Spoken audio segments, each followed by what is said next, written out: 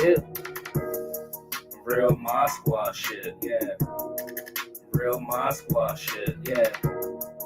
Real Mod Squad shit, yeah. Make sure you like. What's up, y'all? What's up? Smash that like button. What's up, y'all? What's up, y'all? Smash that like button. What's up, bro? How y'all coming? What's up? What's up? What's up? I ain't gonna say you feel me because I don't know how you really feel, so I ain't gonna say that shit. You know. Hey, what's up, y'all? Smash that like button, man. We got some good things to go over. We got Ksoo, Blue, Scottie Pippen, the whole family. God damn it, we watching a trial. We got Kiddo. Kiddo has been arrested again for 2 more guns, man. You know, I hope he can fight in jail. And who else we got? We got Duck. We got THF Teezy. We're gonna go through that before we do Queso. And yeah, T Grizzly.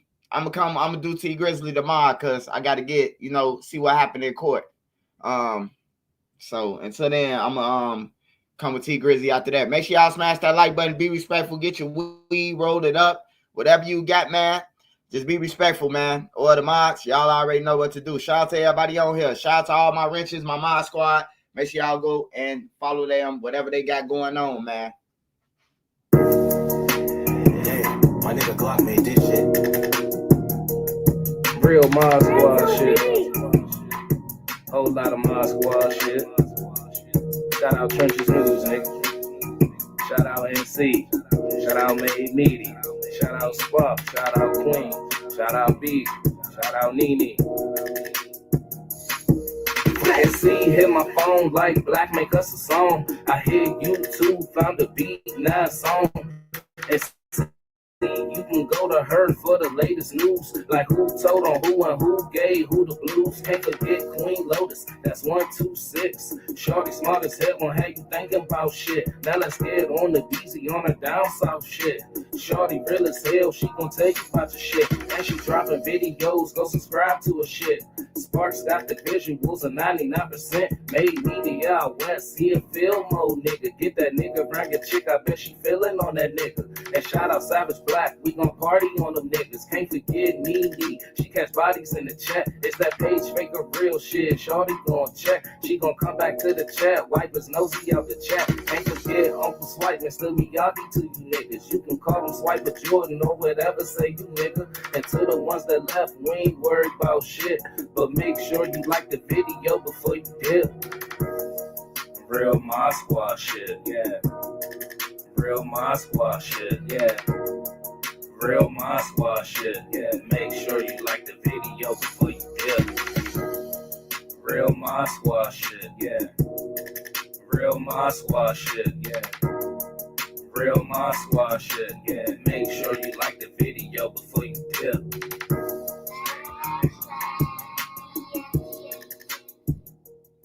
All right, y'all, smash that like button. I'm finna switch over, then we finna get started with the show, man. Shout out to everybody on here tonight.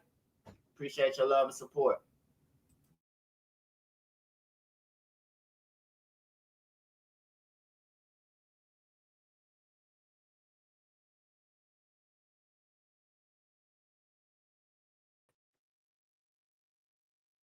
Y'all can hear me? Tell me if y'all can hear me now. I ain't gonna do no talking for 20 minutes and y'all don't hear me. Tell me if y'all hear me. Shout out Big Tim Dog, 410, Dustin Turner, what's up? Pleasy, A5STL, Draco. Shout out Stay Dangerous. Trigger Trey, B Rural 101, Tommy Shermer, BZ Baby, Haddis TV, NC in the building, Dro the Mob in the building. Smash that like button. All right, y'all. So Kiddo got arrested on the 21st. He got arrested with 2 guns. One of them had a switch on it. And I don't know. He go to branch 38 though. That's like the sweetest branch in Chicago. It's 111. If the law wrote it up the wrong way or anything, you might get your shit thrown out in 111. I ain't gonna lie to you. But with that switch thing, and if they got it on body camera, might be gone for a couple years. Might be gone for a couple years. He need that though. He need to be a human punching bag in jail so he can get out again and realize that life wasn't so bad, just being yourself. But yeah, Kiddo locked up, man. He crashed out again, if you must say. Don't ask me why they ain't got no security, man. Hey, look, either they can't afford it or they just dumb, man. Cause any fool that's a felon or you on parole or anything, hey, I'm hiring security, bro. Even if I'm out on the block, man. Hey, I'm gonna let these motherfuckers shoot it out with you. Call the police after it's done. Wait for the police and get a police they story. It's better off, man. But everybody tough, man. Motherfuckers will start getting it, man. Oh. Hey, that's all I got to say about Kiddo, man. I really don't care for him. I really don't give a fuck about his rehabilitation or none of that. Every time he go on interviews, he speak on me, but he don't never say nothing about his homies that's around him. So I don't give no fuck what happened to Kiddo. I tell you the truth, man. He better off gone, man. Either jail or upstairs. He better off gone.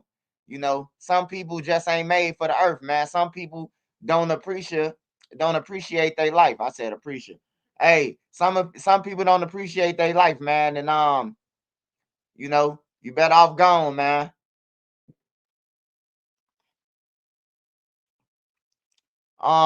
Melo Bucks. I do want to talk about the Melo Bucks. I forgot to put that in the title.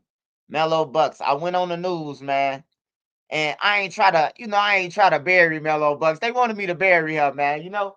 They wanted me to bury Melo Bucks. I ain't gonna lie. They wanted me to say the most harshest shit about her. You hear me? But Trenches News, I know how to curveball a lot of shit, man. But I kind of took her for it, but didn't I didn't take her for it because she be rapping about drilling and shit. She be participating in that shit. But after her friends got killed, and the 18 people got shot. I thought that Melo Bucks was really like gonna fall back from music a little bit. But no, she came out with another diss, man. Hey, look, but I been told y'all she a nigga, man. She act just like a nigga, bro. She act just like a nigga, man. She just got on booty short. Well, the niggas do too.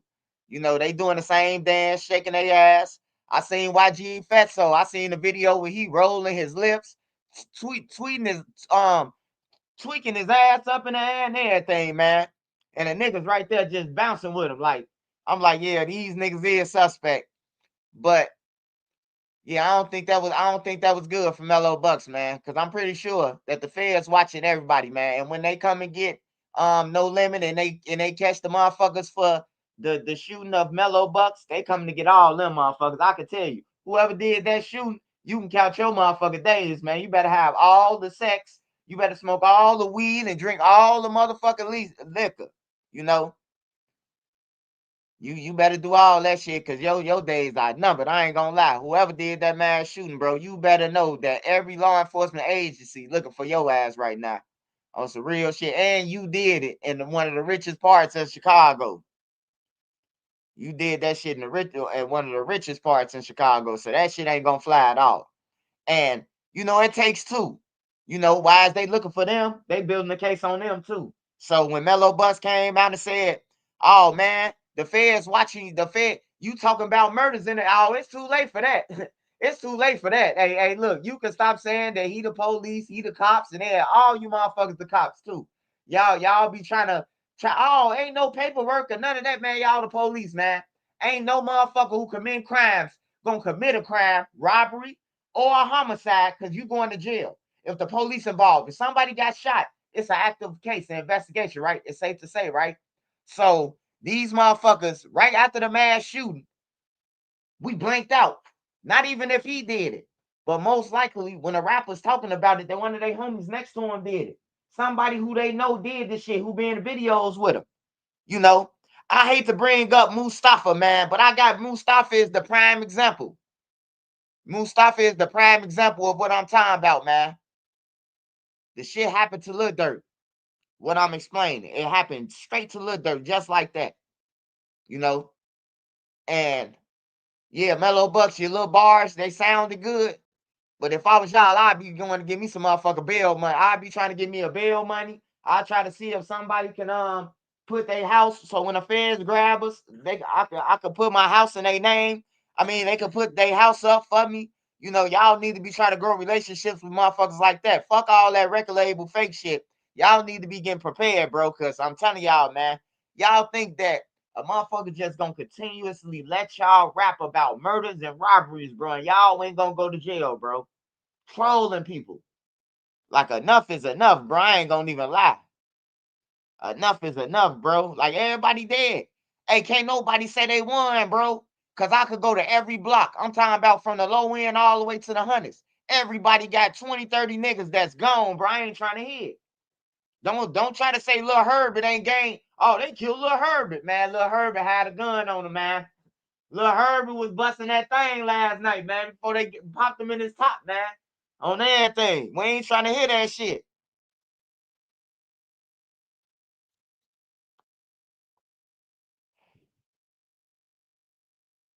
Like, for real, man. So, the thing with Melo Bucks, man, she should never drop that diss, man. Like, she should never drop that diss. If anything, man, a smart motherfucker would have did. That's what I'm saying. They ain't smart. They some smart dummies because they think they smart. Some of them is educated, but they still dumb because they do the shit they do. Now, you know the feds watching because you rapped about it. You get online, mention murders, and the feds watching. And you talking about you won't get back and shit, and you know they watching. It's just crazy to me, man. It's real crazy, man. But that's how it is, man. Then I see the guy Fonzo from 17,000, whatever his name is, Fonzo, 67,000, 6750, whatever his name is, man. You talking about I'm banned from my own hood. What hood is that, nigga? What hood I'm banned from, nigga? My project's been gone since 2002, nigga. What hood I'm from? What the fuck is you talking about? I'm banned from my hood, nigga. I could go anywhere I want to. On everything. Anywhere I want, I could come to your block. Trust me. All I gotta do is pay off your homies. Your homies gonna whoop your ass. I'm telling you, man, what money do. On some real shit, nigga. I ain't new to this. I've been in the streets. Hey, go ahead and block that guy, though. Some real shit. I go anywhere the fuck I want to in Chicago, nigga. All my family is BDs. Ain't nobody gonna do shit. Now, would I just go and do jumping jacks in the middle of the street just to prove to you? Fuck no. Hell no. I ain't no dummy. I ain't no dummy. I mean, I ain't gonna just be dropping my location and doing the shit what Woody doing. Woody car washing and shit like that. Like, nah, bro. You leave an opportunity, so you done did this shit so much. So when the killers do pop up, you ain't gonna even expect it. Cause you used to everybody just flowing around you. I don't trust nobody on everything. I love my family, but I don't even trust them, you know. And shit, anybody could get a reward out for the reward now. Now that I see what happened online, how the kids killing their peers, I say fuck that. I ain't fucking around with nobody.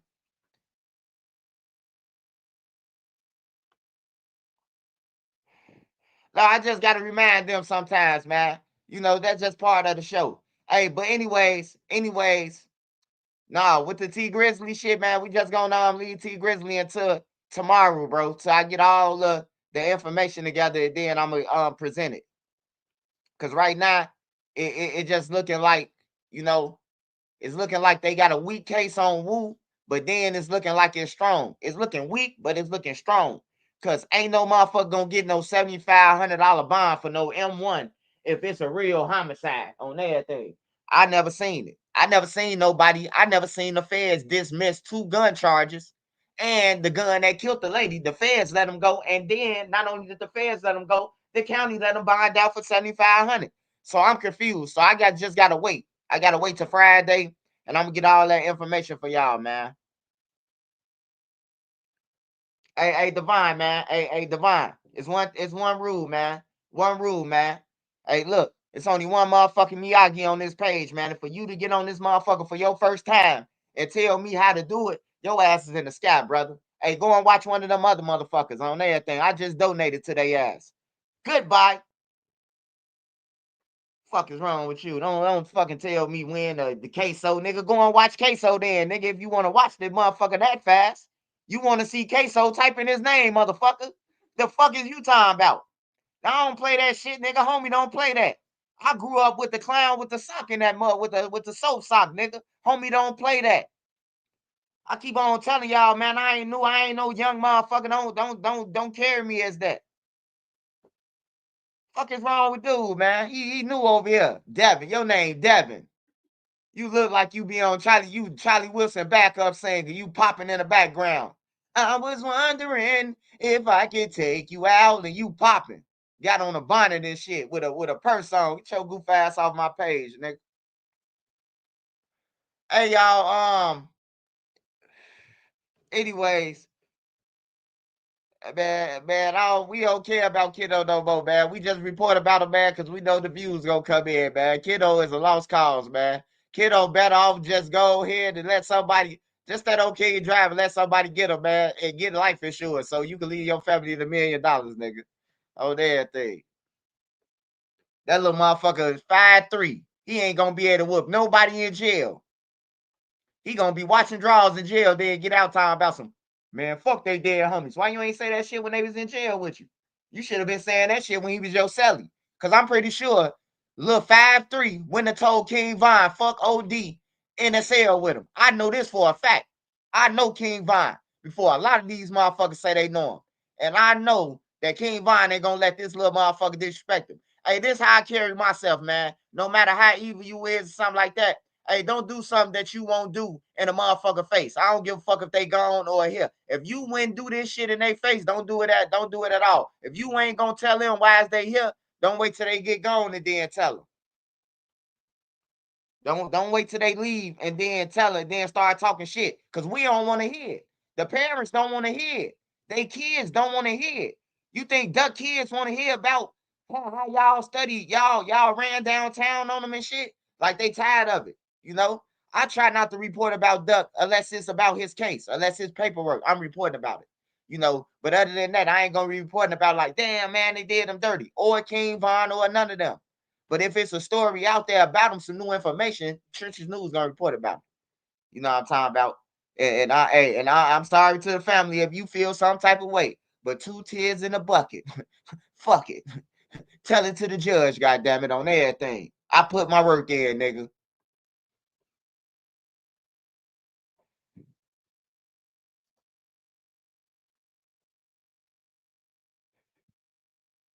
Oh yeah, I always respect Mama Duck look just like Brick, man. Every time when I see Mama Duck, man, I see Brick, bro. You know, but that's another story. We got Queso too, man. We got Queso too, a VPN, man. I'm gonna ask you one more time, VPN. Matter of fact, you a VPN, bro. What's VPN mean? I think somebody scammed me the last time they told me to download a VPN. That's you, huh? You was the one who told me download VPN, huh? You a paper chase. You scamming everybody on fire, remaining the G. All right, get off my page, brother.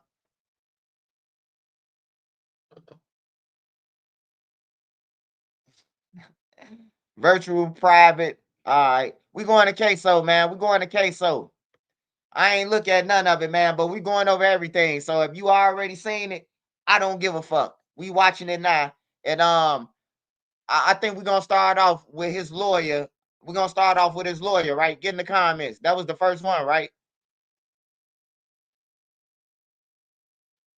No, man, Vine been evil before the Illuminati shit, man. Before Vine had money, he was killing people. That Illuminati shit out the window.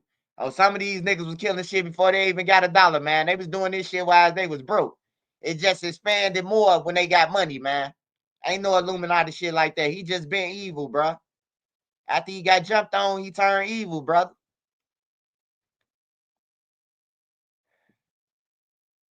Hey, which one we watching, y'all? Can y'all get in the comments and talk to me? It's like it's enough of y'all on this motherfucker, man. Y'all be on some straight bullshit, man. Y'all be on some bullshit now, man. I gotta call y'all out about that shit, man. I know I be on, don't come on there, David. But come on now, talk to me, goddamn it. Let me know something. Did you eat today, goddamn it? Did you have breakfast? The best part of waking up is Folgers in your cup, goddamn it. All right, we finna go to the No, this ain't the new one, bro. I need somebody to help me out, man, with this queso shit. So one of you motherfuckers jump in the comments and tell Trenches News which one the fuck we watching. Is we watching the 4 hours and 30 minutes one, or is we starting off with his lawyer, Ksoo lawyer? Oh, that's day 2. All right, I see it, y'all. I see it. Damn, day 1, 4 hours. Day 2, 4 hours. They gotta be bullshit.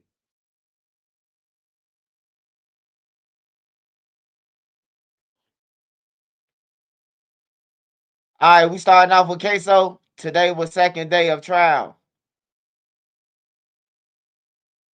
I love my potato chips. Get your potato chips, get your marijuana, all that shit, man. I'm reacting to it too, y'all, so I might stop it. Y'all seen the lawyer from YSL getting indicted? Fuck that lawyer. That lawyer should have been got indicted. And that bitch Fanny, too. On some real shit. All the motherfuckers crooks. But get Brandon Johnson, bitch ass, too. Take his glasses and everything. On some real shit. They don't give a fuck about the kids dying, man. They care about their own agenda, man. To get land and shit for their family. All them motherfuckers stealing. All of them need to go to jail. Shit. They ain't doing shit for our community. We let a black motherfucker in because he black and then he trick all our ass. We gonna vote for him because he black. Then next thing you know, he get in office and be like, sorry guys, I can't do nothing for you. The white people watching me. Like, the fuck?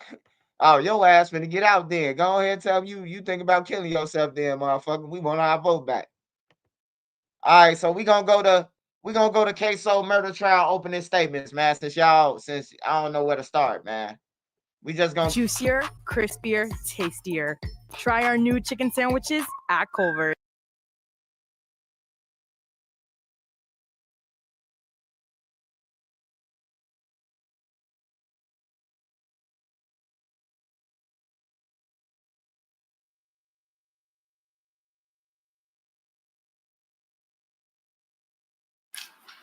A wicked, premeditated murder, a vile scheme that was birthed by a specific group of co-defendants. Individuals who collectively, consciously, and callously worked together to ensure January 15th, 2020 was the day 23-year-old Charles McCormick died. The murder of Charles McCormick was personal. It was thought out. And it was brazenly executed in broad daylight without any fear of accountability. Why?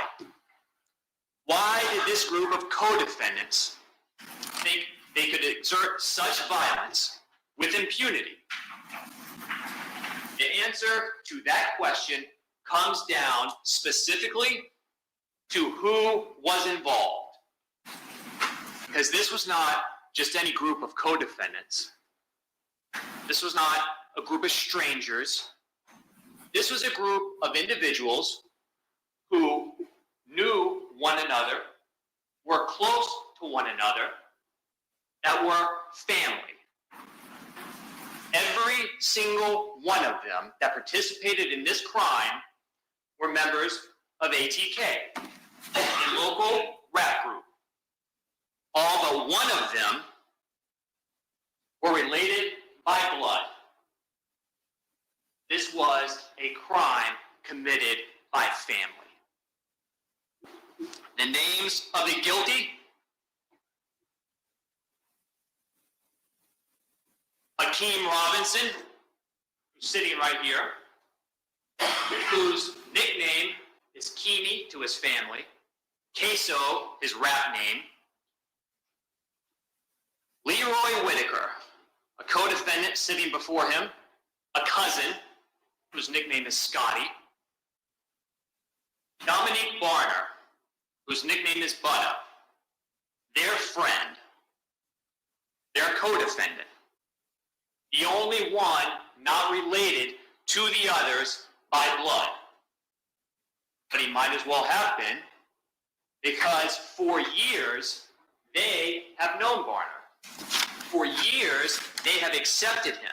For years, he is one of them. Abdul Robinson Jr., nicknamed Kareem K. Crazy. Hakeem Robinson's biological brother. Hakeem Robinson's mother and Leroy Whitaker's father are siblings. Abdul Robinson Jr., Hakeem's biological brother, Leroy Whitaker's cousin, and Torgon Williams, another cousin, also played. Hey, man, smash that motherfucking like button.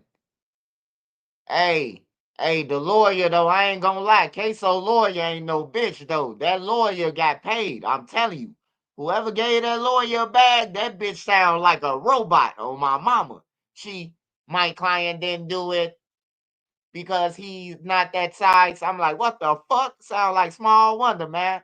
Hey, a whole fucking family tree, man. The daddy, the son, the fucking cousin. Like that's motherfucking generations, man. Wiped out right there, bruh. Shit crazy. Played a role in this crime.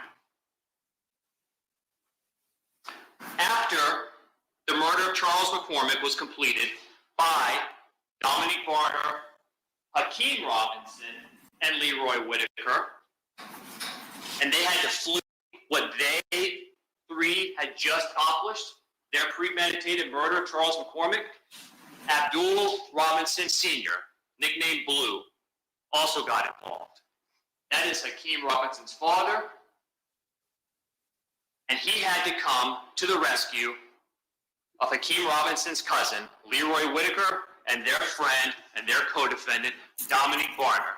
Because Dominique Barner and Leroy Whitaker, after fleeing with Hakeem Robinson from the murder, trying to escape the police, crashing their car, Dominique Barner and Leroy Whitaker went one way, Hakeem Robinson went another. And Dominique Barner and Leroy Whitaker found themselves trapped in a house that Dominique Barner and Leroy Whitaker broke into to escape the police that were looking for all three of them, trying to avoid getting caught, avoiding accountability for the murder they just committed in broad daylight. And because Dominique Barner and Leroy Whitaker were trapped, Abdul Robinson Sr. picked them up. He picked them up and drove Dominique Barner and Leroy Whitaker away from that home, away from the police, and it was during that ride that he found out exactly what happened. But he continued to help them and drove them away, and for his actions, he's been charged with accessory after the fact.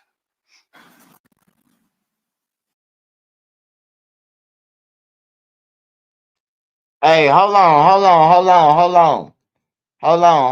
Cause we went over this case a whole bunch of times. I'm pretty sure if you've been on this live, then you know that we've been over this case. So now they saying that, so the daddy, I thought they said the daddy's supposed to been with them. So they called the daddy for a ride, basically, hey, look, you go and kill a motherfucker, then you call Trenches News for a ride, and I'll be like, yeah, where you at, bro? Oh, it's me and bro. Woo, I'll come pick you up. Now I'm involved with this shit. Now Trenches News gotta go and sit in jail until they break it down. Cause if I say something, that's snitching, right? That's to the average person, that's snitching, right? So I gotta go to jail now for picking your dumb ass up. ACO! Boom, boom, boom, boom, boom, boom, boom, boom, boom. Hey man, what your ass want, man? Hey, look, man. They ain't tell you fast enough, man. Them niggas did that shit, man.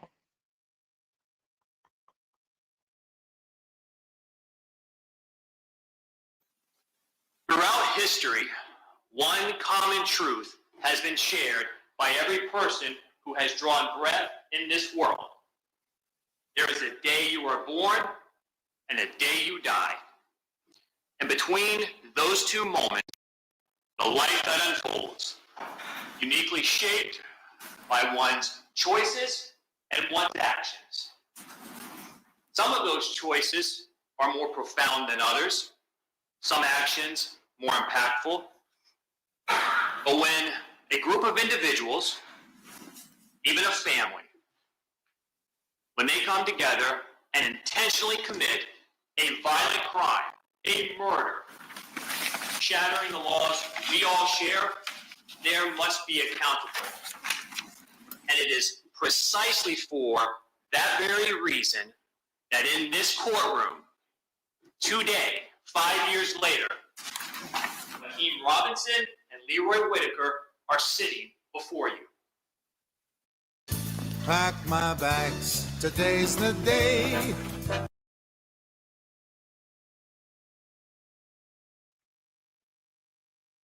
All right, so hey, smash that like button, man. This is the Ksoo trial, and this just the prosecution statements. Then we're gonna go to his lawyer statements, and then we're gonna go to what was said today. So make sure y'all smash that like button, man.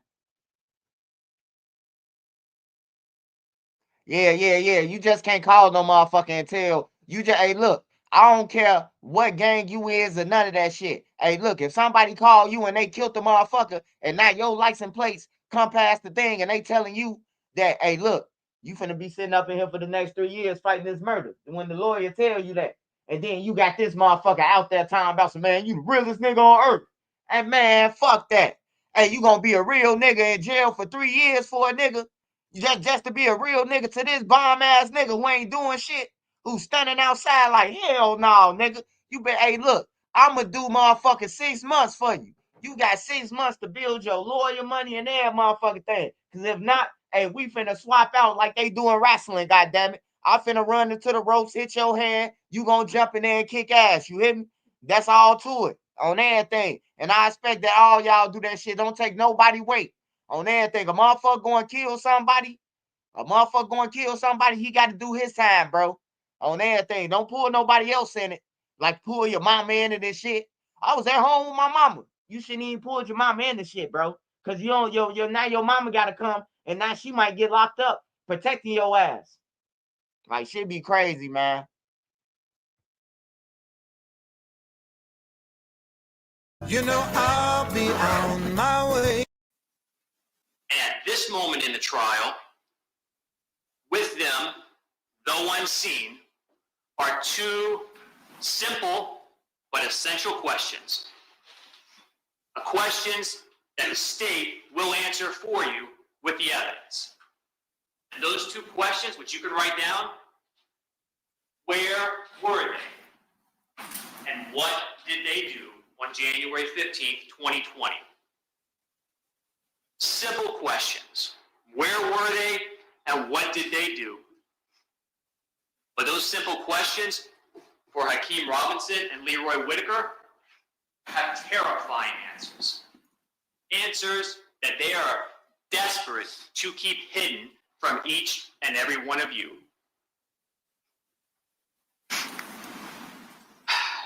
The truth can be a funny thing. Sometimes, the more out of desperation you try to suppress it, the more the guilty fight and rail against each and every aspect of it, the more obvious it becomes. For example, and I want you to hear these despicable words, let them sink in, because these are the words of Hakeem Robinson. Kill a nigga, then go get my toes done. Hold up. I know the fuck he didn't.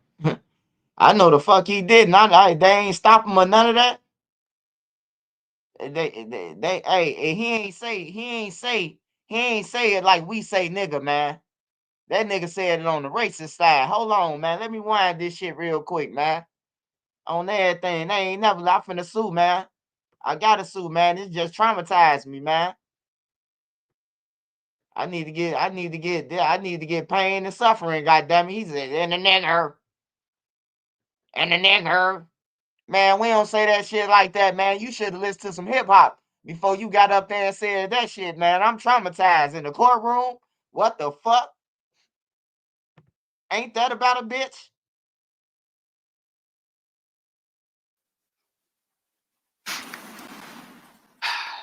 The truth can be a funny thing.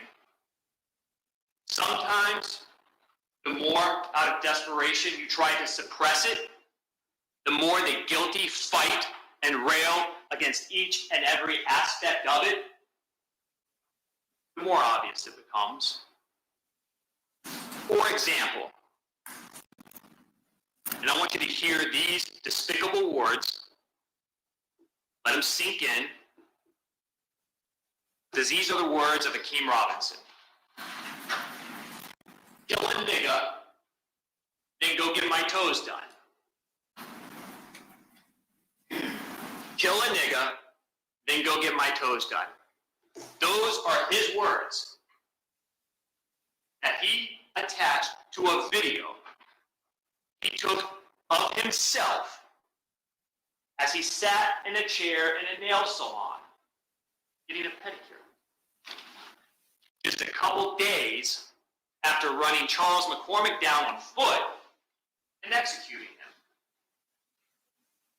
You're going to see that video. You're going to read his words. You're going to see his tired feet. And when you look at that video, when you see him, when you see his words telling you what he did, believe him. And let that image, his answer to both of you, all of you, about what he did, sear your collective memories. On January 15th of 2020, these two co-defendants,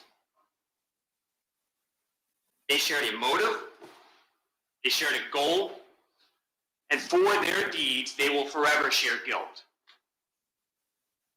What was their undoing? What has brought them here before all of you today?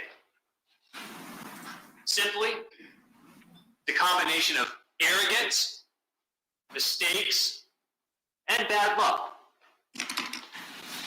For justice's sake, thankfully, the murder of Charles McCormick was captured on video. Thankfully, these two co-defendants in particular left a trail of overwhelming and inescapable evidence in their violent, chaotic wake. Evidence that is much like an avalanche, quickly gaining momentum until that evidence ultimately and unavoidably catches up and buries all doubt in this case. So what kind of evidence are you going to hear? Are you going to see? Evidence in virtually every form imaginable. You're going to see evidence, you're going to hear evidence directly related to the motive in this case, because it was a I ain't gonna lie, man. I can't wait to get to the lawyer side because I want to hear what she got to say because I had cut it off. Hey, but somebody said black man bragging about killing another black man look crazy to them white folks. I'm telling you, bro, in the courtroom, man, when they start when the prosecutor get to saying that them lyrics and all that shit, bro, I'm telling you, only one that's a joke, only one who rooting for you is the motherfuckers who was listening to that dumb shit in the beginning. Because the jury gonna be like, oh, you know what I'm talking about? These people ain't committing no crimes or none of that shit. So they going off, you guilty, and they don't give a fuck about saying you guilty.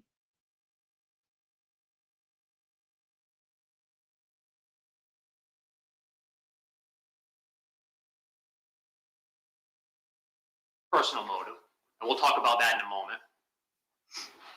You're going to see the video of the murder, and that video is a powerful piece of evidence because not only does it capture the murder, it also captures the vehicle that was used by Dominic Barner, Akeem Robinson, and Leroy Whitaker when they committed this crime, a stolen Nissan Altima.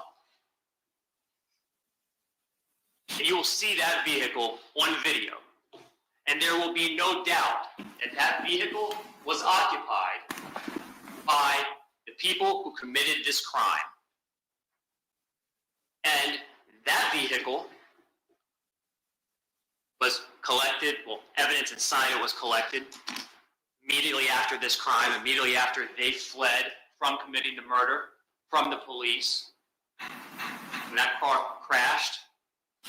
And inside it, amongst the items that were collected, DNA evidence. DNA evidence for Leroy Whitaker and Hakeem Robinson. Fingerprint evidence for Hakeem Robinson. DNA fingerprints forever tethering them to that car, to their crimes.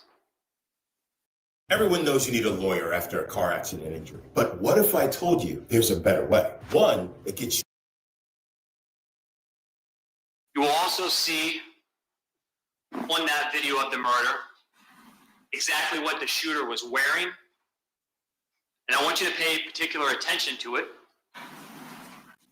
because this is a video, not a still photograph. You'll get to see the whole thing. And you will see that the shooter was wearing a two-tone hoodie, gray chest, dark black arms, black hoodie pulled up over his head. And I want you to take note of that, because you will see that same hoodie in photographs and videos wrapped around Hakeem Robinson's guilty body. You will see the distinct firearm that he carried when he committed that murder, when he pulled the trigger. And you will see that same firearm in another video in Hakeem Robinson's hands. Not for entertainment. He used it for murder on January 15, 2020.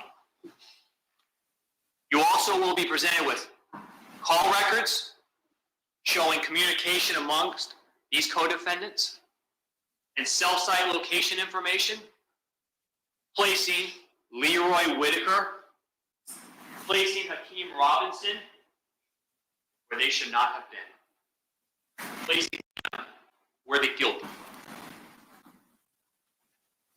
You will see social media posts, in addition to the nail salon video that we've already talked about, another video posted to Hakeem Robinson's Instagram account just a couple days after the murder.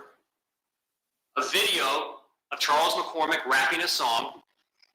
But when you get to Charles McCormick in the video and you see his face, what's added? Hand emojis with the text, bye-bye. And then that's followed up by the nail salon video that we've discussed, where he needed to get his toes done. What I want you to remember, because there is going to be so much evidence in this case against both defendants, and so many different types of evidence, that it's much like a puzzle. While they're powerful on their own, independently, when you put them together, and they come together so easily, so intuitively, when you put these pieces together, you will be presented with the truth of January 15, 2020. And that will be a picture showing each and every one of you who committed this crime. What will be staring back at you will be the crystal clear pictures of Hakeem Robinson and Leroy Whitaker, just as clear as if you were to turn your gaze over there at this very moment. One of the key pieces of evidence that exists, as I have said, is the video recording of this murder. That video recording exists because Victor Kruger, a citizen, has nothing to do with this, just happened to have a dash cam in his truck. It just happened to be parked at the right place at the right time. That video is completely independent, wholly unbiased, and incapable of lying. It just captured what happened in high definition for each and every one of you to see. And so when you watch that video, I want you to trust your eyes. Because again, it's not a single photo. It is a video that shows in detail as Hakeem Robinson, who is the shooter in this case, tracked Charles McCormick down on foot and executed him. Now, that video essentially it's going to be a time machine. Each and every one of you individually and collectively back 5 years. That's how long ago this was. 5 years. Placing you in the position Victor Krueger found himself when he witnessed Charles McCormick's final terror-filled seconds on this earth. But you will get to watch that video from the safety of this courtroom. And I want to be very clear. This is a crime that happened 5 years ago, so when you watch that video, you're going to see the shooter looked like 5 years ago. Not today. It doesn't matter. It was 5 years ago. Scam.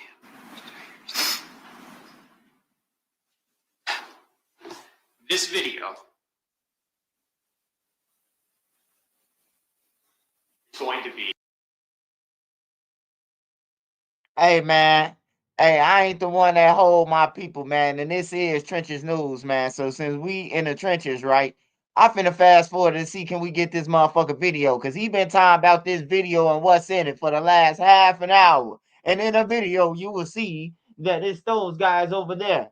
And this video does exist because of this guy. Like, come on, man.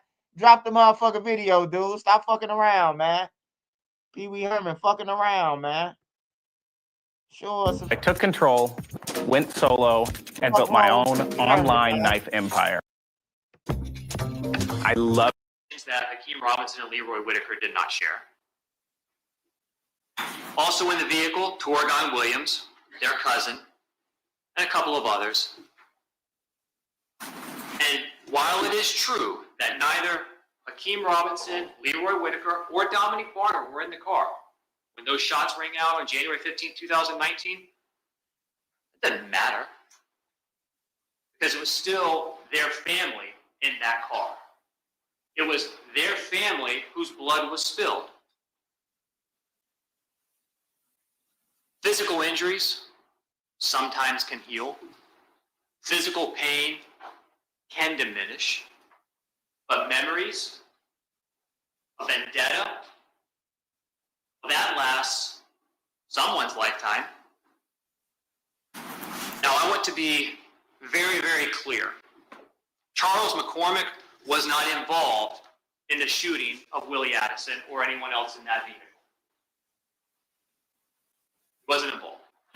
Charles McCormick's sin, what made him a target, was that he was affiliated with people who are part of another local rap group, 6 Block. And 6 Block and ATK are rivals. They don't like each other. They hate each other. And one of the traditions of both groups is producing rap music, drill rap, diss songs that make fun of or talk disrespectfully about members of their ops, the other group, who have been shot and killed. And so following that tradition, Charles McCormick in 2019 put out a song, and that song referenced the shooting of Willie Addison. And as you can imagine, that is not something that either Hakeem Robinson, Leroy Whitaker, or their family were happy about. So Charles McCormick became a target, an easy target. He's the ops. This was about sending a message. Because not only was it personal, but it's about respect. And we aren't going to let our hops sing songs like that, not about our family. That is why Charles McCormick was targeted. So on January 15, 2020, 1 year anniversary of Willie Addison's death, Charles McCormick walked out of his apartment on Atlantic Boulevard, made his way to his car, and then drove to Express Employment, a temp agency located on the Merrill Road Shopping Plaza. And he went there because he had just been selected for a new job. Charles McCormick needed to get the details to start that new job. But when he drove there, he had no idea that in a Nissan Altima, he was being stalked by Hakeem Robinson, Leroy Whitaker, and their good friend Dominique Barner, who was driving both of them, pursuing Charles McCormick from his apartment complex all the way up to the Merrill Road Shopping Plaza. And they pulled in, and they saw that Charles McCormick parked his car and had walked into Express Employment. So what did they do? They waited. Hakeem Robinson with his X-Star model rifle, Leroy Whitaker with his AR-15 rifle, both loaded, rounds chambered, ready to fire, because the plan at that point was when Charles McCormick walks out, Hakeem Robinson, Leroy Whitaker will jump out of that stolen Nissan Altima with their rifles and gun him down. And Dominique Barner, their friend, will pick them up and drive them out of there. But they had to wait. And they had to wait. And as they waited, Dominique Barner decided it was better to reposition their vehicle. And so he was actually able to drive over to where Charles McCormick parked and pulled into a parking space behind Charles McCormick's car and just over to the left. And that is where they waited. And then, just around 11 a.m. that morning, a Wednesday morning, Charles McCormick finished inside. He got a red folder with the paperwork and the details so he could start his new job. And with that red folder in his hand, he said his goodbyes. This Saunders, who owned that agency at the time, was a friend of his grandmother. Said goodbye to her and opened the door and began to walk outside. When Charles McCormick did that, all he had in his hand was that red folder.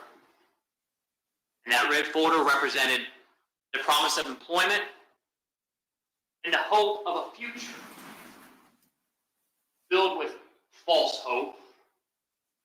He began to take his fateful steps towards the parking lot, not knowing who and what was waiting for him.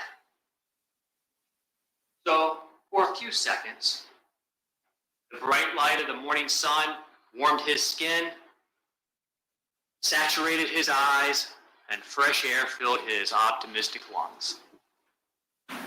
For a few seconds, Charles had no idea he would never get to start that new job. There would be no more birthdays to celebrate. He wouldn't see or talk to his mother again. He had no idea there were seconds left to believe in a tomorrow. Seconds left in his young life. And then, in an instant, that all changed. Because Hakeem Robinson got excited and jumped out of that Nissan Altima early. He didn't wait for Charles McCormick to make it back to his car, where he was going to then hop out and shoot him so he could easily drive away. Couldn't wait, he got too excited. And so he hopped out early, and chased Charles McCormick down on foot. And when he got out of that car, you will see in the video, again, two-tone hoodie, gray chest, dark black arms, dark hood pulled up over his head, not out of shame, but an attempt to conceal as much of his recognizable face as possible.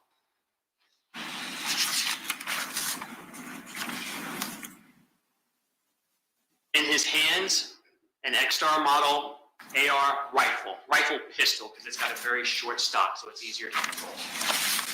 And I want you, again, to remember that, because you're going to see that same rifle again in a video in his hands.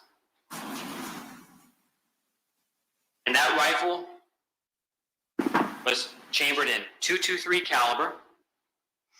And with that rifle in Hakeem Robinson's hands, his eyes locked onto Charles McCormick, their prey, the reason that they were there, his finger caressed the metal trigger to his rifle. But that wasn't just a piece of metal. On that morning, that trigger represented the power of life and death for Hakeem Robinson, for his co-defendants, for the plan that they came up with to murder Charles McCormick. And so intentionally, deliberately, Charles McCormick, as he tried to run away, Hakeem Robinson pulled the trigger. And when he pulled that trigger, a deafening sound thundered through the air as the gunpowder inside the chambered .223 caliber round ignited, propelling his round, their will, out of his barrel at thousands of feet per second. Grip, stability, precision. That's the essence of driving. Hey man, it sound like see, we've been following the story, man. Shout out to Beezy Baby them, Parlow, and a couple more motherfuckers, man. We used to watch this shit all the time about Blue them. It was funny at first with the interrogation videos with Blue them, but yeah, I'm waiting on to get to the lawyer here, Ksoo and them lawyer, and see what she got to say.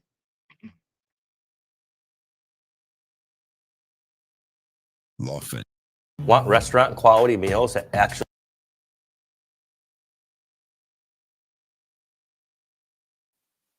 Charles McCormick did not stand a chance. And as he turned to run, first back towards Express Employment, and then around the building on the sidewalk, he barely made it that far before he was struck by one of those rounds and fell to the ground.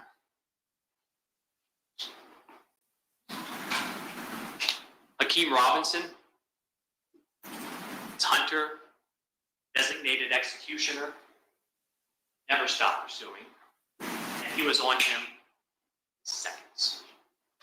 This entire lasted about 10 seconds or less. He's on top of him with his rifle pointed at Charles McCormick. He's on the ground, injured, unarmed, defenseless, in need of some mercy. But there would be no mercy. Not on January 15, 2020, not on Willie's Day. So, without mercy, and to fulfill the plan, the murder that they collectively came up with and were participating in, Hakeem Robinson pulled the trigger over and over and over and over again. And each and every pull of that trigger resulted in hot metal tearing in to Charles McCormick's body. Hot metal slashing open his flesh. Hot metal ripping through his muscles. Hot metal blowing open his skull. flesh, brain matter, even teeth were sent flying through the air. Tissue, blood, metal fragments, and ejected shell casings left littering the ground. 23 years of life undone in an instant.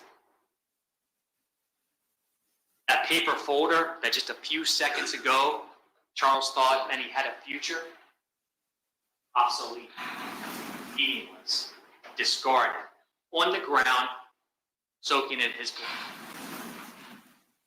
It took Hakeem Robinson, Leroy Whitaker, co-defendants, less than 10 violent-filled seconds to turn the cold, concrete slab beneath Charles's body into an unpeaceful resting place, forever stained with Charles' blood and forever stained with their guilt for what they did.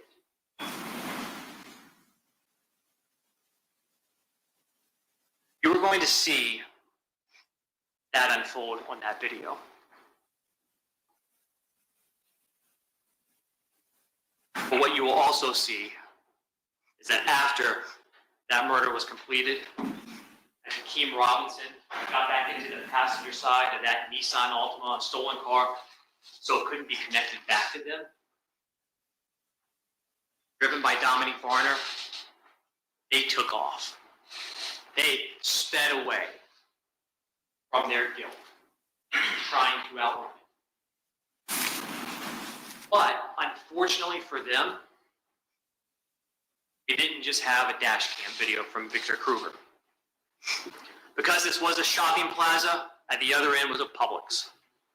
And coming out of the Publix was an officer, Officer Collins. And Officer Collins heard the gunfire. Now he's a great distance off at the other end of that shopping plaza, but he hears the gunfire and he looks over and he sees that two-tone hoodie individual with a rifle hopping back into that Nissan Altima on the passenger side. Now, from where he was positioned, he didn't see Charles McCormick. He didn't know that he had been shot or that he had been killed, but he heard shots. Knew something bad happened. That the individual with that rifle was getting into that Nissan Altima and taking off. So he got into his patrol car and tried to get behind it. And he followed that Nissan Altima as it pulled out of the shopping plaza onto Merrill Road, heading back towards Townsend. Officer Collins pursued it. Dominique Varner was driving. Leroy Whitaker, Hakeem Robinson still in that Nissan with their guns.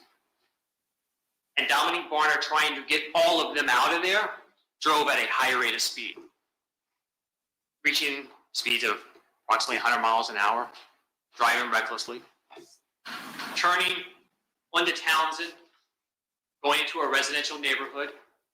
So Officer Collins is trying to keep up, activates his lights and sirens, but they're not stopping.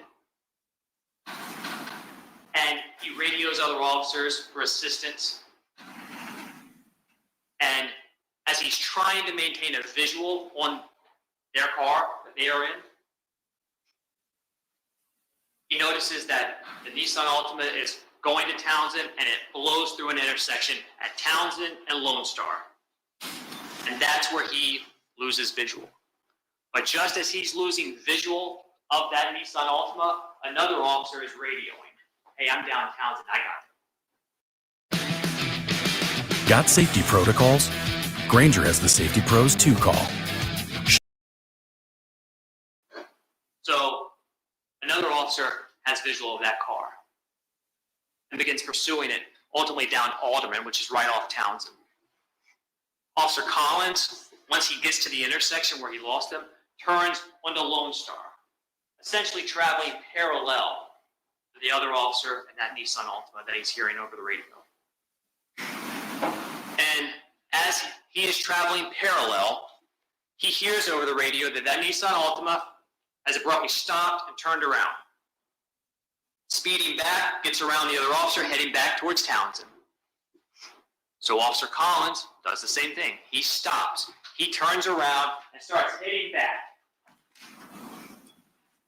And once he gets from Lone Star down to that intersection of Townsend, he looks to the left, and further down Townsend, great distance from where he is at, he sees that same Nissan Altima pop back out, trying to get out of there, trying to escape. And so he is trying to catch up. But it's also a little after 11 a.m. on a Wednesday in a residential neighborhood. So he's having to pay attention to his surroundings. And as he's driving to catch up, still from a great distance back, that Nissan Altima crashes. And when it crashes, based on where Officer Collins is at in his vehicle, still a good distance back, he notices one individual get out and run east towards the house that they crashed in front of, and another wearing that two-tone hoodie with a rifle, who you will know is Hakeem Robinson, goes west towards another house in the direction of Belmead. So Officer Collins continues to drive, eventually making it up to that area where he stops his car, gets out, draws his weapon, because he's going to go after the person who had the rifle. But he only saw the person with the rifle for a couple seconds as he darted across the street, as he's driving from way back. So he cautiously approaches the house where that individual ran, and then there's a fence. And when he gets to the fence, he sees for about a second that individual in the two-tone hoodie clearing the backyard fence. Never sees him again. Doesn't get close to him. You will see that person as they dart across Belmead, because it was captured on a video from a house on a Ring doorbell, wearing that same two-tone hoodie. Officer Collins radios to other officers direction of travel so they can try and find him, but they don't. And he goes back to that Nissan Altima to secure it, make sure any evidence inside it could be collected. Based on where he was at when that Nissan crash, he completely missed that there was a third person in the car. But we know that there are 3 people in the car. So on many different types of evidence that you will see in this trial, but one is video surveillance. Because just as the shooter, Hakeem Robinson, is running across Belmead west, another house east has video surveillance of 2 individuals running through the backyard. And those 2 individuals, you will come to know, based on the evidence, are Leroy Whitaker and Dominique Barner. They, just like Hakeem Robinson, were desperate to escape what they had done. Unlike Hakeem Robinson, they left their firearms behind in that Nissan Altima. And what happens next doesn't have anything to do really with Hakeem Robinson. It has more to do with Dominique Barner and Leroy Whitaker. Only it shows how desperate all 3 of them were to get away from the murder they were all too willing to commit. Dominique Barner and Leroy Whitaker made their way to the backyard of a home located further down Townsend. 1033 Townsend. A home that 57-year-old Barbara Buckley lived in, along with her husband. But that morning, her husband had gone to work, and she was home alone. So she thought. However, what she did not know in that moment was that Leroy Whitaker and Dominique Barner had made their way into her backyard because the police are in the neighborhood looking for them, looking for all 3 of them. So they go into her porch, her patio, and through her rear sliding glass door, Leroy Whitaker and Dominique Barner decide they're going in. They don't have permission. They don't know her, never met her, never been in that home before. but they are desperate to escape the police, to evade them, to evade getting caught for what they had just done. And with that intention, to evade the police, Dominique Barner and Leroy Whitaker go into Barbara Buckley's home without permission, and they try to hide inside. Miss Buckley comes out of a back bathroom, and she notices the front door to one of her bedrooms is shut. And she thinks, that cats, maybe the cats ran in and accidentally shut the door, and now they're trapped. So she goes to her bedroom door, and she opens it, step inside to check on her cats. Her cats aren't inside. Leroy Whitaker and Dominique Barner are. Two people she does not know, has never met, never seen before, and should not be in her home. And she tells them, get out. Uses some more colorful language, but get out. What are you doing here? And they try and plead and say, well, we're hiding from people. Doesn't say, we just committed a murder and it's the police looking for us. But she's like, I don't care. Get out of my house. She walks to her front door, telling Dominique Barner, telling Leroy Whitaker to get out. She opens that door, and she begins to yell for help. But Leroy Whitaker and Dominique Barner aren't going anywhere. They can't go outside. That's where the police are. They just committed a murder along with Hakeem Robinson. So Dominique Barner and then Leroy Whitaker, who assists him, physically grab Barbara Buckley and pull her inside her own home. Shut the door. She is physically thrown to the ground. And while she's on the ground, Dominique Barner and Leroy Whitaker are there. Dominique Barner reaches down with both hands, puts them around her neck, and begins to choke her. At one point, Leroy Whitaker even asks Dominique Barner wants him to hurt her. She can't fight back enough to get away. She's trapped in her home, and she complies. And so they then make her sit in her own living room. Dominique Barner takes her phone so she can't call for help. And Leroy Whitaker goes back to that front bedroom where he uses his phone to call for help. Doesn't call Hakeem Robinson. Why would he? He can't help him. He's running west. So who does he call? He calls Abdul Robinson Jr., Hakeem's brother.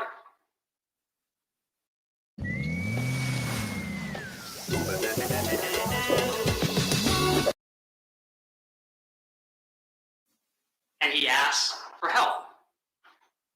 And you're going to see phone records corroborating that, from Leroy Whitaker to Abdul Robinson Jr., and then also to Abdul Robinson Sr., his father. You're going to see how he sent them pin drops, location information, showing where they were at. They haven't been in that house before. They don't live there. They're not supposed to be there. And while they wait for help, Leroy Whitaker and Dominique Barner take clothing from Miss Buckley and her husband so that they can change their appearance. They steal her clothes. And then after they've been there for about an hour, a red-orange Dodge Challenger driven by Abdul Robinson Sr., blue, his father, goes up. You'll see some video surveillance that captures that car as it comes down Townsend. He shows up, pulls into the driveway, and eventually Leroy Whitaker and Dominique Barner go outside, leaving Miss Buckley behind in her own home for the first time in an hour. And there, they are driven away by Abdul Robinson Sr., who learns what happened. and drives them away, helps them evade the police.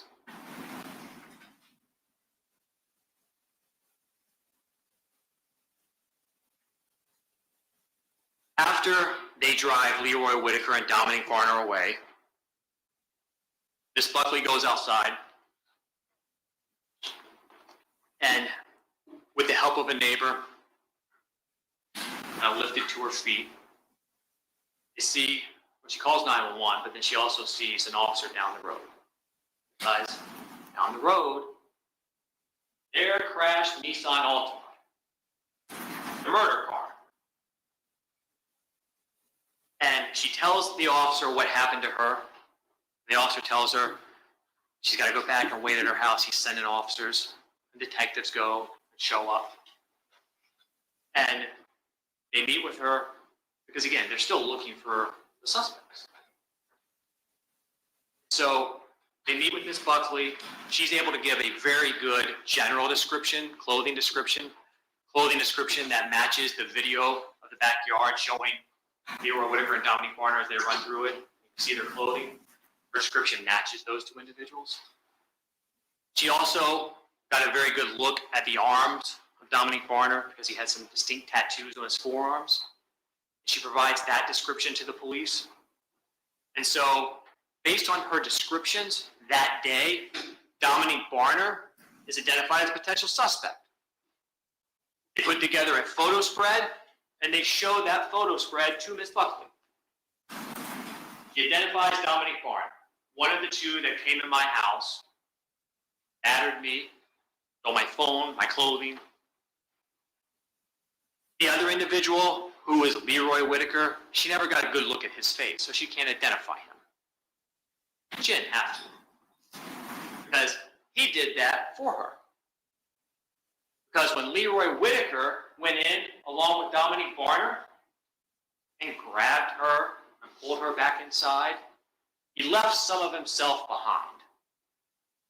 Essentially a signed confession. 3 little letters, DNA, on Miss Buckley's clothing. A place it had no right to be.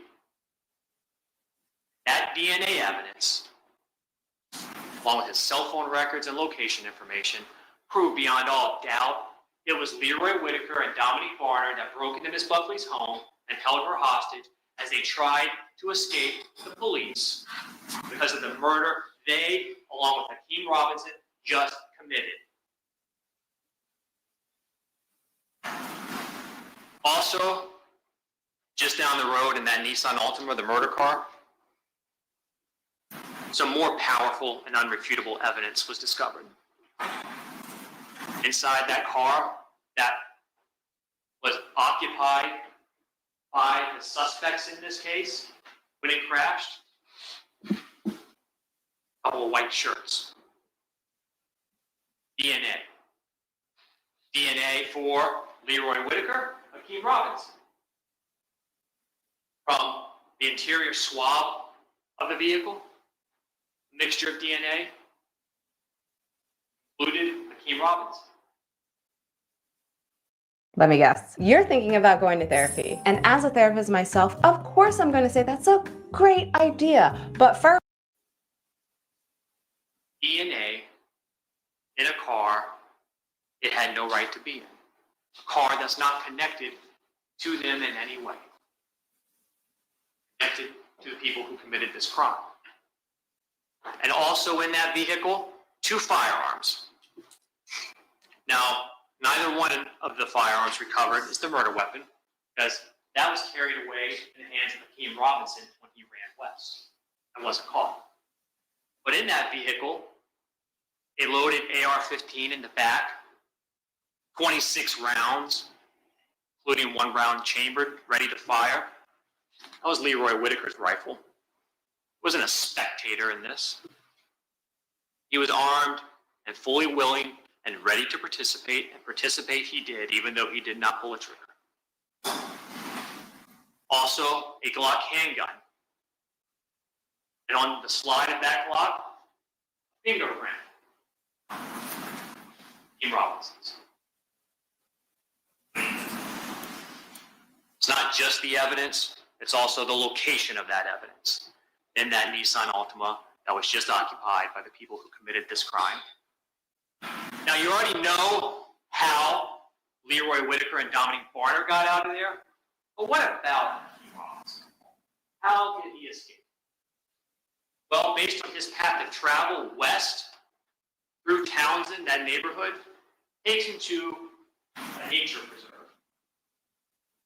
And he went through that little park nature preserve and made it out of the other side at an apartment complex on Arlington Expressway. There, he needed a ride.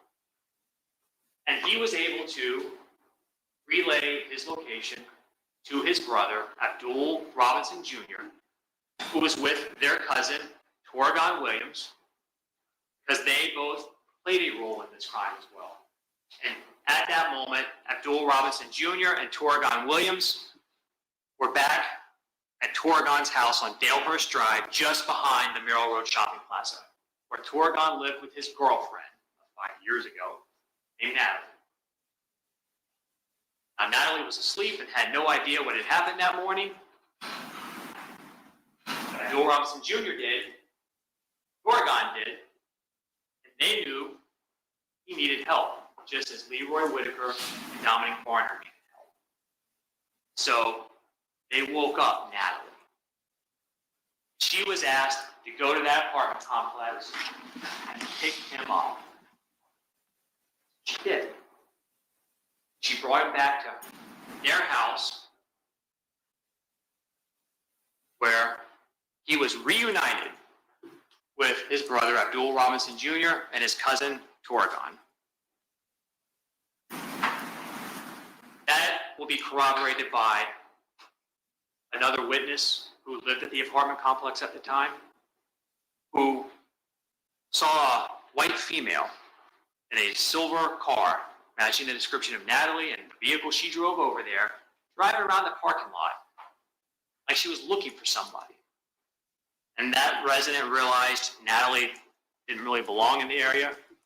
And she had also gotten an alert on her phone about JSO looking for suspects and a clothing description, including that two-tone hoodie. And as Natalie was out front trying to find him,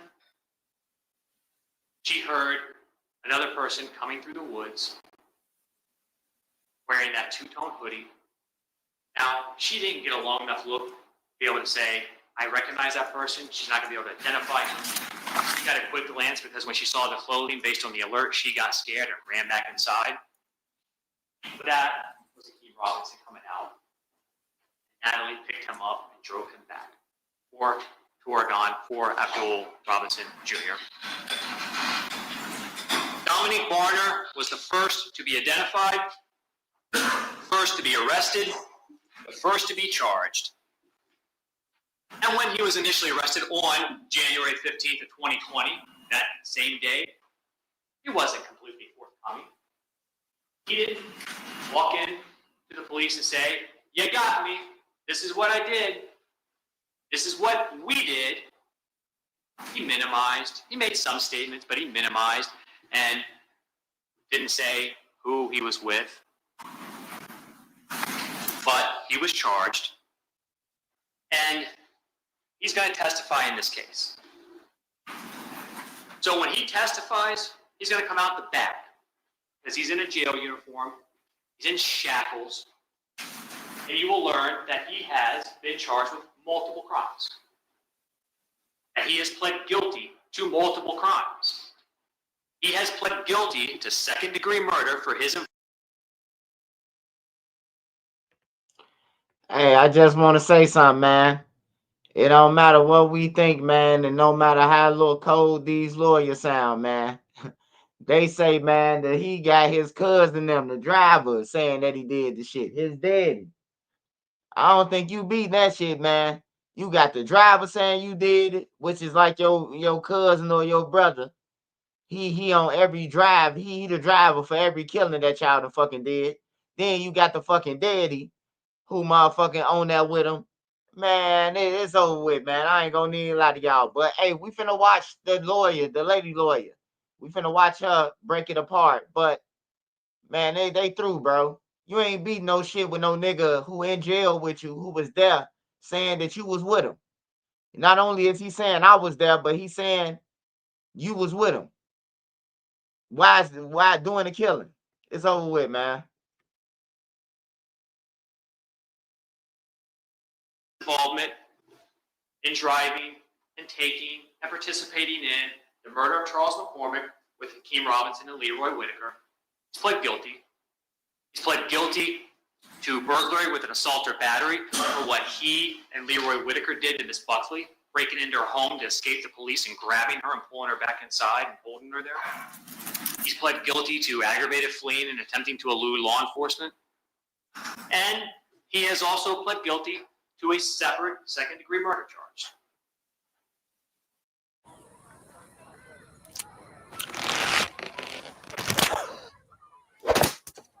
Hey! Game over for Queso now. I ain't gonna hit you lie, man. When he testifies, he does not know what sentence he is going to get because he has not. Hey, it might sound like the prosecution ain't got nothing, but dude dagging at that shit, bro. He keep on dagging at everything that he got. He like laying it out there slowly and slowly. He sound like some Terminators type shit, but he laying it out there, man. He said, dude ass who was the driver, man. He done gave him up. He was the driver on the killing. Who was in the car with you? Hakeem and Rasulu. You going down, man. And your fingerprints and shit in the same car. You going down, man. Shit crazy. And then they daddy, bro. Like for your daddy to be on the hit and shit, your whole family. Like I ain't never seen no shit like that. Now I know a lot of people who family they gang banging, bro. But I ain't never seen no whole family like the daddy, the sons, and all them riding around killing motherfuckers and looking for nobody. Like somebody in the house gotta be like, y'all two dumbass niggas. Like everybody in the house on the hit. That's crazy. Everybody in the house on the hit. You done left the 13-year-old to watch the kids. Everybody else who's 17 and up, they on the hit. Come on, man. Like that shit crazy, bro. Hey, but I can say this in the daddy. Now he might be a killer or whatever. He ain't get locked up for that shit. His son them called him, man. And unless they told him we just killed somebody, they bogus than a motherfucker, man. They bogus. You gotta tell a nigga, man. Hey, look, we just killed somebody. You gonna come pick me up? Hell no. Hell no. You gotta at least give me an option to say yes or no, man. You just can't say my car went out and I need you to pick me up. And then homicide kicked through my door time about my car was on the scene. Like that's crazy, bro. That's crazy for you to even think that's some gangster shit. Not yet been sentenced. But for each and every one of those charges, he's pled guilty to the court, to the judge. And the judge will decide what sentence Dominic Varner gets. All he knows is what he's looking at. And he's looking at up to life in prison. Life, without parole. You can get that. His guideline sentence, which reflects the minimum he should get, absent a legal reason to go below, is 41.8 years, up to life in prison. Now, this cooperation does provide the court with a legal basis that allows the judge to go below 40.8 years, if the judge wants to. Doesn't have to. Entirely up to the judge. He also knows that best case scenario, there is no way he can get anything less than 20 years. So he's looking at 20 years, 2 decades, up to life in prison. And even with his cooperation, he can get life. Hey, y'all. Hey, look, y'all. Hey, we going to the lawyer now. Hey, they told us 90% of the story. Well, I'm pretty sure we can fit it in. The rest of the 10 minutes he finna drag on with dude cooperating and that he ain't getting no promised time and, he could potentially still go down and not get no time, So they ain't make no deal where he's secure with his deal, So we gonna go to the lady, man. I want to hear what Ksoo lawyer got to say. Because he probably the only one got a paid lawyer, I'm thinking. He the only one got a rapper friend.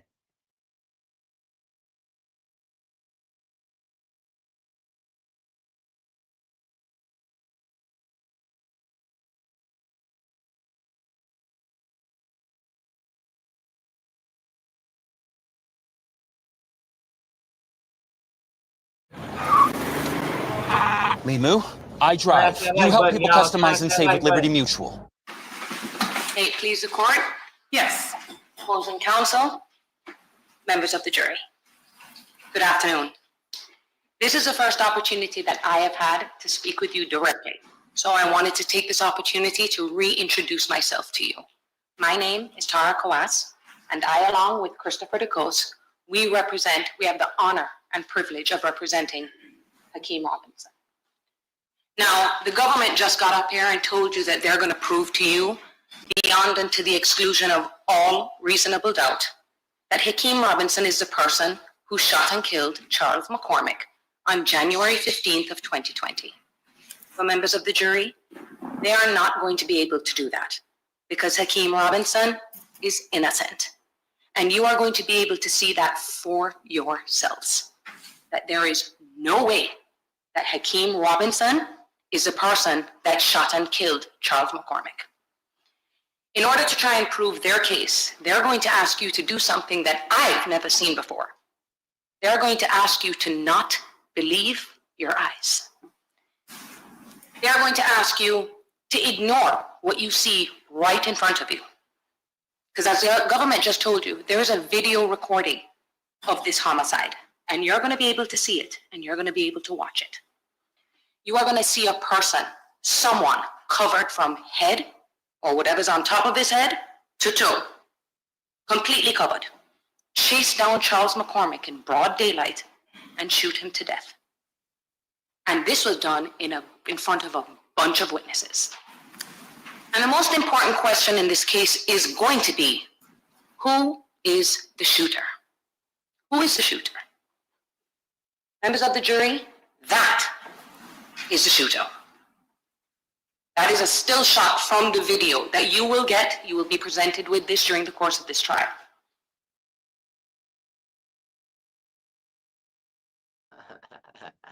Hey, I ain't gonna lie, man. I've been watching Ksoo for a couple of years now, man. I ain't never seen him that skinny, man. That look like Ksoo off drugs, man. That look like Bloodhound. That's Bloodhound. Look, Jeff, get him. That look like Bloodhound 50 with the 80, with the Q75. That's Bloodhound. Look, Jeff, man. Stop playing, man. Man, I'm finna call Crime Stoppers, man. That's Bloodhound Lil Jeff, man. That's Bloodhound J-Mo now. Quit playing, man. Stop playing. I gotta call Crime Stoppers real quick, man. They got the wrong person, man. Man, that's a little motherfucker wearing size 5 in the shoe, man. That ain't Ksoo, man. We gotta call Crime Stoppers, y'all. I know Florida got some good meth down there, but I doubt if it's gonna get Ksoo that little, man. God damn, that little nigga little. Might be his cousin, though. Might be throwing his cousin up under the bus. Might be throwing little Scottie Pippen with the Pippen up under the bus, though. Look like Bloodhound Lil Jeff, though, if you ask some Trenches News.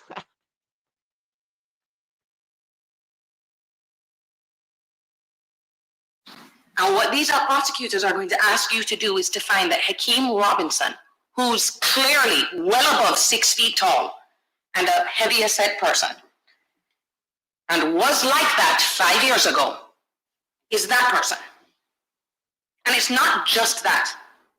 They are going to ask you to ignore the descriptions given by each and every person that saw the shooter live. And members of the jury, these witnesses, each and every one of them are going to give you a description somewhere between 5'5" and 5'11". The other description they're going to give you, each of these witnesses that saw this person: slim, slender, thinner. And all those witnesses, they're going to ask you, the government, these unbiased civilian witnesses, discredit them. Don't believe them. They were wrong. The witnesses that they're going to ask you to believe are the ones who are actually involved in this murder. That's right. One by one, they are going to be walking them in here, some of them through that back door. Each one of them, hoping and praying to get some benefit from them. The people that hold all of the power to charge someone, to arrest someone, to drop charges. Then, all of these people are going to point the finger and go, the shooter is Hakeem.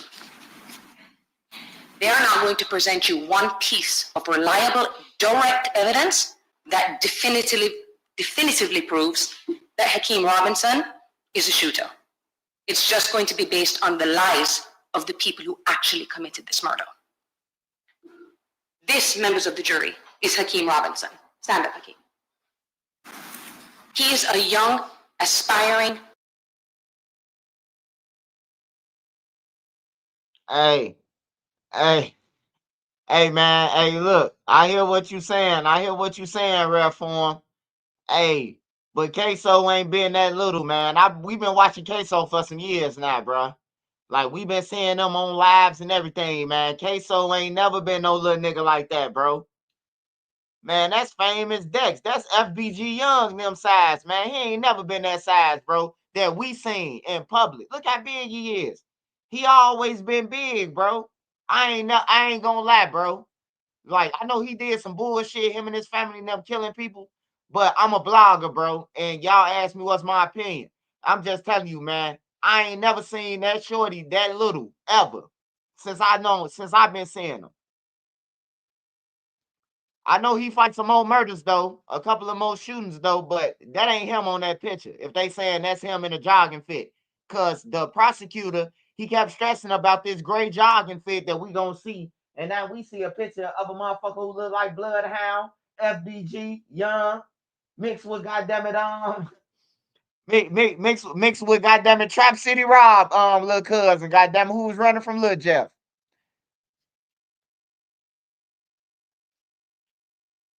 Yeah, I know he still got some murders. But that ain't him on that picture. That ain't him. You know, and on the picture, you gonna look bigger than you is in real life.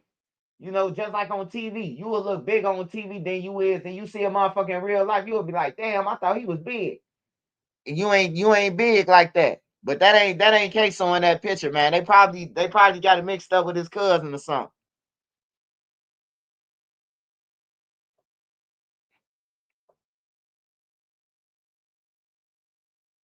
Talented musician who 5 years ago was wrenched from his family, his life, and his promising career. All because the government refused to look at literally what is right in front of them. And this is why I asked Hakeem Robinson to stand up in front of you right now, members of the jury. Because you may not have taken too much notice over the past 3 days. Each and every time you walked into the courtroom and you left and we stood up, you didn't realize at that time how important it was to take a look at how tall Hakeem Robinson is and how big he is. But it is going to be the focal point of this trial. Because once you watch that video in the entirety, and then you look at what is standing right in front of you, and you're going to get pictures and stuff around the time that this took place. He hasn't changed, despite what Mr. Cooper is telling you. He is the same.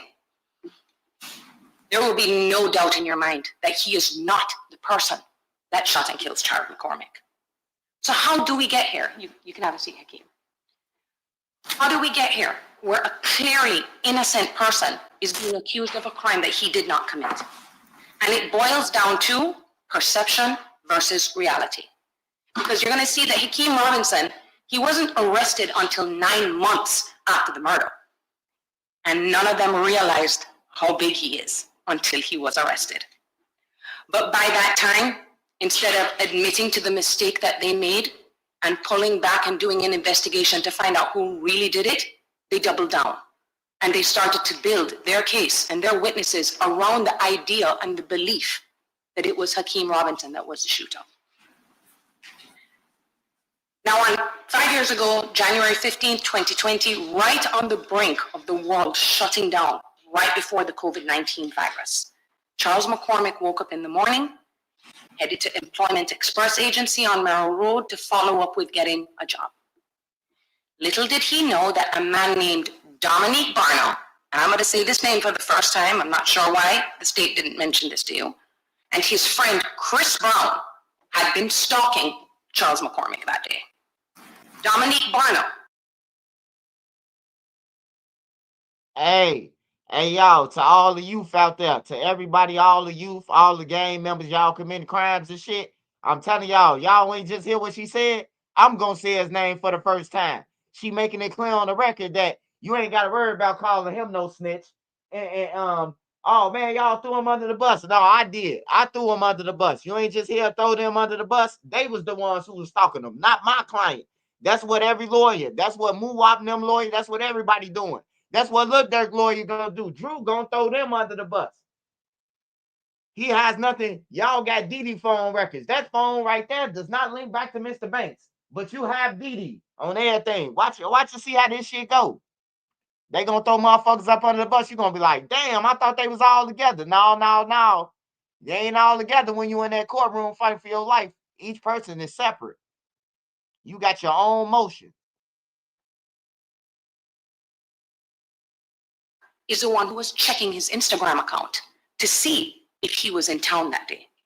Dominique Barnum is the one who pulled up his address on the court clerk's website to find out where he lived. He is the one that then tried to track him down and kill him that morning. You will hear that the reason Dominique Barnum decided that he wanted to have Charles McCormick killed was all because of a song that he didn't like the lyrics to. The whole story that Mr. Cooper failed to mention to you members of the jury is that Mr. Barnum will just tell you, I just didn't like that he was singing something he didn't know about. That's the reason why Charles McCormick is dead. And this man, members of the jury, Dominique Barnum, the man who planned and orchestrated the murder, is going to be the government's star witness in this case.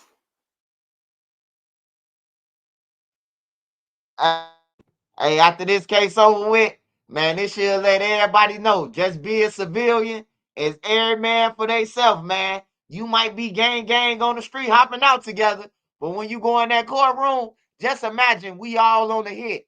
And then I'm the only one with money, and my lawyer said, oh, man, well, little Ray Bill and what's the name? They was the shooters. My client, Trisha News, did no such thing. Hey, y'all gonna be like, man, that nigga got down on us. No, my lawyer did, man. My lawyer did. I ain't get down on you, man. It ain't in black and white. I said nothing. My lawyer said it.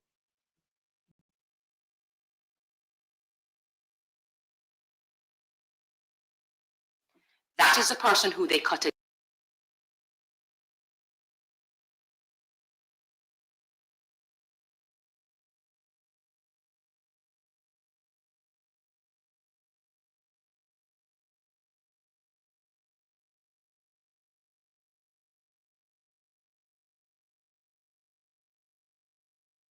And lied in a hearing in front of a judge. And he's going to tell you the reason he did that, because he wanted the defendant to go free so he could kill him himself. That is their star witness who they're going to ask you to believe. This man was caught red-handed within 24 hours of the murder of Charles McCormick.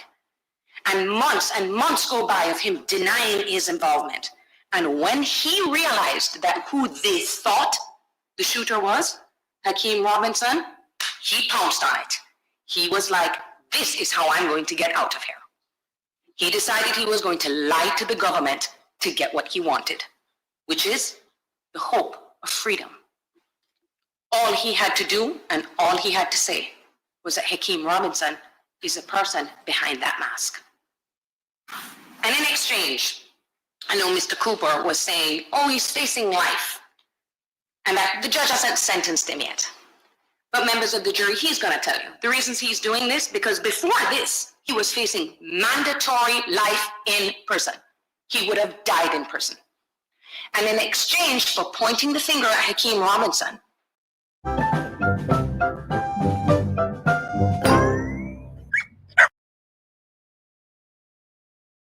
he's hoping to get out in 20 years.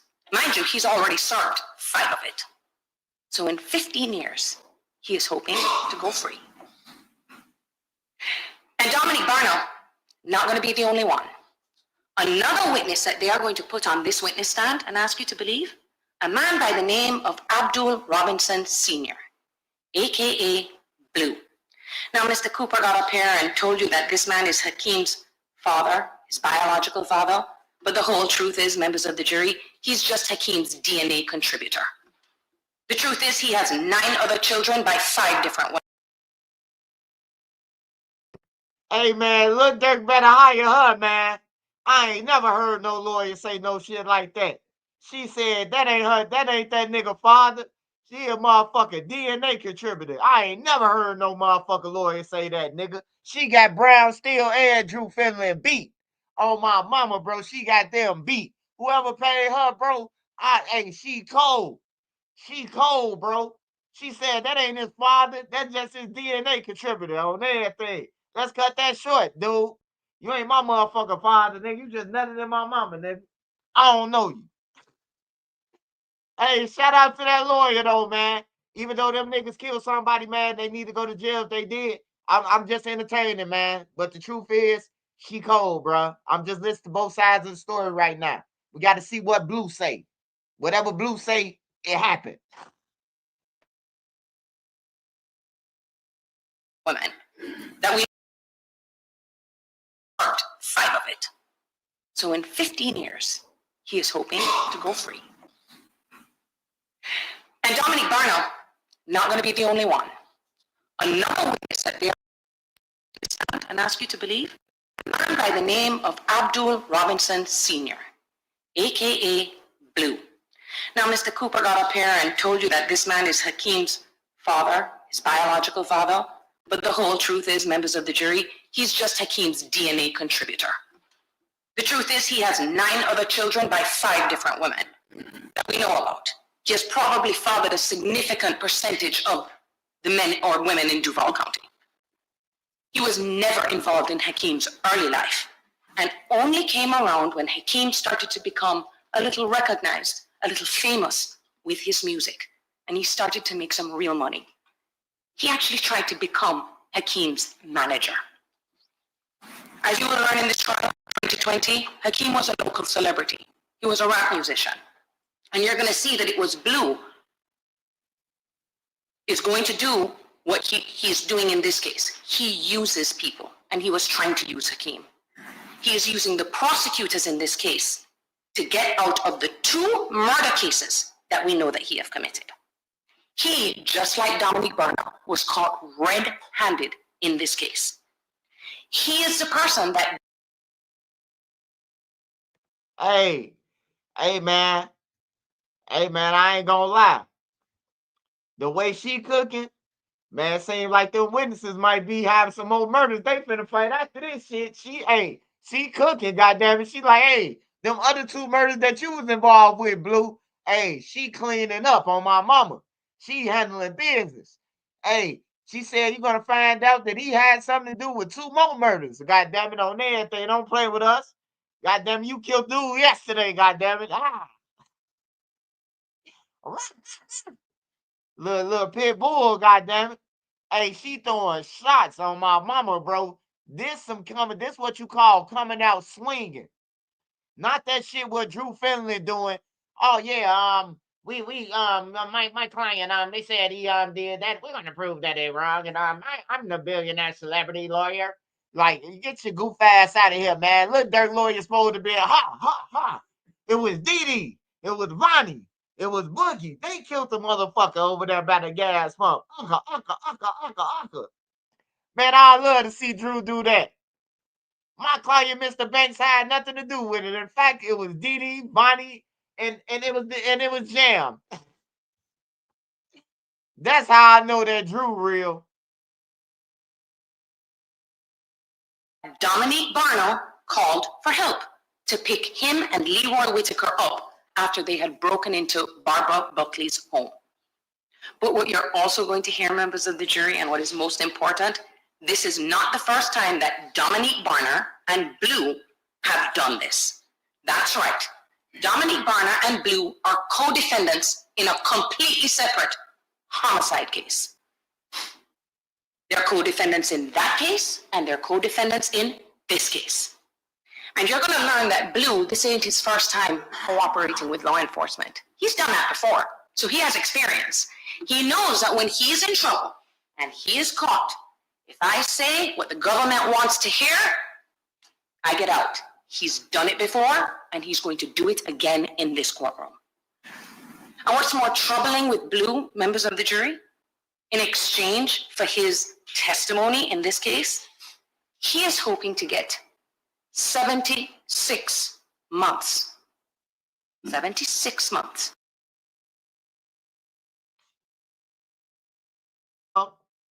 Hey, y'all, my boy Blue say I brought you in this room. And I take your ass out. Blue putting belt to ass. This is what you call belt to ass. You kill somebody and I know about it, and I'm 60 years old and you still got life. Belt to ass. He did it. Cold-blooded. He's already served 60. So in less than 2 years, he is hoping to be back on the streets of Duval County. Now, Mr. Cooper just got up there and said the testimony against Hakeem being involved in this work murder is going to be corroborated by reliable evidence. It is not. None of the credible, reliable evidence that he's going to bring in here says that Hakeem Robinson is the guy in that picture. Another one of the witnesses that they're going to bring in front of you, another one that was in that little diagram that they showed, Torgon Williams. And this is even worse, members of the jury, because their own lead detective is going to tell you they've known for 5 years that Torgon Williams was involved in this homicide. Dominique Barlow, years ago, told them Torgon Williams was involved, but he gets a full pass. He's not walking through that door.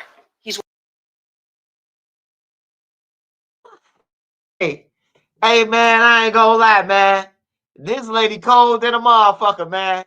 If she say that Blue only made them 9 kids, man, that so when he get in trouble, he could blame one of them kids, man, one of them 9, and he plan on using all 9 of them up until he can get out. Hey, man, she a cold motherfucker, man. She cold than a motherfucker. Blue made 9 kids, man, so that when he get in trouble, he could blame it on one of the kids, man, and he put their ages back to back. So they'll be, oh, yeah, it was him Junior did it. It was him Robinson did it. You hear me? Until he get down to the 5th, 6th kid, you know? He done used them up, man. He done used the get out of jail free card on this kid.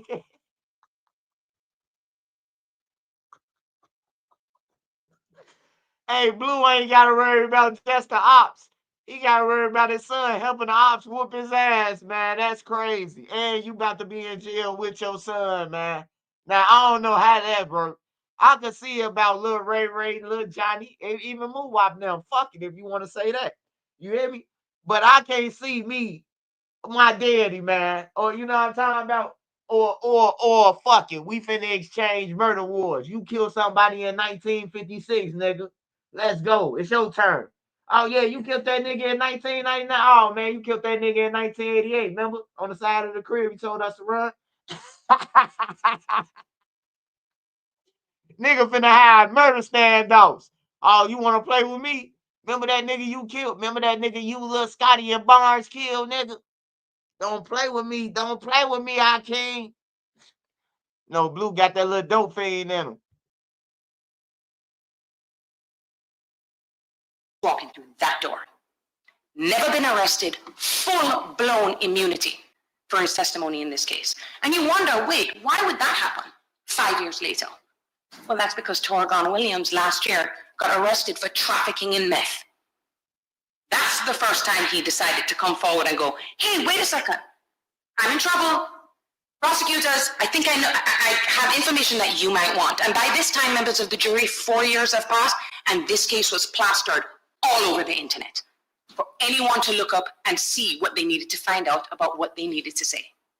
After he decided to give a statement against Hakeem Robinson, what did? They drop his state case.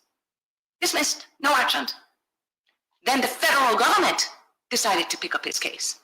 And Mr. Williams, if they call him to testify, is going to tell you, well, I'm hoping that the feds are going to be a little lenient on me because I am helping in this homicide case. Not one of their witnesses, members of the jury that take the stand that tried to point the finger at Hakeem Robinson, not one of them are unbiased. Hey, I know y'all like Swipe. Play the video, man. Hey, man, I just can't sit here, man, knowing that this man dead. Bro, not your homies now, bro. Your motherfucking father. Your motherfucking father said, man, that you done killed 3-4 motherfuckers, man. Only so he could get out. Hey, which one is supposed to be? You already lived your life, right? You 60 years old. You can go ahead, go down and do that 20, man. Let me get out and see you some money on your books. Or is it, man, fuck that. That little nigga ain't gonna send me shit. He get back out. And he got to go to jail. It's either one, man. Hey, Blue, crazy work, though, man. Blue, hey, but look, though, I ain't gonna lie to you. If my son do some shit in the street and kill a motherfucker, and then he called me and tell me to come pick him up, don't tell me that he just slugged the motherfucker. And then the police come, lock me up, and I'm in jail. They talking about your car was the last person that did it. Hey, look, I'm going to do 6 months, bro. I'm going to tell my son, I'm going to do 6 months for you, bro. But after 6 months, you going to have to tag me like we wrestling, goddammit. You hear me? You know how it's partners on wrestling, it's tag team. You're going to have to tag me in, goddammit, because I'm ready to get out. Now, if you don't want to cooperate with that, the police going to come to your door with a murder warrant on everything. You going to read it in the paperwork. But other than that, no, for my son, I'm going to give him the benefit of the doubt to man the fuck up. You know, go ahead and get your affairs together. Get your little girlfriend and all that shit.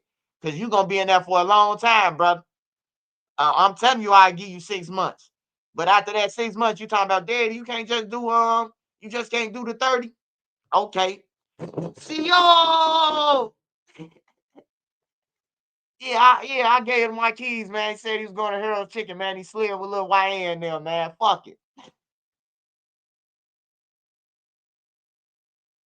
Each one of them that are going to walk in here have some angle. They either are trying to help themselves, to get themselves out of their trouble with the government, or something for a loved one. Each one of them that points the finger in some way, shape, or form to Hakeem Robinson is hoping to get something, and not something small. Freedom. But members of the jury, what Mr. DeCoste and I are going to ask you to do is to listen to the reliable, credible witnesses in this case. Because what you will see that all the reliable witnesses say was that actually the shooter, they actually saw them with his own eyes, as I told you before. Slim, slender, 5'8" to 5'11". Some of them say 5'5" to 5'8". Notice that not once when Mr. Cooper was giving his opening statement did he give you a description. I'm having to tell you that. And I'm talking about not just civilians, I'm talking about trained police officers. We'll talk about Officer Collins, the one who took chase. You notice when Mr. Cooper was talking to you? Oh, well, he was far away. He was jumping the fence and didn't get a good look. He's getting you guys ready to make excuses for why the description does not match Hakeem Robinson, and not even close. Officer Collins is a trained police officer, been doing this for 20 years, knows how to give information like that so that other people, other officers who are listening, he knows to give reliable information. He may come up in here now, 5 years later, and try to backpedal, members of the jury. Not sure, I don't remember. But you remember what he said at the time. That's the most reliable. Before everyone realized that the descriptions, wait, they don't match. And it's not just him. It's not just Officer Collins. Hey, man. Hey, look, that's Scotty on that video, man. That ain't him, bro. That ain't Ksoo at all, bro. And the nigga in the video ain't no 5'9" or 5'8" or none of that. That nigga like 5'6", 5'7" in that video. If that. He about 5'7". That nigga ain't no 5'11" or none of that, man. On some real shit in that video. And I know observation, but hey, this lady, she so cold, bro. She breaking down the police officers, man. She say, hey, you supposed to be aware of dispatching information because you do it all the time. So if you jumping over a fence, you hear your walkie-talkie too, and she ain't lying that you tell them. What's the description? He all black, about 5'7", 5'8". You know the difference between a motherfucker who 5 anything and 6 something. This motherfucker tall, he's 6 something. You know, like, I don't know about this one, y'all. I just feel like, you know, he finna get hung because of Blue and his cousin, his homie, whoever else saying it. That's the reason why he gonna get hung. But this lady got a viable fight. And that picture not being, that video, the picture, whatever, that is not Ksoo, man, in that picture. I'm saying it ain't Ksoo, bro. It ain't him. I ain't never seen him that little. That look like motherfucking Bloodhound, Lil Scrappy. Whoever the fuck that is, but y'all can imagine, you know, you got on the tight jeans and a hoodie and shit like that, you know. But that look like one of the Bloodhounds, man. That could be anybody. That could be anybody, man.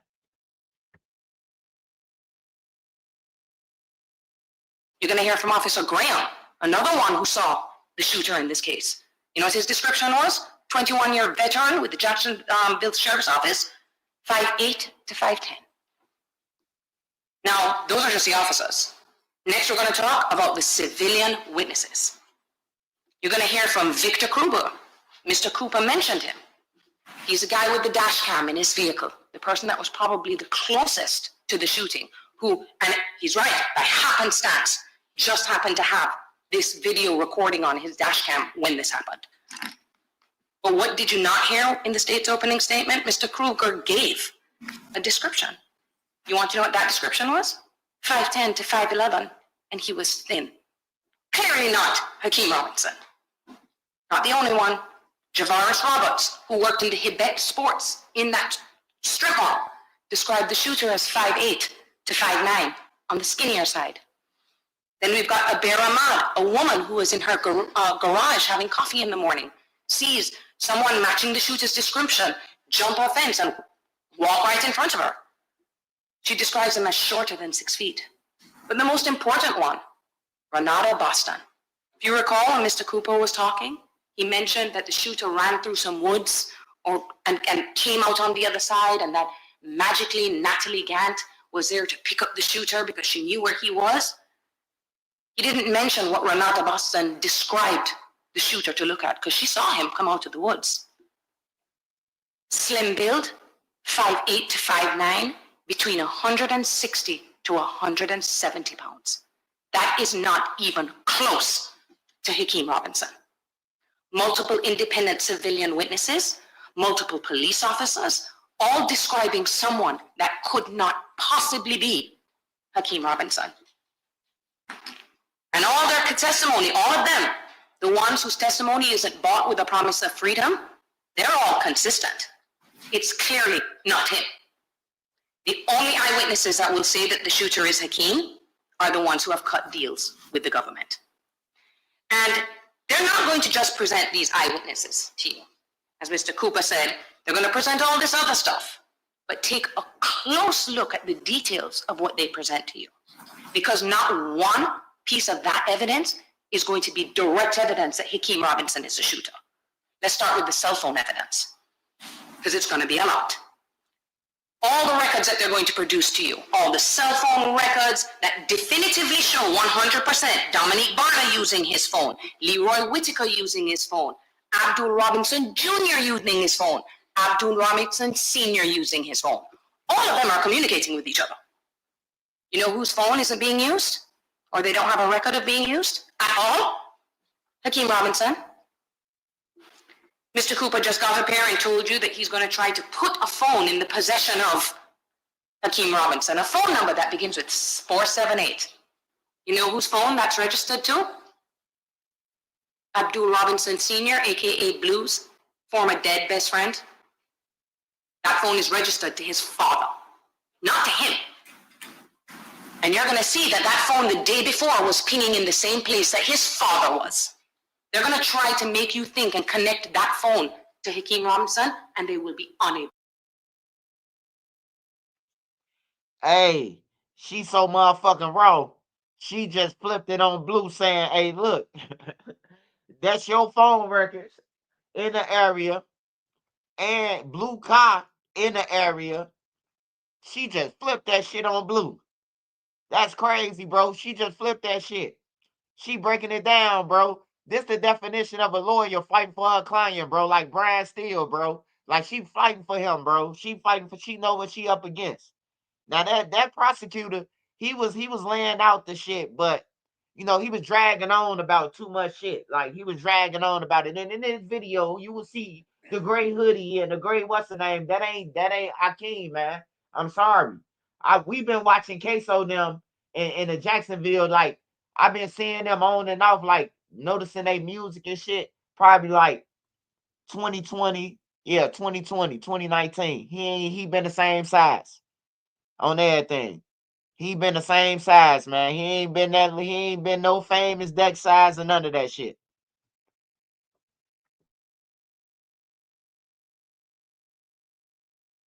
To do so.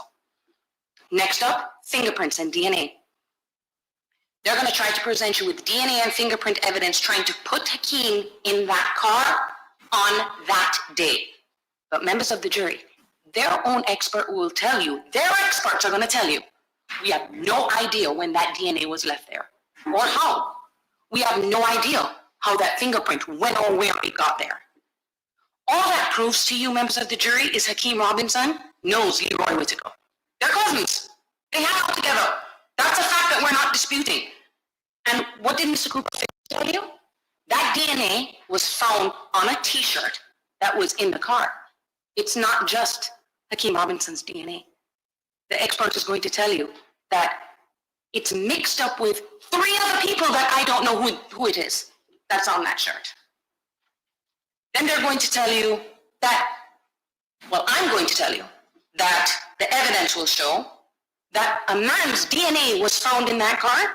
That's going to say, I don't know how my DNA got in there, but it's there. As someone that is completely disassociated with this case. All that's going to prove, members of the jury, is that Hakeem Robinson, Leroy Whitaker, Torgon Williams, they're all friends and that they know each other. He told you that car was had been reported stolen for 2 months. They had been all in and out of that car. That DNA and that fingerprint does not appear on the day of the murder. You're going to hear about all of the DNA that they have been unable to try or match with someone else. But members of the jury, what I do want you to know is, even though Hakeem hung out with all these guys and he grew up with them and stuff, Hakeem was different because he was making it. They said he put out that song. He didn't put out a song. I mean, no one knew about that song. I mean, he tried to release it. He wasn't on the level of Hakeem Robinson. You're going to hear this name a lot throughout the course of the trial, Ksoo. And what you're going to hear, members of the jury, which is going to be very important. 4 days before the murder of Charles McCormick, Hakeem Robinson was signed to a record label that gave him a $40,000 advance. 4 days before. He was making it, he was leaving, he was doing his music. All of these people, though, they wanted to be around him. They wanted to share in his fame. But Hakeem cannot be put in. Man, $40,000, that ain't no deal, nigga. That's a motherfucking life insurance. That's right there. That's right there. $40,000. We gonna get that right back, man. Times 10, man. Go ahead and fuck that off, shouty. You sign us, man. That's called Fuck Me Over Records. He gonna be dead in 2 weeks. We gonna get our insurance money off his ass. $40,000, man. You might as well sign to goddamn it, a neighborhood drug dealer.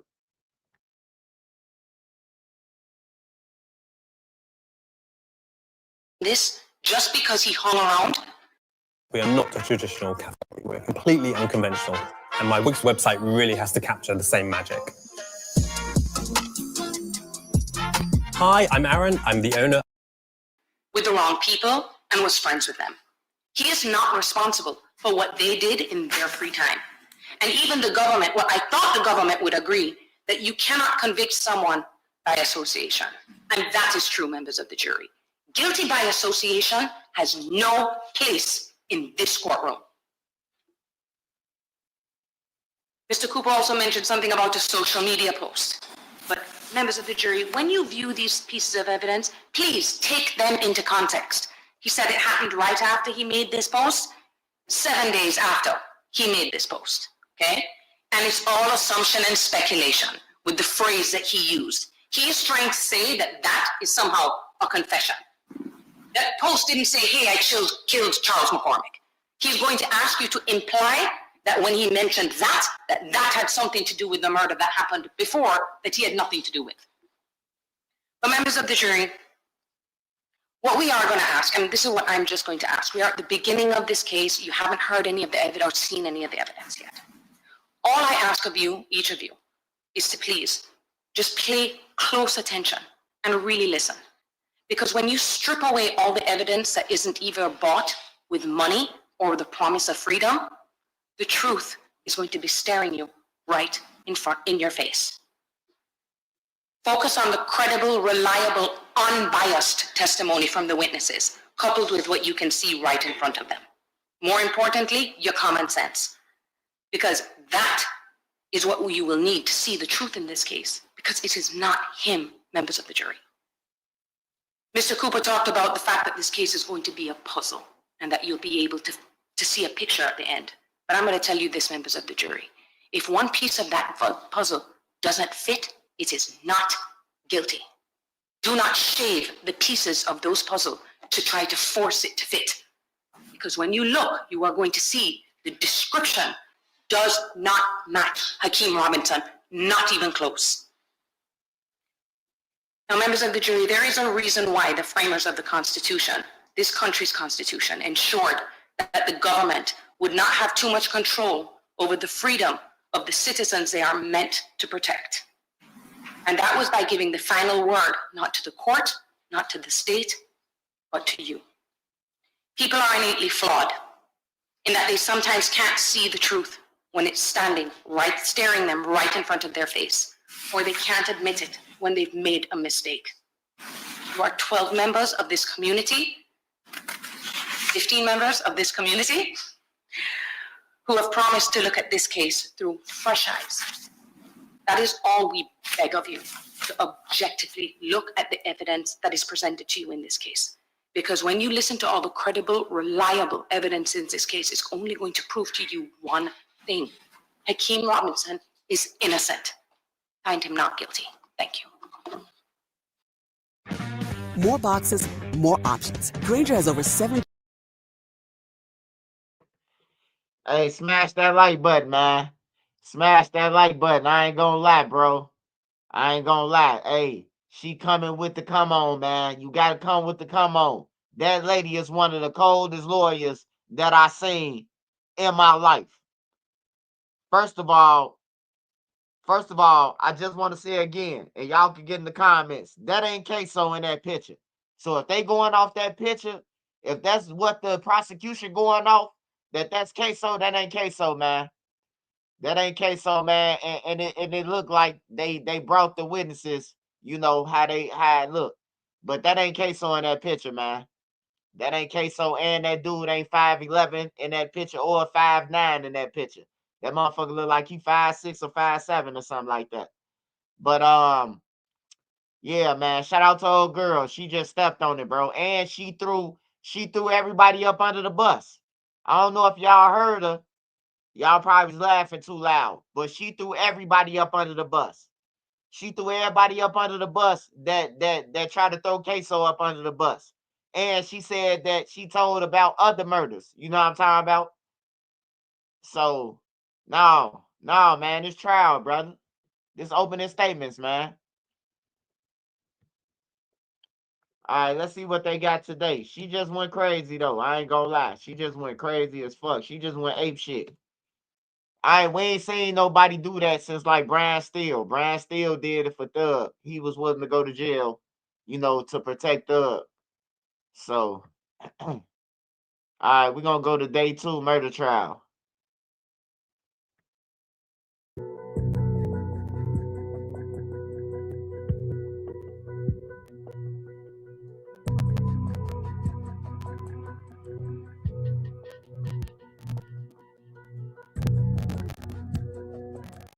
Address that and think about it in a rule. that unlike a failure to, and then I'll inquire of the defense. Or radio.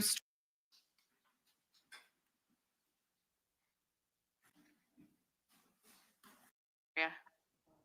State's 53. So that's showing, if you look at the planner on the right-hand side, at the base of the planner, we located another bullet defect, and that's also labeled there. Okay. Is that what I've circled on the screen there? Yes. For the record, it's at the base of the concrete planner. State's 54. Please introduce yourself to the two juries. Yes, hi, good afternoon. My name is Janelyn Adana. The first name is spelled Jeannenelyn, and the last name is spelled Adona. What do you do for a living? I am a senior crime laboratory analyst at the Florida Department of Law Enforcement, or FDLE. Yeah, to pause there for how long have you been working there? It'll be 21 years next month. Okay. And explain to the jury your educational background, training experience that allows you to come into courts and testify. Yes, I hold a Bachelor's of Science degree in cell biology and a Master's of Science degree in genetics. And I have successfully undergone a training program at FDLE, which I finished in January of 2010. And I've been conducted independent DNA testing since January of 2010. And during that period of time, have you undergone training through the Florida Department of Law Enforcement that allows you to come and give your opinion in courts? Yes. And approximately how many times have you testified? I lost count, but I think it's about 87 times. Okay. And what fields are you testifying in? I testify in the fields of forensic serology, forensic DNA analysis with expertise on population statistics. And what is serology? Serology is the identification of body fluids like blood, semen, and saliva. And what is DNA testing? Explain that, how it's forensically used. So DNA stands for deoxyribonucleic acid. It is the genetic material that is passed on from parents to offspring. Half of the DNA comes from the father and half of the DNA comes from the mother. No two individuals would have the same DNA with the exception of identical twins. It is useful in forensic DNA analysis because DNA profiles can be developed from question samples, and these DNA profiles can then be compared to DNA profiles from known individuals. Is this type of DNA testing well accepted in the scientific community? Yes, it is. And have you ever not been allowed to give your opinion on your DNA testing in courts like this? Never. Your Honor, I would tender the witness as an expert in DNA testing and its statistical population components. Any additional voir dire from attorney for Mr. Whitaker? And for Mr. Robinson? Okay, you may proceed, Mr. Rahi. Thank you, Your Honor. So the jury heard about DNA. We think of DNA as something like defines our biological traits like height, weight, hair color, skin color, eye color. Are those the types of areas of the DNA that you're looking at?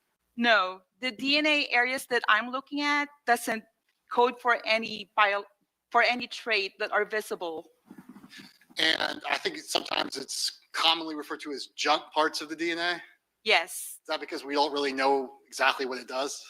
It doesn't code for anything, so they're, yes, called junk DNA.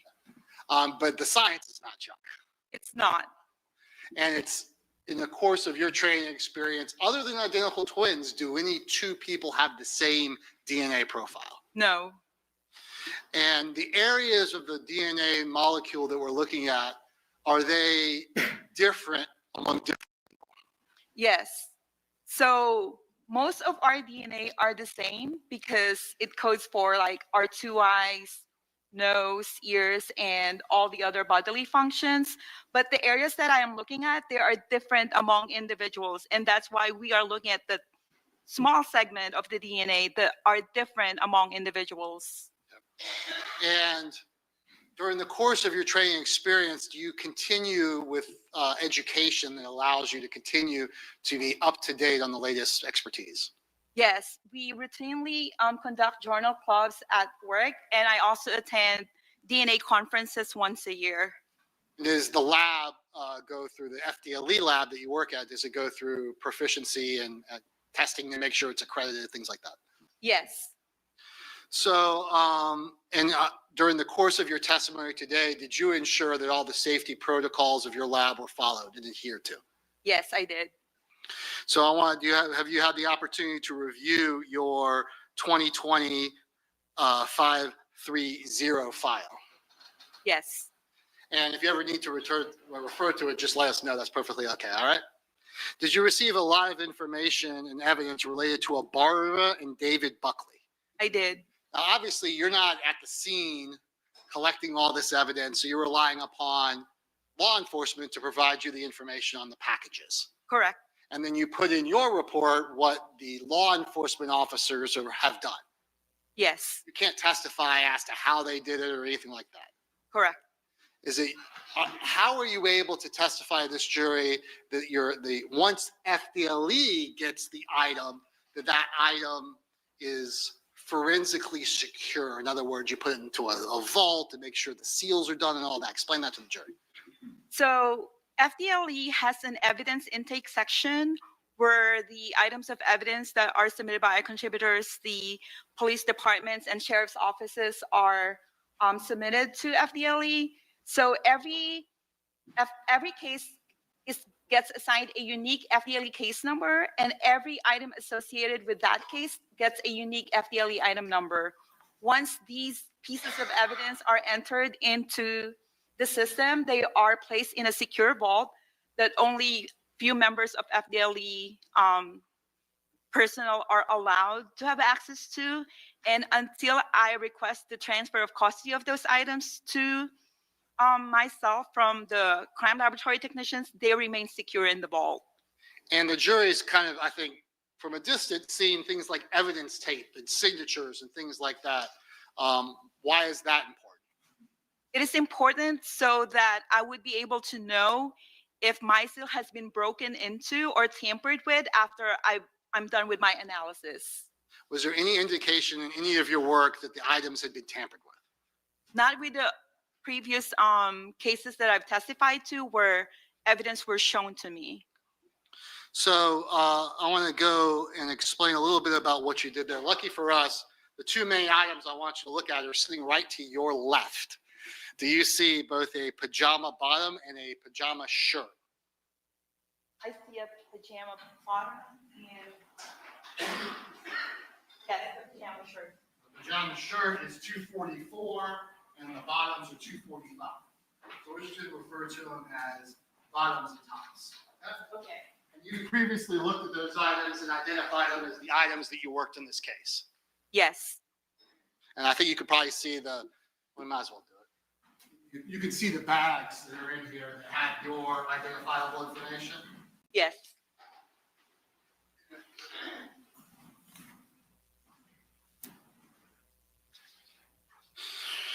So when you're examining items like this, explain to the jury how you go about examining the pajama bottoms and tops to see if there's any DNA that you can test.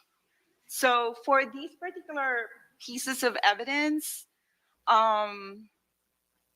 they were described to me as pieces of evidence suspected to contain possible blood stain. So I look for stains that are consistent with originating from possible blood stains, which may present themselves as red-brown staining, brown staining, black staining, green staining, or yellow staining. And why do you specifically look for blood stains or any kind of stains for doing your DNA testing? So for this particular case, it was... Let me ask it like this. Would blood contain DNA? Yes, okay. It will. So as opposed to going over the whole shirt or the whole bottom searching for potential touch DNA, you go directly to the blood. That's going to give you the best chance.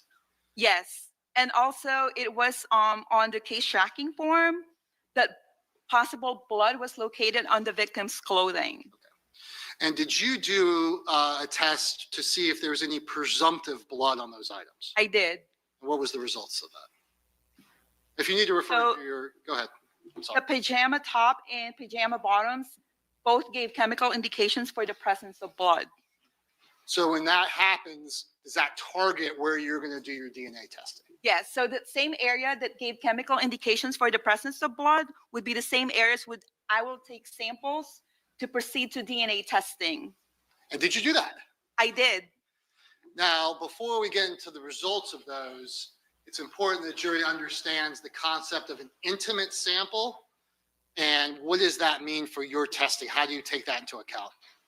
So the items of evidence such as clothing are actually referred to as indigenous samples. Indigenous, that's okay.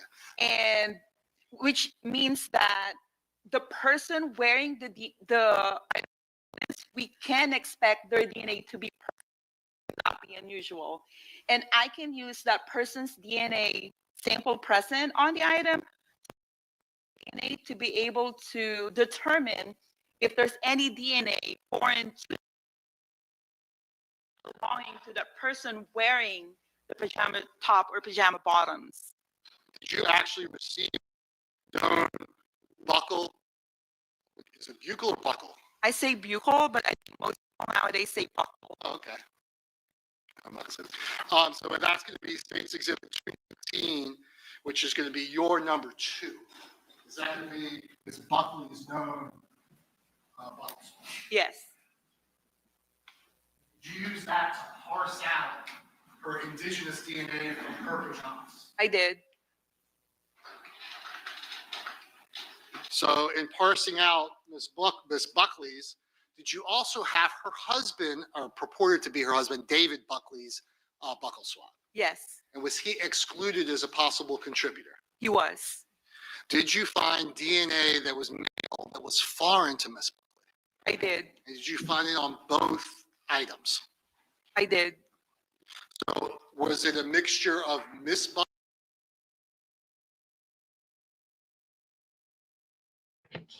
Hey, this dude never gets to the motherfucking point, bro. He drag on and drag on. Hold on, y'all.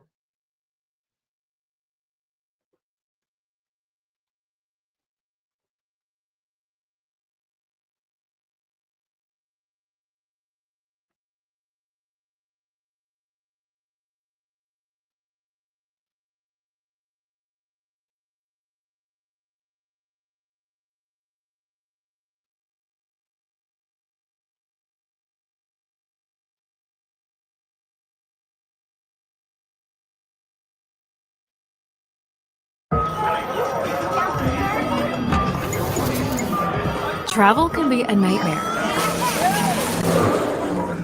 Luckily, you. Tonight on the 10 o'clock news, open.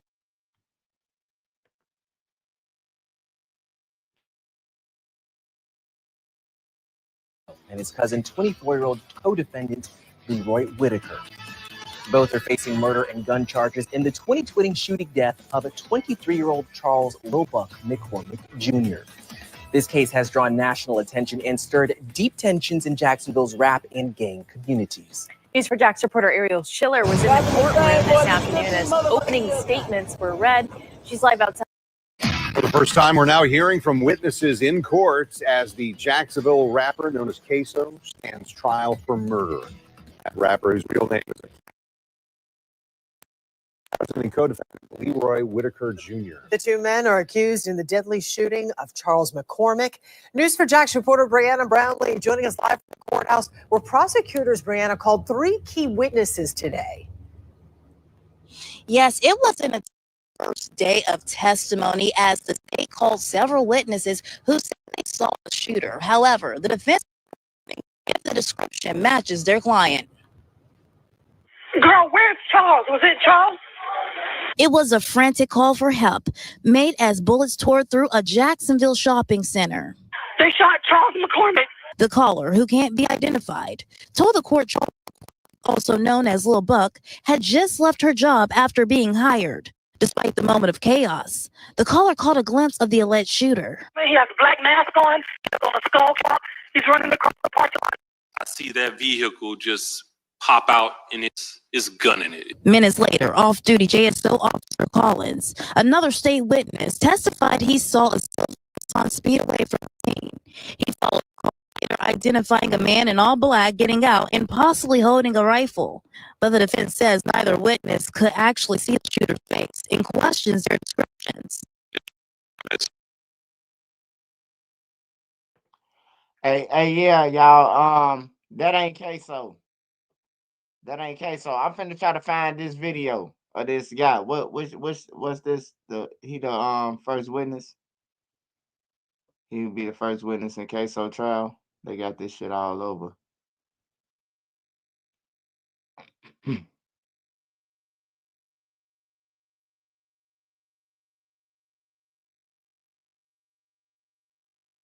Ksoo got him a good lawyer though. I ain't gonna lie. That lady fight like hell for him. I know she got paid some money.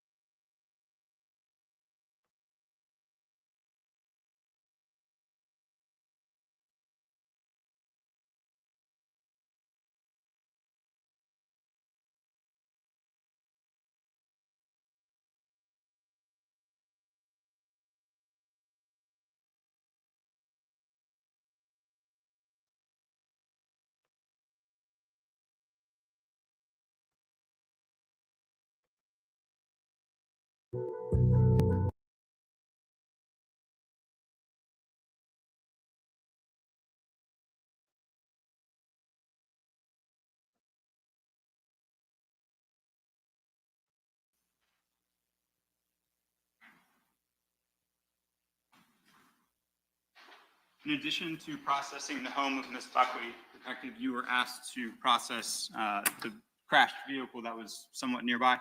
Yes, I was. I can have a moment.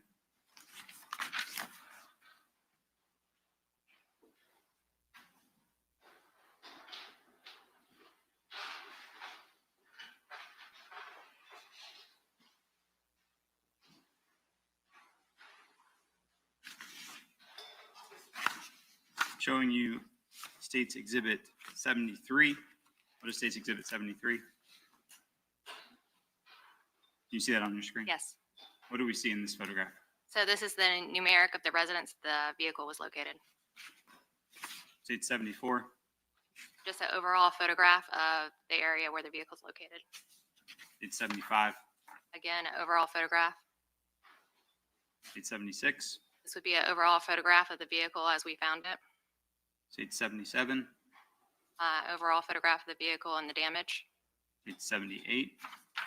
Overall photograph of the vehicle and the license plate. State 79. Another overall photograph of the vehicle. State's 80. And overall photograph of the vehicle and the damage. State's 81. What do we see in this photograph? This is a picture showing that the gear shift is still in drive. When you arrived on scene, was the vehicle still turned on? Yes, Who turned the vehicle off? I did. State's 82. What do we see here? So this is a photograph of the exterior looking inside the vehicle of what's in the driver's seat. You said that at this point you're taking photographs from the exterior of the vehicle. Correct. You're still on scene at this point. Yes. Ultimately, are you going to have the vehicle towed to the JSO warehouse? Yes, we are. And what's the point of doing that? To have a more secure location and then also to get the search warrant.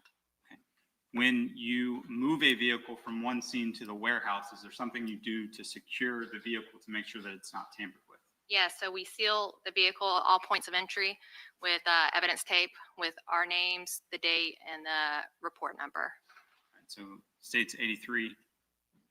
So this is also an exterior picture looking in showing a rifle in the back seat. And State's 84.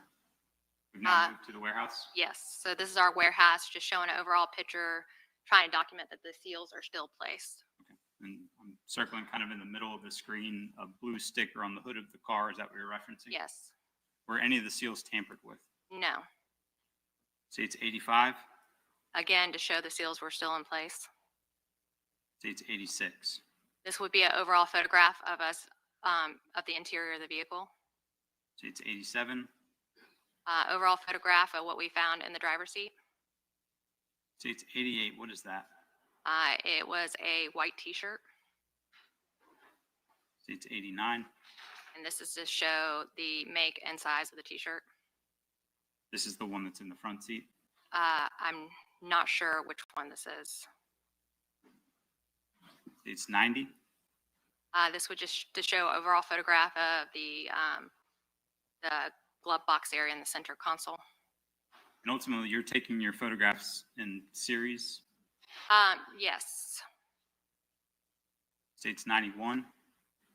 This is an overall photograph of the left rear passenger area. Say it's 92. I'm sorry. Sorry, right rear. Say it's 92. Again, overall photograph. Say it's 93. Overall photograph of the area. Say it's 94. And this would be the overall photograph of the other t-shirt. Say it's 95. An overall photograph of then the left side of the vehicle. Say it's 96. This is the overall photograph of the trunk of the vehicle. Say it's 97. This is an overall photograph of the Glock that we collected in the driver's seat. Say it's 98. This is to document the identification of the gun that we located. It's 99. This is to show that there was an actual live round that was in the chamber of the gun. Say it's 100. This is the live round next to the magazine of the gun. Say it's 101. And that would be the live rounds located in the magazine of the gun. Say it's 102. Overall photograph of the rifle that we found. It's 103. This is to document that the rifle was actually in fire mode and not safe. Say it's 104. This would be the live round that was located in the chamber of the rifle. Say it's 105. This is to show the stamp head of the live round. Say it's 106. Again, this is identifying the type of rifle it is.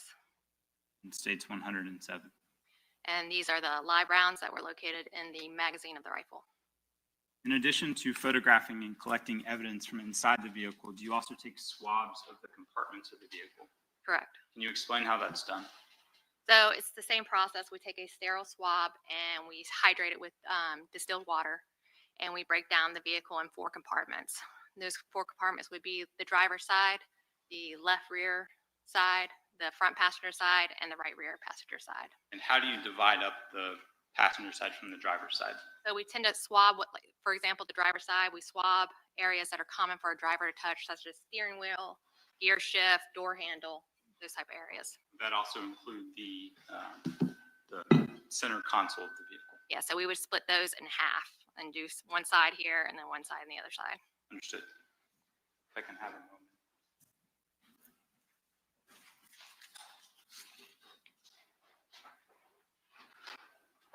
Showing you what's been marked as states 9 and 10 for identification purposes. Can you take a look at that?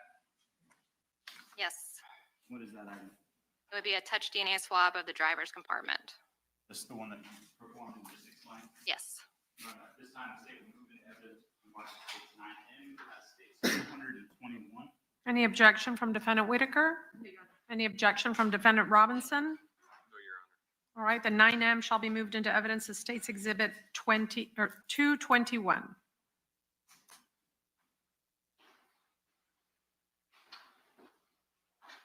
Next, showing you what's been marked as states 9B. Take a look at that item. First, the brown bag that I've just kind of pulled out of the side. Explain what the brown bag is. Yeah, these just proceedings and shit like that. It ain't the meat and potatoes. So we're gonna go to something else. Let's see what the family broke it down. Yeah, that ain't Ksoo, man. If they going off that shit, that ain't him. Unless he shrunk or something that we don't know about, like Honey, I Shrunk the Kids. That ain't him.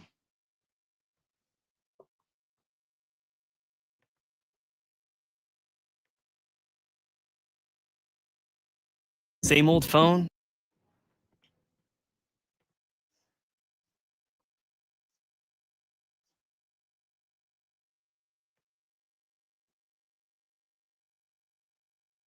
Same shit.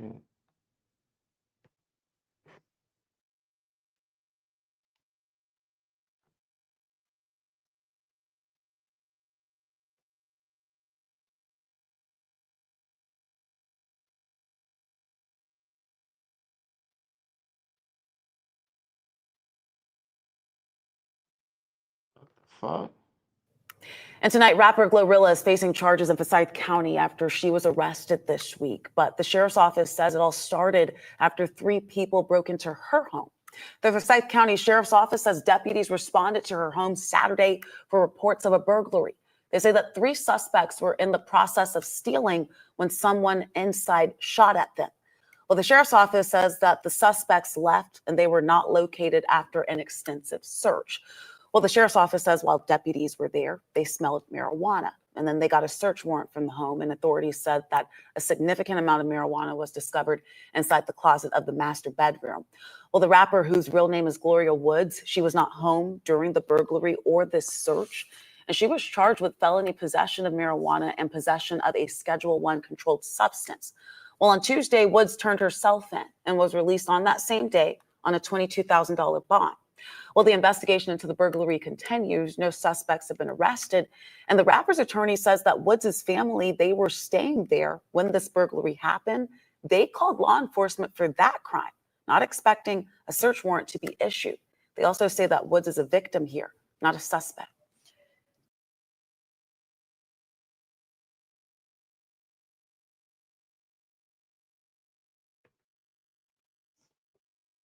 Well, really, them getting locked up and shit. New at 6 at Channel 2 Action News exclusive. We're using body camera video and evidence photos to piece together how prosecutors got a life sentence for a man they say waged a 12-day reign of terror in a Southeast Atlanta neighborhood. And Channel 2 investigative reporter Mark Winnie is live in the newsroom. Mark, you learned he had 6 other convictions. That's right. The lead prosecutor on the case from the Fulton County DA's office says Drayshawn Mitchell was an admitted gang member, though he says he has now quit the gang, and the jury deadlocked on gang charges. She calls it 12 days of terror in Thomasville. Hey, get on the ground. Someone get a car. Get on the ground. Get a car. Mr. Mitchell is just really a menace to society. On your face. Hey, we need someone back up there. Back up there. Someone back up. All right, somebody move in. 3 shootings in less than 2 weeks in the same Southeast Atlanta neighborhood. 12 days of terror in Thomasville. Says Fulton County Senior Assistant District Attorney Amanda Green, culminated with a homicide. The victim, Willie Henderson III. And she says Drayshawn Mitchell, a Rolling 60s Crips gang member at the time, the gun-wielding author of the 12 Days of Terror in Thomasville, has a troubled history. 6 prior felony convictions. And because 4 of them came before the spring 2022 shooting spree, the court case that came from it culminated with a sentence that could bring him thousands of days in prison. Judge Emerson sentenced him to life without the possibility of parole, plus 91 years, which is the maximum that he could have received for the charges he was found guilty on. She says Mitchell was convicted of felony murder. Additional charges stemming from shooting another man 4 times in the April 5th, 2022 incident in which Henderson died, for shooting a gun to frighten a teenage girlfriend who was not struck on March 25th, 2022, and for a similar incident with another girlfriend April 1st, 2022, and more. Defense attorney Tim Cook. He believes he was wrongfully convicted, and so we will be filing a motion for new trial within the... Now to a story you'll see only on Channel 2 Action News at 5. Fulton County prosecutors are walking Channel 2 Action News through how they secured a guilty verdict in the RICO case against Atlanta rapper Ksoo. Channel 2's investigative reporter Ashley Lincoln joins us live now in downtown with the exclusive interview. Ashley, you found out what prosecutors say led the rapper to sex trafficking women for money in the first place. George, prosecutors told me it was Cash Out's failing music career that led him down this path. They went through dozens of pages of bank statements that showed he made thousands more by pimping women versus the money he made from his career. When the money went down online, he went to the street. It's a conviction Fulton County prosecutors say was a joint effort to secure. They got what they needed to get, which was life. Prosecutors walked me through their evidence in the RICO sex trafficking case against rapper Cash Out, his cousin Tyrone Taylor, and his mother Linda Smith. The things I've been accused of, I know that I haven't done those things. He took no responsibility and accountability for what happened. Lead prosecutor Ernell Winfrey says Cash Out landed on their radar after various run-ins with police across the metro. So you did have Gwinnett, you had Lowndes County, you had DeKalb County, you had Fulton County, you had so many counties implicated that we were able to bring in those crimes under the RICO statute. Chief Deputy District Attorney Adrian Love. The victims testify that they performed certain acts because they didn't want to get beaten. They didn't want to get run over. They didn't want to get hit in the head with a gun. And prosecutor Grant Rood sifted through thousands of text messages and bank statements. We were able to show that the money was flowing from specific sex acts committed by trafficked women here in Fulton County up through the enterprise to Gibson to Linda Smith. District Attorney Fonnie Willis. I'm always going to put my best and my brightest on the case, and we are going to make sure that they are out of our community for the rest of their days. And again, Gibson and his cousin sentenced to life in prison plus 70 years. Linda Smith sentenced to 30 years in prison. Reporting live in downtown Atlanta, I'm Ashley Lincoln, Channel 2 Action News. With apartments.com. No, at 6, a Georgia woman is charged with posing as a nurse in multiple. Out of a story you'll see only on Channel 2 Action News at 5. Fulton County prosecutors are walking Channel 2 Action News through how they secure.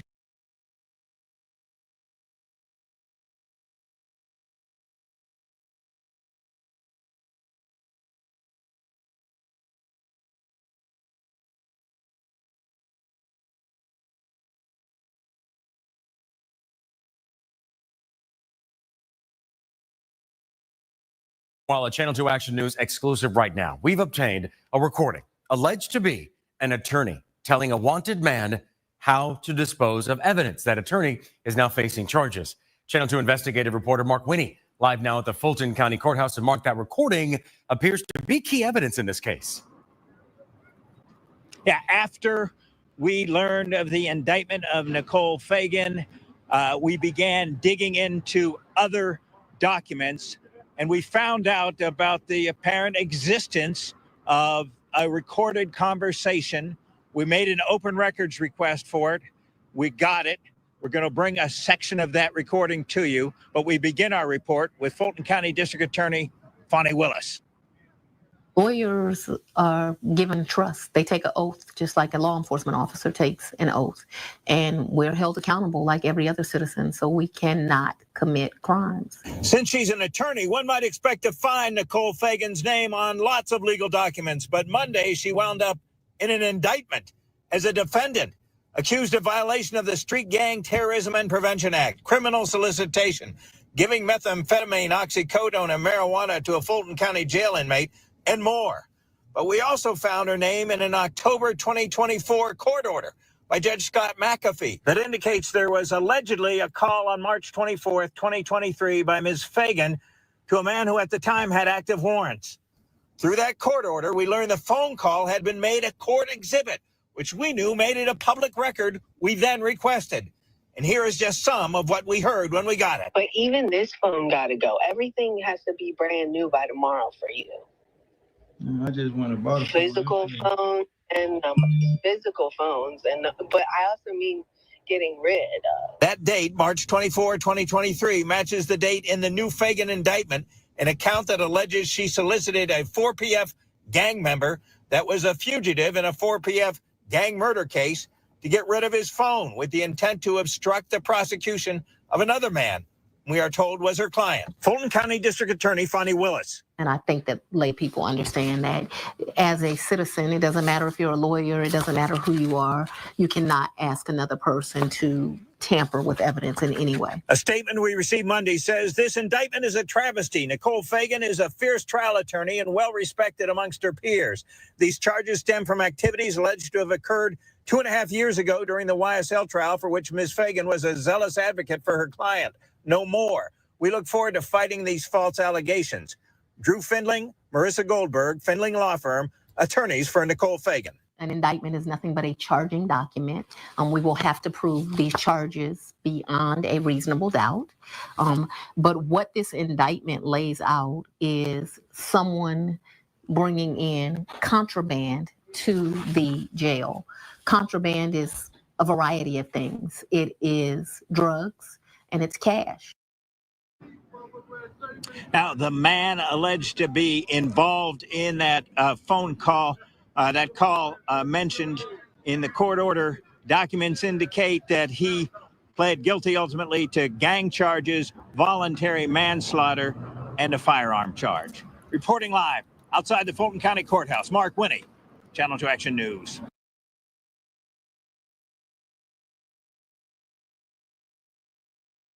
Welcome back to Live Now from Fox. Continuing with your top stories and headlines, we now head to the Sunshine State of Florida. Happening today, 2 teens who were involved in the triple murder of 3 other teens in Marion County will be.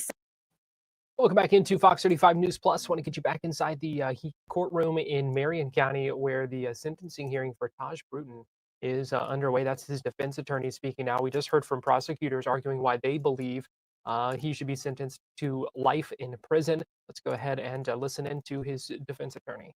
Bring, as Dr. Crawford indicated, and the nature of these crimes. And like I said, Well, we are continuing to stay on top of breaking news happening in Marion County. 2 teenagers, 2 life sentences for a crime spree that cut 3 young lives short back in 2023. Channel 9's Nick Papantonis reports from the Marion County Courthouse, where the judge finally asked the question many people wanted the answer to. After more than a day of listening to how these teenagers turned on one another, the judge questioned a witness himself, and we learned this was all because somebody wanted somebody else's gun. We will not tolerate violence from anybody, whether they're juveniles or adults. Prosecutors solemn as they praised the 2 life sentences given to 2 Marion County teenagers who murdered their friends. Robert Robinson and Taj Bruton will serve at least 23 years for killing Layla Silvernail, Camille Quarles, and Michael Hodo before being eligible for parole, which the families hope will never happen. I respectfully ask that you ensure that they never see the light of day outside prison walls. Prosecutors say the shootings happened as the group committed a robbery spree. Detectives testifying Robinson and Bruton turned on their friends because Bruton wanted one of the victims' guns and prepared to betray him for weeks. Was there anything particularly unusual about the other guy? The sentences came a day after the judge gave a 40-year sentence to the third and young. Bro, this what I be talking about, man. These little niggas threw their life away over a gun that's $250, $300, bro. Like some shit that you could have got legally yourself.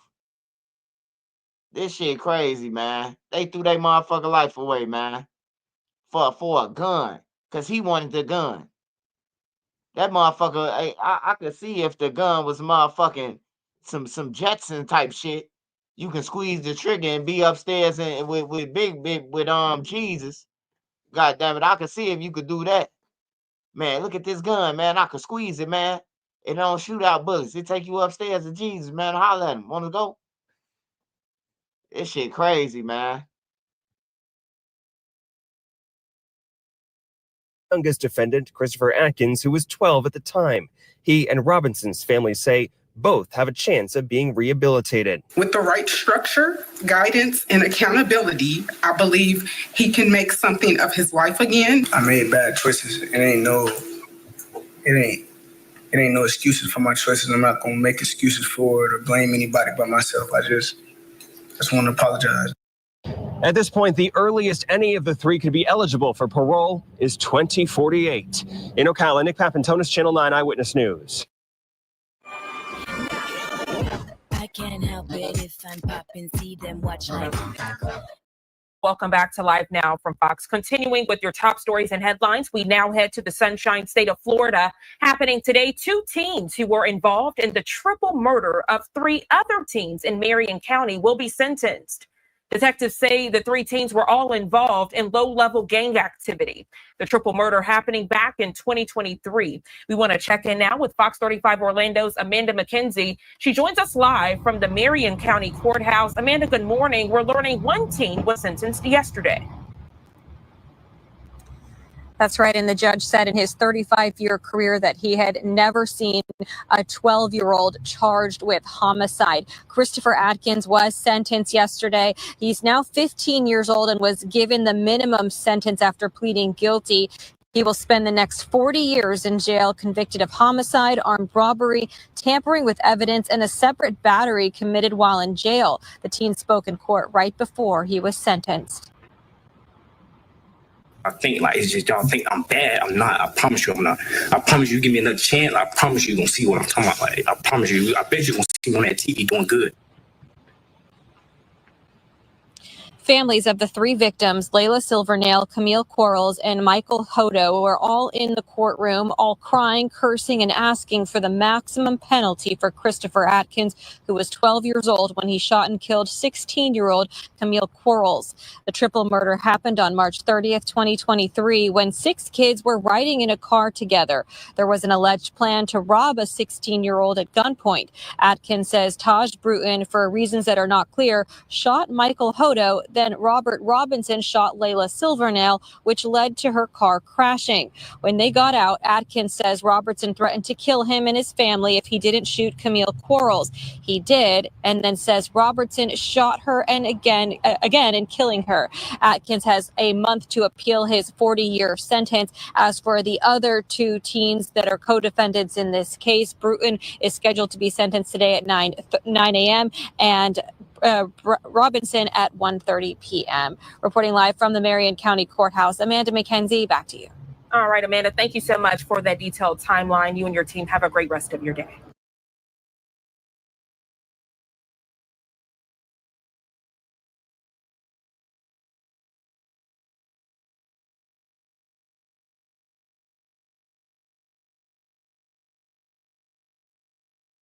Right now, it was sentencing day for the mother of Sean Kingston, who was tied to some fraud cases here by her famous son.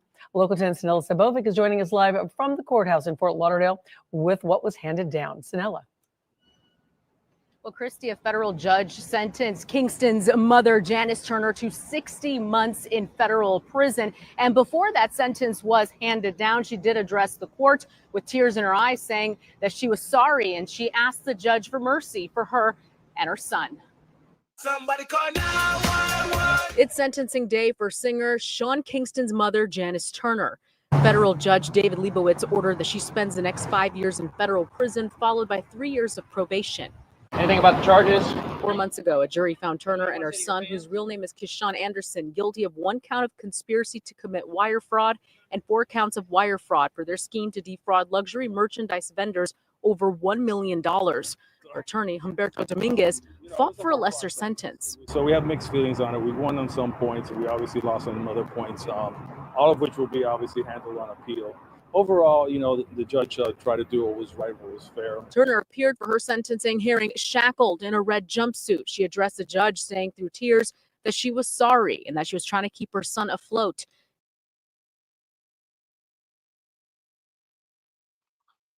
No bullshit. I thought that was one of the actors off Tyler Perry.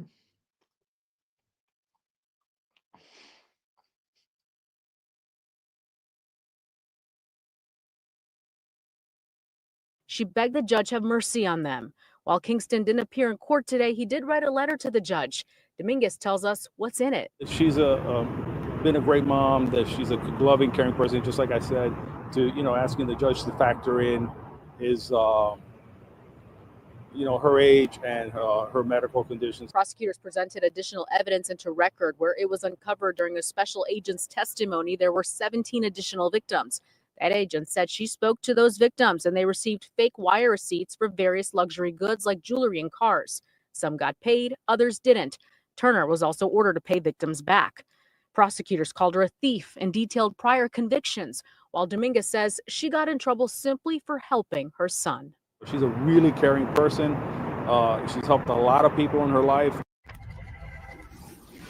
A restitution hearing is scheduled for October 16th. As far as Kingston is concerned, he will be sentenced next month by the same judge. Reporting live out of Fort Lauderdale, Sanella Sabovic, Local 10 News. All right, keep us updated. Thank you, Sanella.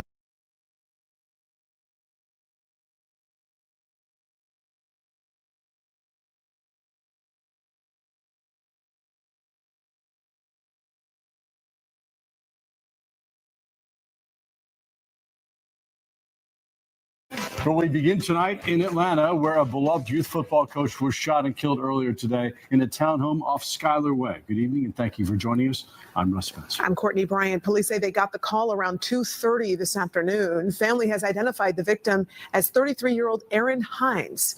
Fox Eye's Eric Mock spoke to those who knew him well and joins us live from Washington Park, where he coached his team. Eric? That's right, Courtney. Russ, you know, Washington Park is where he coached that 10 and 11-year-old team, the Georgia Rattlers. Everyone spoke so highly of him out here. In fact, there's a lot of people, teammate families, friends, family who are out here right now, you know, honoring him, reminiscing about him. And what's really tragic here is that the team was actually just starting practice here this evening when they got the horrible news. Lolita Perry says her son and his teammates were just ready to start football practice at Washington Park Thursday evening when she saw the terrible news about their coach in the team's Facebook group. So finally, I reached out to one of the coaches, and when I found out that it's true, I'm devastated. Devastated. That's it. Atlanta police say they responded to these townhomes on Schuyler Way at around 2:30 p.m. Thursday to find a 33-year-old man dead with a gunshot wound. They say it happened inside one of the homes. The family at the scene identified the victim as Aaron Hines. Oh, yeah. There's a lot of heartburn.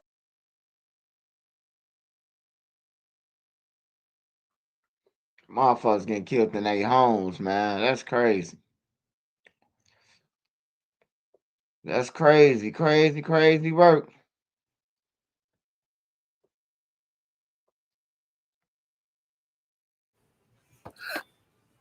Sparkle is here to save the day and save you money.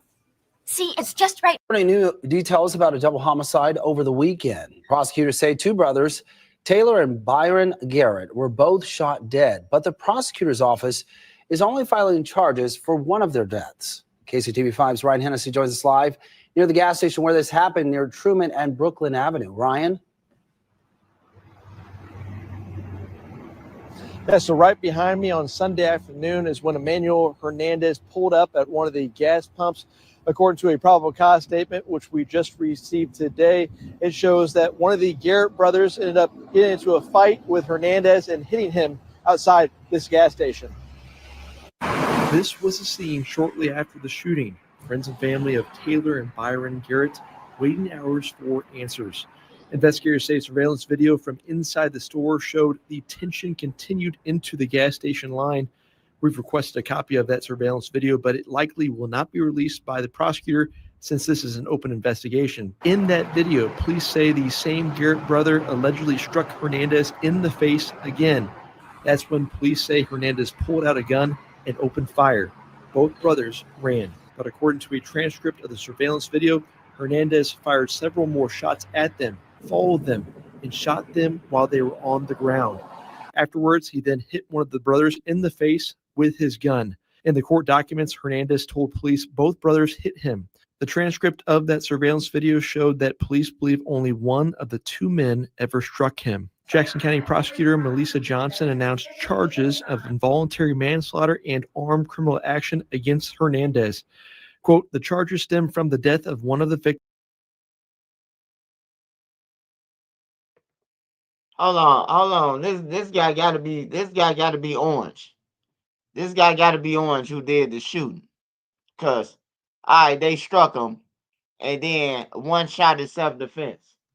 To chase a motherfucker down around the corner, that's some George Zimmerman shit, man. That's crazy, bro. And then the other brother got killed because his brother didn't know how to fucking shut up, or man, just let dude vote. he strike him and think he a goofy, you know. That's just a prime example how you gain your wings, man. Don't argue about who in front of you. If somebody butting you, bro, just let them go. On everything, motherfucker jump in front of me, bro. You can go ahead. It ain't no problem, you know. It really ain't. Cause what the fuck we going? We still gonna be in line. You just gonna be in front of me now. That's just like the red light shit. Everybody be road raging to be in front of them, trying to cut a motherfucker off and shit. Like, that shit goofy to me. Let them go ahead on. Get the fuck away from that car. Shit crazy, man. Victims who, according to available surveillance footage, Mr. Hernandez shot at multiple times, even after this victim attempted to retreat. After the shooting, Mr. Hernandez is seen on the video striking this victim in the head with the firearm. Prosecutor Johnson says Missouri's self-defense laws is the reason why she hasn't brought charges in that second murder, citing specifically Missouri's Stand Your Ground law, which has a policy that says defendants do not have the duty to retreat before using deadly force just because they feel threatened. In Kansas City, Ryan Hennessy, KCTV 5. Ryan, thank you. Dozens of Got Safety Pro.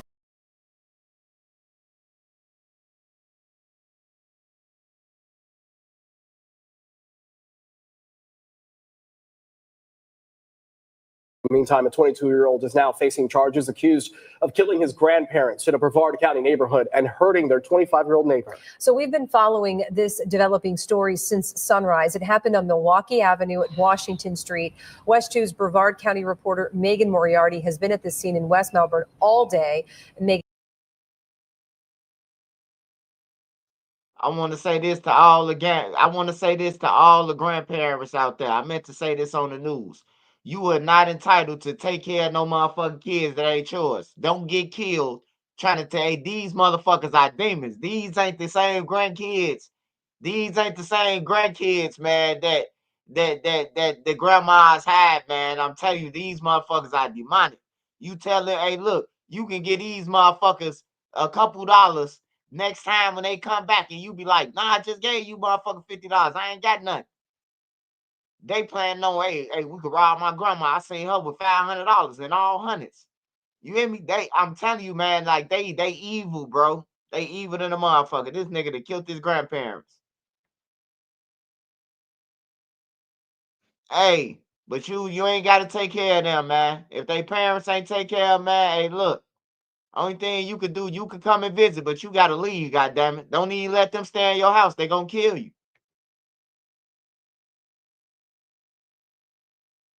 And you have the very latest, just an awful case here.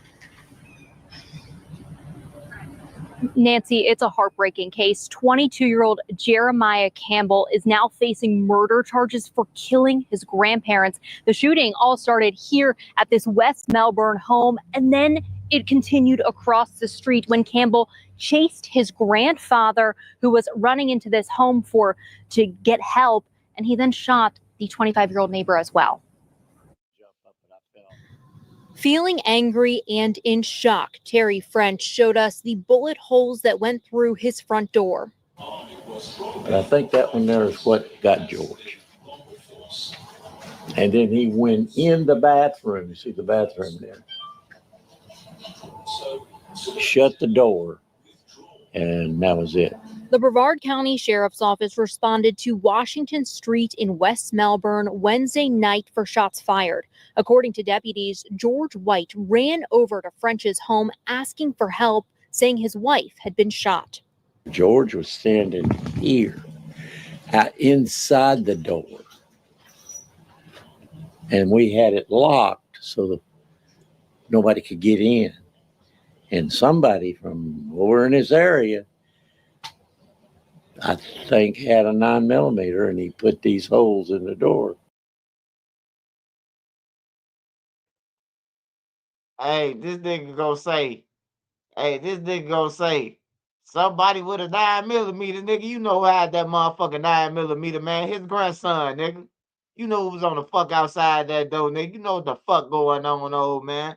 Stop playing games, man. The little nigga killed his grandfather, man. You trying not to snitch and shit, talking about somebody just magically appeared with a 9mm. How the fuck you know it's a 9mm, old man? I want to know now. How did you know it's a 9mm, but you don't know that it was the grandson? Goddamn it! Hey, look like an old mobster and shit. Hey, look, he finally realized his old ass on the news. He don't want to say boom, boom, boom. So he say, well, it was just a man that magically appeared with a, you know what I'm talking about? Like, come on, man. Nigga killed his grandparents. He a hoe. You a whole hoe out here, nigga. You ain't no gang member, nigga. You a hoe. Nigga, you killed your grandparents, nigga. You ain't cool. Niggas faggots for that shit, bro. Nigga killed your grandparents. Why you ain't kill your mama and daddy? Sound like they the ones who pissed you off. Shit, you gonna kill the people who taking care of you. You supposed to kill the people who birthed your dumb ass. Nigga gonna kill Granny. The only motherfucker who gonna take care up for you in life, you gonna kill her. Get your bitch ass out of here.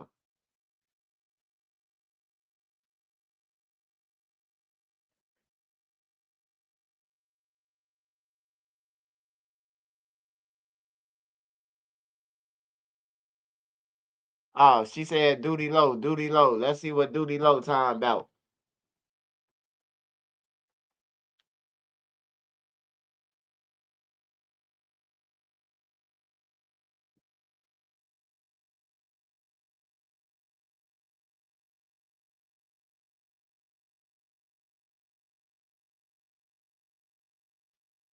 I know the dads I had to break it down or something. I know he don't think nobody finna watch no 2 hours of his bullshit. I mean, he decent though. Don't get me wrong. Oh yeah, he broke it down. Alright.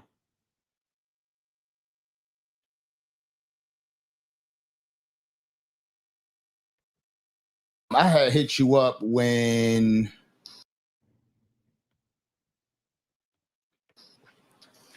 shit went down. Mm-hmm. And I was just checking up on you. He always check up on. Yeah, and then you hit me up saying, I'm gonna give you the first interview. I'm like, I ain't worried about no damn interview. Rest in peace to I was trying to see if you're good. Oh, You know what I'm saying? yeah. And then we got to talking. Phone went silent real quick. And he's like, I'm gonna hit you back. And then he's like my leg is up. Like I just get a random message, like my leg is up. I'll hit you tomorrow. So how you feeling? I'm feeling good. Better. You know, some people will try to downplay shit. Like that shit mentally fucking up. You know what I'm saying? Yeah. Especially like I never been a motherfucker on the side of that. You feel me? Yeah. So it's like, you know, it come with this shit. Yeah, everybody tries to play it a little bit too tough. You know what I'm saying? Knowing that mentally the shit is getting to them. Hell yeah. Yeah. Hell yeah. Cause like, you know, people get caught and then when you get catch like that, you get what I'm saying? Shit real. Shit get real. You know what it is? I feel like The County Market Weekly ad is here. Chicken drumsticks, 88 cents a pound. Seedless watermelon, just $3.49. in order to still smile and be happy, you got to be in a space where you could talk about it and say, yo, this fucked me up. Hell yeah. The people that aren't saying that, nah, I'm good, everything's good, them are the ones that are about to do something fucked up because they can't find their own peace with it. Yeah. You know what I'm saying? You got to find some sort of peace with it. Cause a lot of people, like, I feel like they let the internet control how they. I'm just telling Orlando how they gonna react or something. You know what I'm saying? You just let it be what it is. It is what it is. Like I just feel like the streets is like over with for real. Especially like if you can go on the internet and figure out like people really like be. You know what I'm saying? Like it just be like, damn, too much. I don't want nothing to do with no street shit. Yeah. Hey, see, the crazy part in life is knowing but still do it. Now, when he smiled and said that shit, he basically like, man, the internet putting the real bodies together that niggas really doing. And I don't want nothing to do with the streets. You know, after you see that shit, after you see some motherfuckers from Louisiana solved a cracking case in Chicago, you like, damn. You know, But then you can't say damn because they the ones like your boss Lil Durk. They feed us all this shit. All we gotta do is say a couple of lines. We know what the fuck going on. That money will knock you out your shoes. I went to go and Google who got knocked out their shoes in the last 2 years. Only one I seen, Cash popped up. FBG Cash. God damn it. It was just evident. What rapper got knocked out their shoes, man? I'm telling y'all, Cash popped up. Yeah, you guilty. You help a motherfucker solve the case. Yeah, everything on Front Street. I hear you. I think me getting into this shit like made me realize a lot more was going on. You know what I'm saying? I could sit here, I could chop it up with people, And then I'm you know like, there's cap. As soon as you leave about this, like a minute on the interview. Yeah, it be happening a lot of times. Most of the time. But the good news is I do have conversations with people and they tend to keep it 100 with me. Yeah. You know what I'm saying? There's always going to be some bullshit here or there. Either because sometimes they gotta sometimes I be like trying to root people on to talk bullshit. Be like, what? Don't say that. Just tell them that. Nah. You ain't you. Nah, they be too gangster. Edit that shit out. You know what I mean? Like, he's like, yeah, take that part out. I heard what he said. Take that part out. Yeah. Nah, I ain't leaving that shit in there. But it's seamless though. They want a viral moment. Yeah, hell yeah. But yeah, man, I was just checking up on you, seeing if everything was good. I appreciate that. Yeah. A lot of people was checking up on me too, and it was like at that moment, it was like, you know what I'm saying? But I seen everything, and it's a lot of too that ain't check up on me but every time I go through something, I see who there and who not. You know what I'm saying? Yeah. So I just take the good with the bad. You feel me? Like I pay attention to it because it be like that be like I really did shit for like real favors, like these rappers, like you know what I'm saying? Family, like all type of people like who you would expect to check up on you. Yeah. The people that I least expect, them was the ones that was really there for me. You know what I'm saying? Hell yeah. And that's That's usually how it works. But it's like I ain't really asking nothing from you. Just Yeah. holler at me like, you ain't need to check on me, bro. Like, bro, I was in the hospital, like, you know, like mentally, like me, this shit happened to me. What the true. You feel me? True, But true. it wasn't no situation like where a mother just like, yeah, give me no, it ain't happen like that. You know what I'm saying? It was like, say me and you chilling, and you have somebody come through that me and him you don't know I got a pot, or I don't even know, you know what I'm saying? And I'm like, you're not finna just, how I got shot is because I was like, you feel me? Yeah. I didn't even know I got shot until I was finna, you know what I'm saying? Yeah. Trying to get to where I need to get to and do what I wanted to do, but I feel like God just it sat me down. Now I can think clear, like, all right, bet. Because I don't ever question why he put me through stuff. You know what I'm saying? Like, people was trying to put it in my head, like, yeah, your homie right there with you, he set you. I know he would never put me in no shit like that. You know what I'm saying? So it was like, you got to have your own mind. You feel me? Hell yeah. Well, That's what they want for you. I ain't gonna lie, man. I ain't gonna lie. Duty Low said he said what he said about his friend ain't gonna do shit to him. But then he say that he got a text and some told him don't go outside. I'm gonna let y'all listen to it, and then you will see what I'm talking about. Hell yeah, they wanted me to crash out. Like, that's why I be laughing. I don't care about no comment. I went through the worst thing, like, you could go through on the internet with the girl. You know what I'm saying? So it'd be like, yeah, true. Like, that shit ain't nothing like that. You Come with can't the trick streets. me out my spot. You Nah. can't. Yeah. You can't. But so when everything happened, it obviously happens fast, right? After that, did you have a chance to kind of sit and kind of make sense of everything? Like 1 + 1, 2 + 2 = 4, all the way around the board. And then, like, like I sat back. I wasn't even gonna speak on this, but I have to. Like, I promise you, I wasn't gonna never speak on this shit. But like, kind of got to though. I got to because I got to clear a lot of shit up, bro. Now pay attention, like how the world trying to make it seem like certain individuals had something to do with. That shit had nothing to do with comment section. The top detective, like like somebody they got a video of some like you know what I'm saying? Yeah, and they uploaded it. If the other way it was around, I'd be walking around with that shit. Yeah, you got 2 + 2 = 4, right? Yeah, like he dirty as hell somewhere out there. Like you know what I'm saying? Like you would have been had that shit on proudly. So that's out of everything, that's the only thing that pissed me off. So that's where that post came from. Then, if you got it, then post it. Yeah, like I'll give you $100K, you post that shit on your neck. Yeah. Want restaurant quality meals that actually support your wellness goals? Factor's got you covered. This is easily the most organized buying section I've ever done. Link.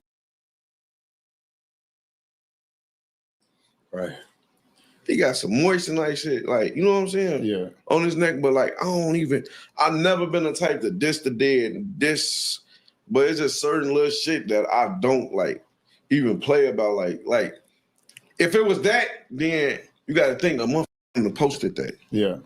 Yeah. Because you'll be telling yourself, I got, you know what I'm saying? But these little motherfuckers be telling on themselves, though. Yeah, they do. Yeah. They do. I can't even, I don't got to respond to that because they do, but. Damn, What, like so crazy. Like that shit is cap.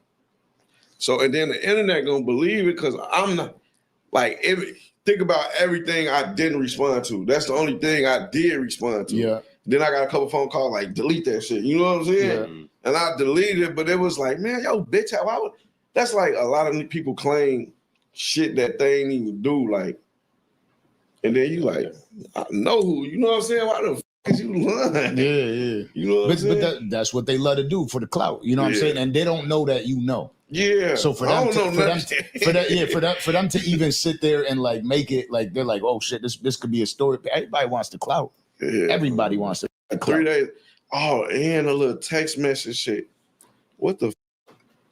Bro, I'm not finna text nobody and say buy my shit. Like I think that go viral too, but I ain't pay that no attention because it was like that's the screenshot of somebody saying you were reaching out trying to buy the stuff back.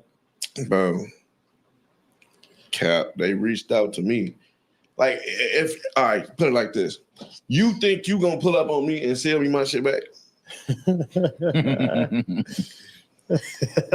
Meet me by the playground after. And then I don't even want it. You feel me? Yeah. I don't even want it. It looks like you upgraded on something though. I don't even know. I'm just chilling. What's up, Richard? Richie Lowe.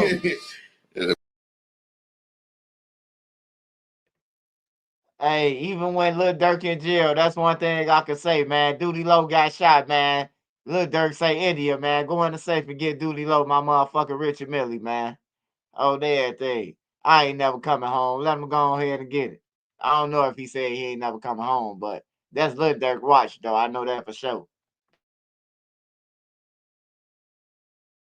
But like, it be like, that shit be, the internet just make a motherfucker, like, you know what I'm saying? Did ego get in the way of it for a little bit? Hell yeah. It was like the angel right here and the devil was right here. 2 devils, 3 of them bitches. Still is to this day, but like, yeah. You know what I'm saying? He doubled back real quick. He's like, hold on, let me hear what they had to say again. Yeah. One more time. But all of it's crazy. I was gonna avoid talking about that to way later on. Yeah, it was about to be another series of power. Yeah, we going straight in. We going straight in. I was not gonna go to the interrogation room. Like I just started walking. I've been walking for like 2 weeks. Like all my nerves got f***ed up and shit. It was this, bro. I've been shot in this leg 4 times. God damn. Different separate times. 4 separate times or 2 separate times? No, 4 separate times. In the same leg? In the same leg. That's got to be some like. That. I want to see the symbolic for that. Yeah, Drew, we gotta look that up. What the fuck That's that some mean, voodoo man? type shit right there. There's no way around that. You got 607 Unk must have done that shit. I can't stand that bitch. He a fucking troll. I can't figure him out. Nah, he like he's just like the definition of a troll. He I looks can like see it. that. Yeah, right. He actually looks He's a like it. bitch ass. I don't know. And I don't even talk about people. You know how I am, bro. Like I be on, but I be seeing certain shit, and it's like funny stuff. I be humble, but like he's a bitch ass. I'll say this: I ain't got no issue with the dude, but a lot of people offered to sit us down together and have a conversation. Yeah, and I declined every time because I don't want to do that again. I already did the Orlando Brown interview. I don't need to have a part 2. Yeah, like I see him, I might spit on him like a hoe or something. For real.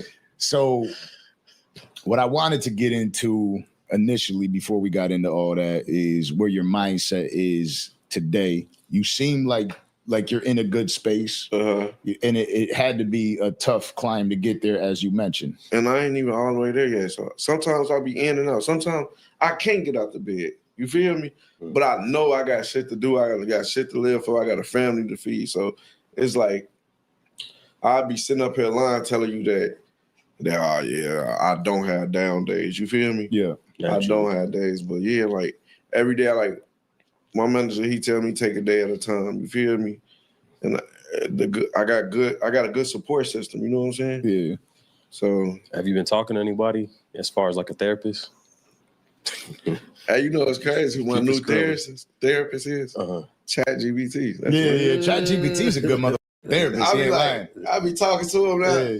Like my homie girl, she put me on it. Yeah. And then, like, you really training them to, like, if you talk dumb, he gonna talk to you back. I'll be like, what up? He like, what up, gang? And I'm like, There are moments that shimmer with the promise of something new and grow brighter with each passing. I'm like, you know who I am? Man, yeah, you duty low from Can't Keep Melo. I'll phone with you, chat. Yeah, you're like, I'm is you the police. You should don't know the secret. Say, hey man, would you knock it off?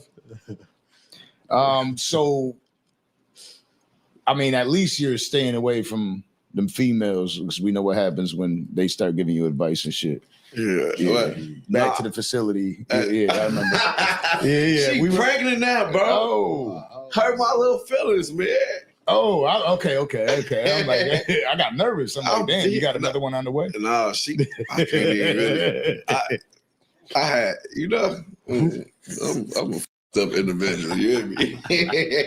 I've been through some things. I've been through some things. Listen, not too many people know, but if they catch it, they catch it. Treyway. Oh my but yeah. Treyway. What the fuck is Treyway?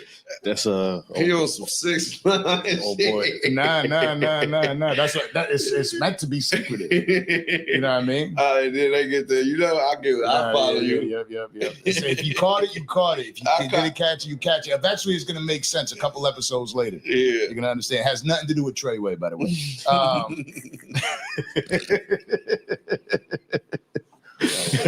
But I asked you about like where your mindset is and talk to you about the shit like ego. Yeah. Right? Because the chain, if we don't got our chain, that's every rapper. Hell yeah. Ego. Yeah. It's right in the way. Yeah. So how are you like ChatGPT could only do so much? Shit. ChatGPT for real. I just called Wafi and just told him, you know, make it bigger and better and make it more chunky for me. You feel me? Yeah, that's it. That's all. That's it. At first, on some real shit, I'm finna crash out. They got me f***ed up. Naturally. I want blood on my diamonds. Naturally. Still, you know, like you feel me? Yeah. That's how I was thinking. Like, but you gotta think like that's what they want us to do. Oh yeah. And then when you you know, it's a bad time too. It's a bad time, so it'll be like, I know they want me to crash out. Man, what the? That's what I'm saying, right? Like it it's symbolic right now to have this conversation because Drake dropped that record yesterday. Like, what did I miss? Yeah. You know what I mean? Like, when did y'all stop with me? Like, I wasn't the first. I wasn't the first person you thought to reach out to. Oh, I promise you. You could ask him on the way here, bro. I was just seeing that shit on TikTok. I'm like, damn. Like, I felt them because I know, like, everybody, like, you know, Drake had took us on tour with him. Yeah. The last tour, and like all the people that's like ain't supporting him, you feel me? Like they was on the tour, like he said, word for word and shit. Like, yeah. So I'm like, damn. He sat back, he observed, and now watch the run he going. Oh yeah, he's definitely about to I go. seen it like I was just on his tour. Shout out Drake, he a real one. Like, I don't know like the depths of the beef because I don't want nobody to get in whatever I got going on. If you ain't, you know what I'm saying, with it, you know what I'm saying? Like, yeah. So, like, that shit, that was the diss. Like, I look at it like music, like, you know what I'm saying? Yeah. So, like, now the song fading away now. You see what I'm saying? And now he finna come back, and all them people that faded away and the song faded away, it still get played. I ain't gonna downplay the song, you know what I'm saying? But it ain't hot as it was. Yeah. And new music come out every day now. It's like, okay, where was y'all at? What did I miss? What did I miss? Well, the biggest thing about all of this, as far as like me wondering how it goes down in my mind, is what did Dirk tell you? Get closer to God. Get closer to God. It was just that simple. Get closer. I love you. Get closer to God. Yeah. Because I know that was probably for you the person you needed to hear tell you something. Lil Durk telling y'all to get closer to God, man, because all y'all last finna go up in there with him. He telling you right now, get closer to God, nigga. You better build a relationship because you're going to need him, goddammit. Hey, y'all, man, hey, look, man. I can't see Lil Durk going down for these goof-ass niggas, man, who book some shit in his name. Now, look, if they really book some shit in your name, I'm just saying, if somebody really booked some shit in your name and you a real fucking boss and niggas took some money off your card to go and kill a motherfucker, you hear me? Like, and they did it after you tell them on the text message, hey man, don't book shit in my name or nothing that's gonna have nothing to do with me, and they still did it. Oh man, hey look, hey Drew, hey look, you need to call the government. We need to sit at the motherfucking round table and make sure they bring some hibachi. Cause it's on. On everything. I be in court. I told you, Didi, not to do that shit. On everything. You still did it. I thought I told you not to do it. Hey man, Dirk got to go all the way, man. He want to win an Oscar. He got a Grammy. But if he want to win that Oscar, he got to slide in the courtroom like Eddie Kane, man, to the stand. Oh, it was Didi. Money paid it all. Yeah. Let me stop getting Lil Durk ideas. He probably watching. Lil Durk probably watching from his cell right now, man, getting ideas and shit. And I be kind of forgetting who I am sometimes. Like, I be in places like, but I don't. It's like, but when I do, like I if I got like something to do, like a show or something, I have security around. But then like I'll be in somewhere like you wouldn't think I'd be in. Walking like, what is you doing here? You feel me? Like you in the trap, like, bro? Like, yeah, like what the f is you doing here? Like, so sometimes I put myself in them places, but I never second guess that man up there. Like, like, bro, like I'm on the ground, like that motherfucker jam. That could have been my face. You see what I'm saying? That motherfucker, like, it could have been like I could have lost my life. Over something that could be replaced. You understand that though? Yeah, it took me a minute. It took me a minute. Like, I'm like, yeah. It's a lot of different feelings too. So you're saying that if that in that situation that day that gun doesn't jam, you ain't here today? I wouldn't be here. Damn. I promise you, I wouldn't be here. So I know that's God. What did I miss? Yeah. A chain. That's the new video. You know what I'm saying? Like I ain't missed nothing. Like it ain't like I'm broke. Like I can't. That shit material. Hey man, I ain't gonna lie, they be making that shit sound cool and shit. But that's stupid as hell to me. You damn near just lost your life for a chain. You finna go and get a big one? Like, that's crazy. You hear me? Like, I ain't gonna even lie. Nigga got one time to rob me for my chain. I ain't going to get another one on everything. Now I know what they looking for. Now I know that this motherfucker gonna get took. I wouldn't even go and get no big one, man. I'll go and get me the biggest house in Kankakee for that chain.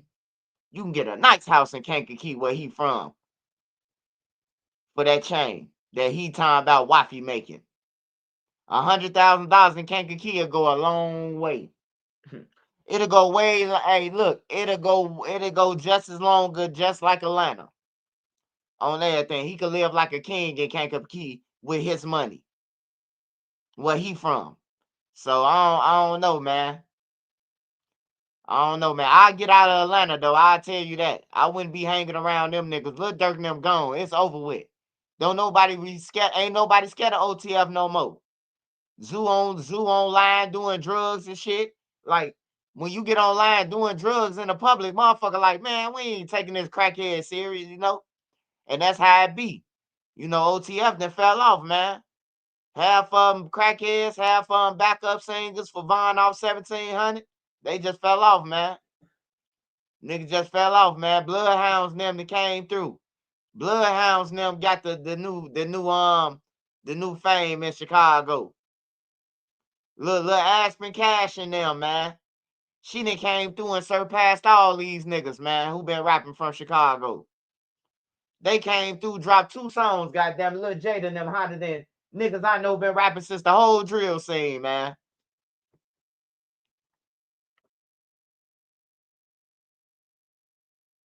Like, but it's still an ego thing because them 3 letters stand for a lot to me. You feel me? Yeah. So it's like after, like, you ain't seen nobody post them 3 letters. Yeah. But after this interview, you might see somebody probably playing with this shit. But it's like you ain't gonna see too many people like, you know. I'm fairly confident whoever took that went and got paid. They not gonna. Yeah, you know what I'm saying? Like they can't. Like, you know what I'm saying? Yeah. I heard. Like, what you? I don't know. Damn. How does this affect how you operate moving forward though? Like, just don't put myself in those stupid ass situations. Like, it was my fault. Okay. I got a text 2 hours before, like, man, somebody trying to. Like, something ain't right. Yeah, I'm like, and I promise you, that shit was weird. The whole situation was like, it was weird, bro. I ain't even like that gut feeling. Hell yeah, bro. I knew something every time something finna happen, bro. I hate that feeling. And then you like, especially after it happened, you be like, and I knew it. Bro, it make me so mad when I wake up sometimes, man. And I've been 100. I'm like, what I'm like, that's the devil. I pray. I'm like, and try to do something, stay busy. Yeah.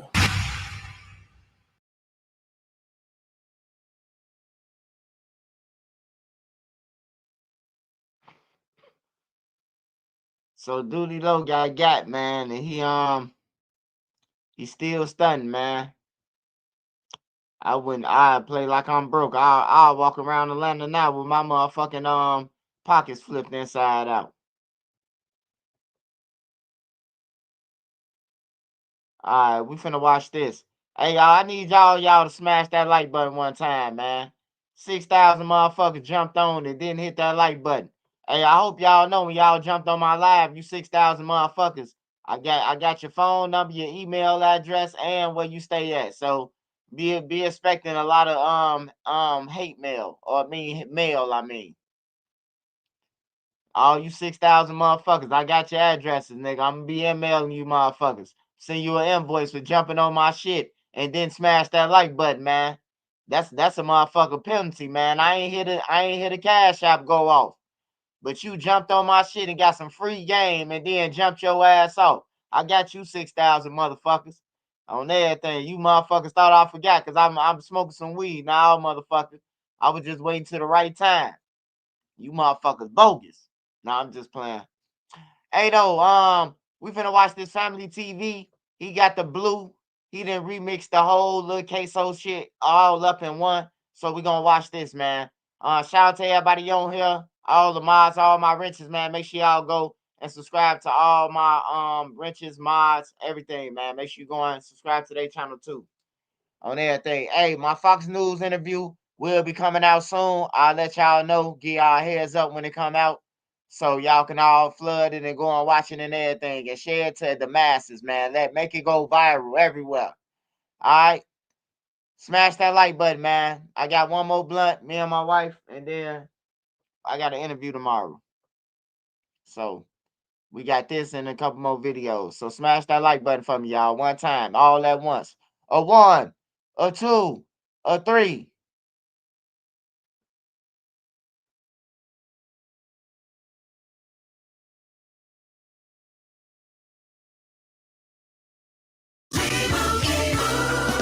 And Doug. Are you here for Tracy? We're here for everyone. Limo. Nobody wins when the family feels. It's on the story saying that kill get it toes done. And was that depicting Hakeem Robinson? So what? Did that, you said it was on the story, was that like Instagram story? Yeah, Instagram story.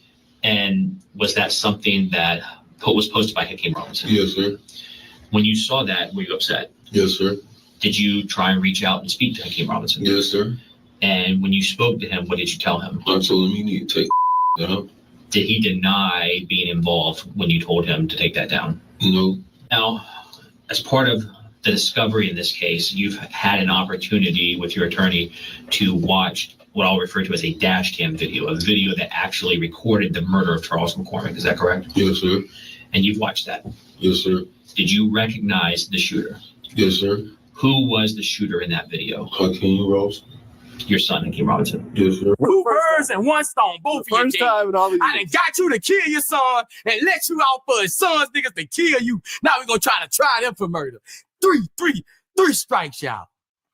That's what the games they play against us.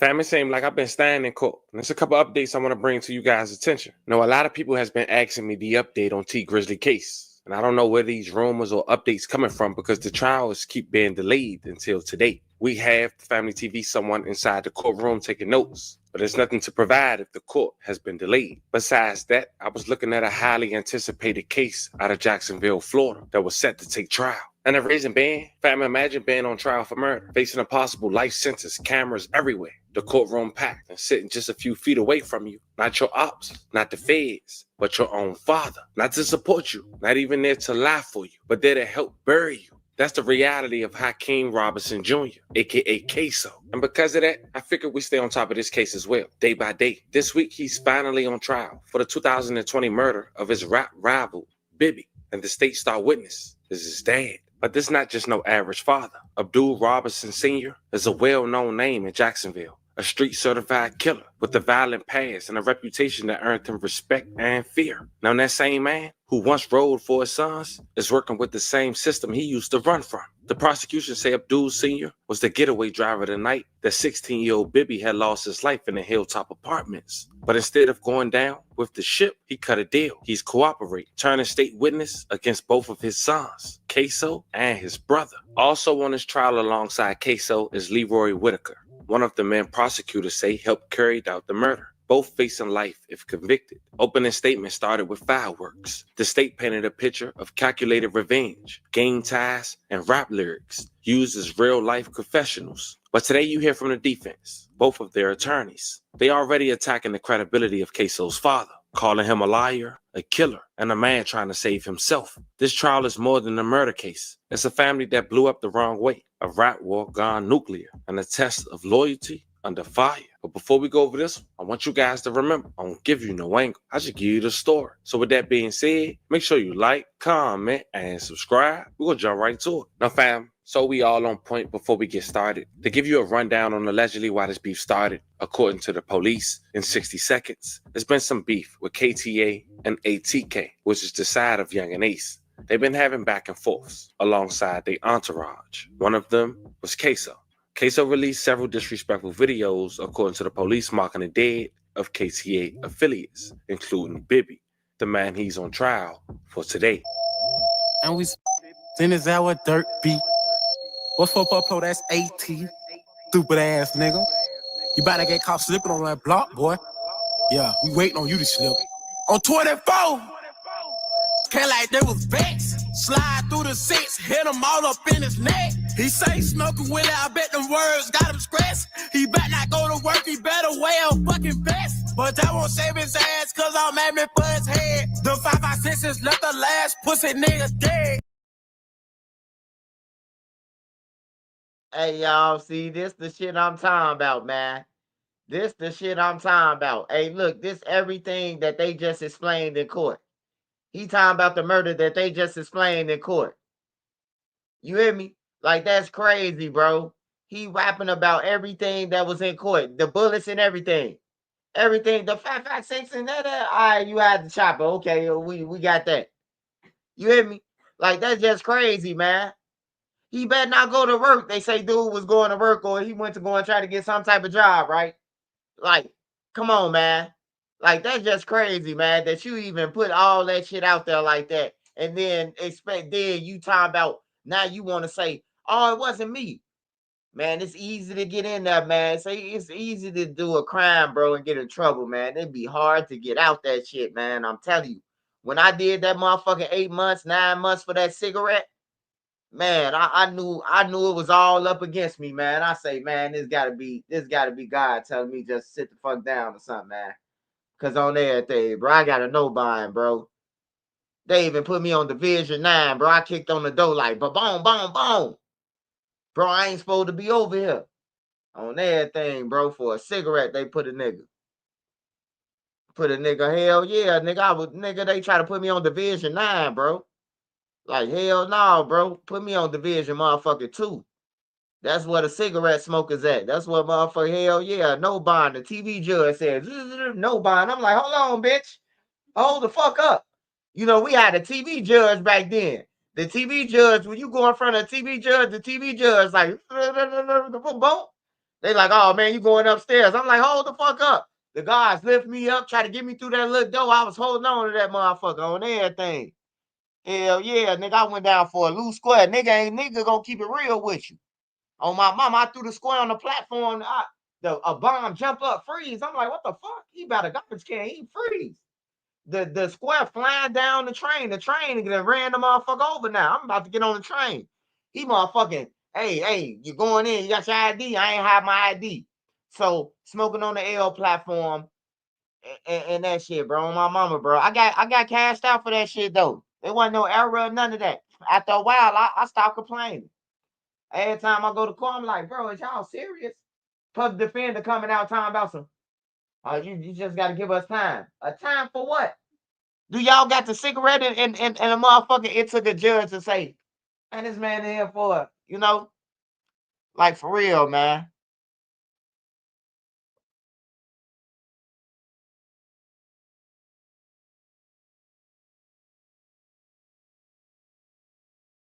When you do a lot of dirty shit in the street, shit like that bound to happen, man. You get locked up for the littlest shit. You could be up under the cell, but you get stuck with the littlest shit, bro. That's even more aggravating right there. If A say wanna go, we hunt him till he dead. If she a op, her not on her face on the top of her head. A hoe can't set me up, I'ma beat that shit dead. It's up to play pick, since that nigga dead. Boy, you about not The murder of Bibby was seen as retaliation or continuation of back and forth shootings between the two groups. Law enforcement believe rap beefs were coded warfare for actual gang hits. As mentioned, Bibby lost his life back in February of 2020, where he lived at broad daylight at the Hilltop Apartments. Ksoo was later arrested. 5 years later, July 2025, he stands for trial. Now, you hear from his attorney, opening statement. She believes Ksoo is not the shooter. And described.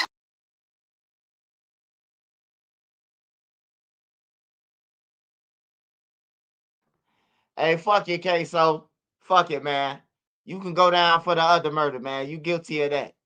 Man, that's that nigga who was in the gray hoodie, man, in the back of him. Lock him up. Get him.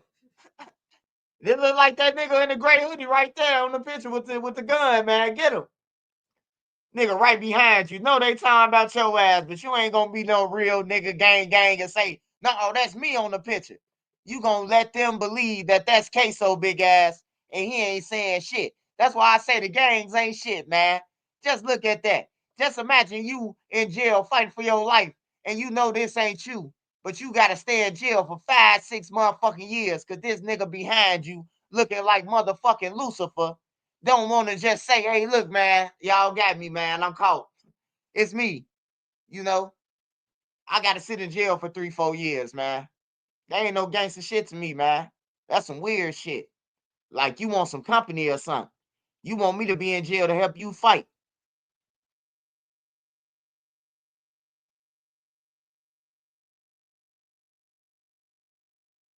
Arrested. 5 years later, July 2025, he stands for trial. Now, you hear from his attorney, opening statement. She believes Ksoo is not the shooter.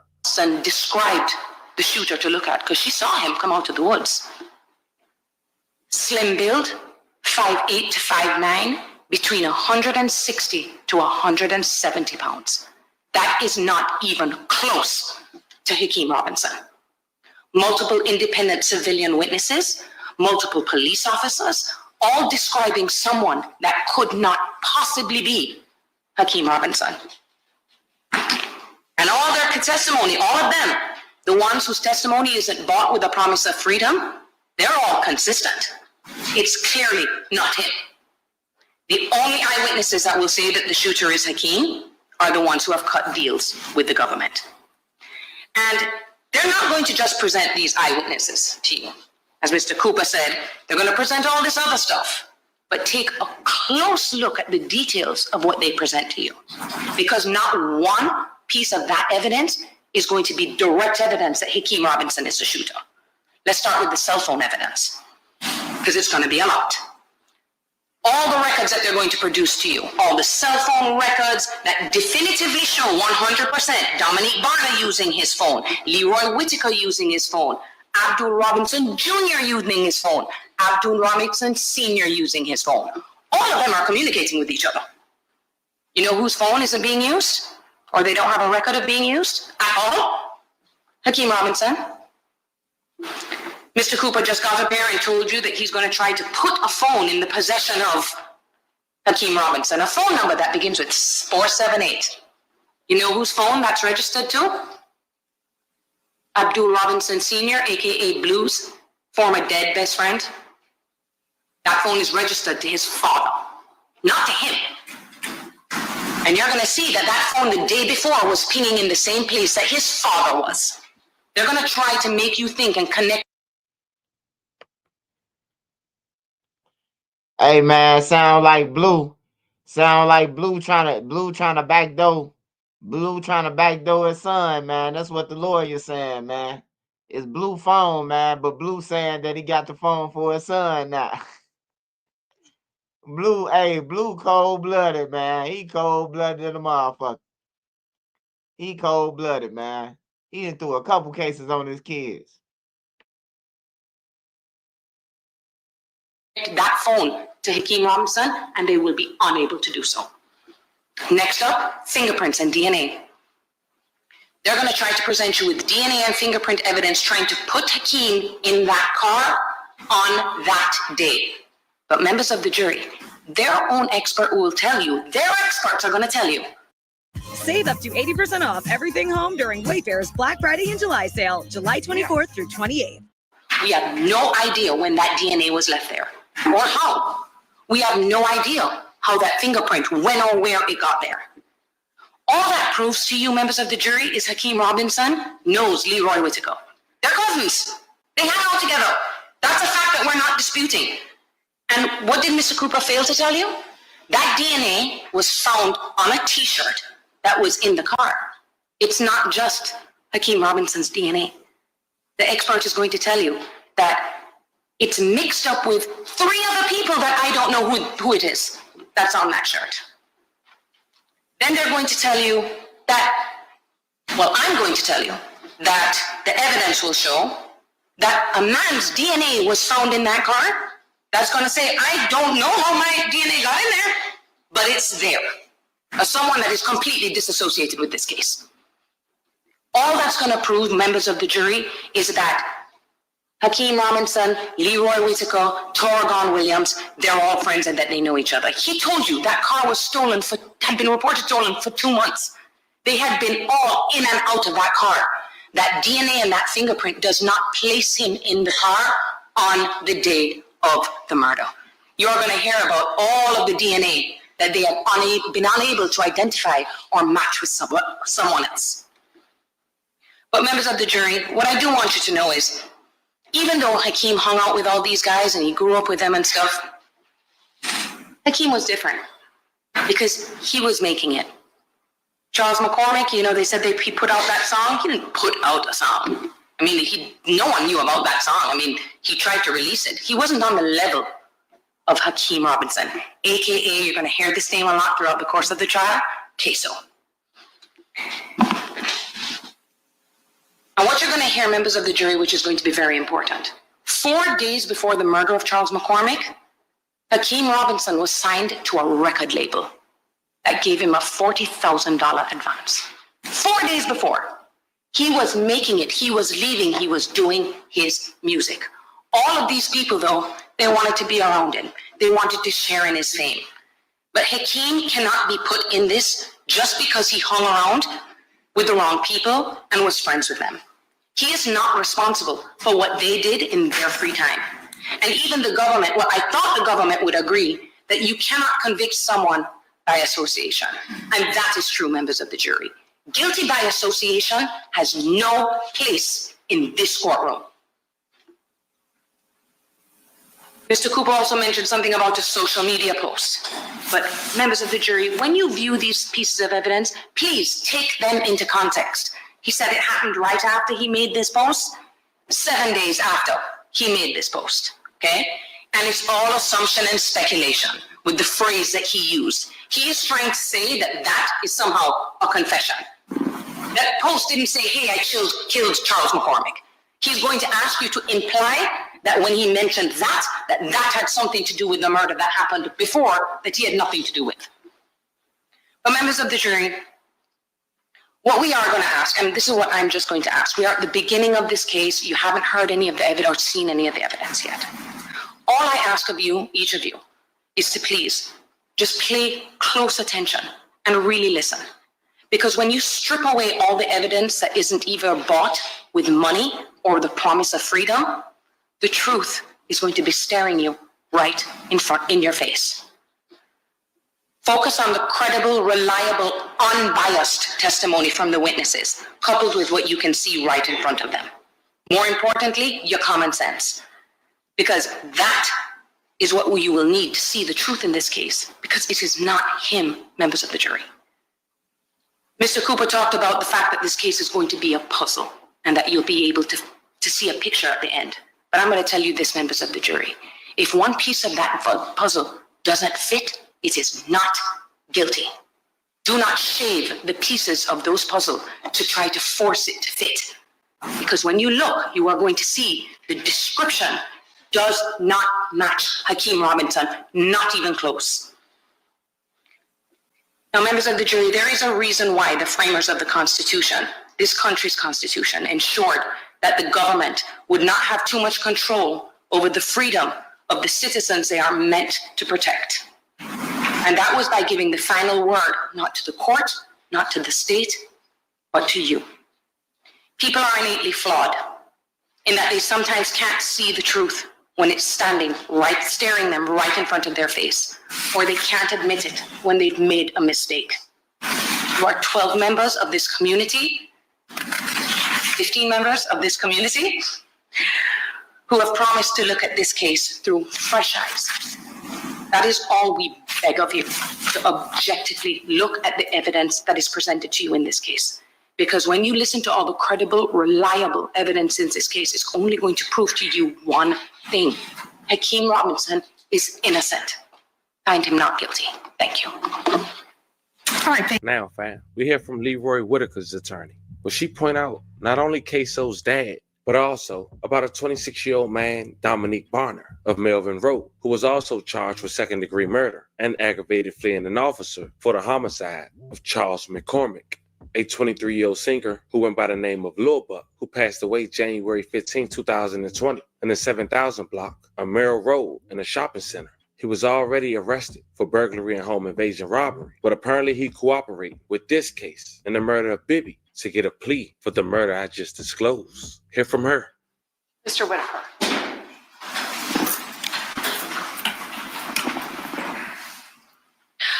On January 15th of 2020, Charles McCormick was shot in a strip mall by a lone gunman. There will be no question about that. You will watch the videotape. There will also be no question whatsoever. Leroy Whitaker did not pull that trigger.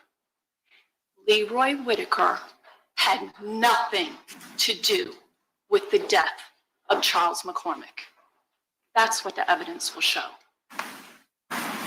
You're gonna watch a video of Charles McCormick being chased down and shot. The shooter, the lone gunman in that video is not Leroy Whitaker. So how are we here? Why are we here? In this room, everything changes. See, before we come into this room, the state of Florida has the absolute power, the choice, the prerogative to charge or not charge whoever they want. But once we come in here to our Hall of Justice, they must prove their allegations. They must prove their allegations with actual credible evidence. And I urge you to write right now in the notebooks that were provided to you a little topic I suggest to you. Hold on, baby girl. So now you saying that little bloodhound ain't do it, and the other lawyer saying that, hey, so who did it? Who did it then? Because only one fit the description is the motherfucker who you saying that didn't do it. The gobble gobble.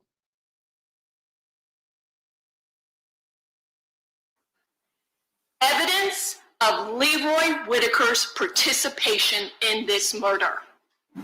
And ladies and gentlemen, there's going to be one thing and only one thing at the very end of all the testimony, everything that you're going to be presented. It's going to be one name only, Dominique Barner. That's it.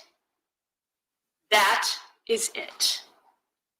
The state star witness of which their house of cards in their allegations against Mr. Whitaker will collapse.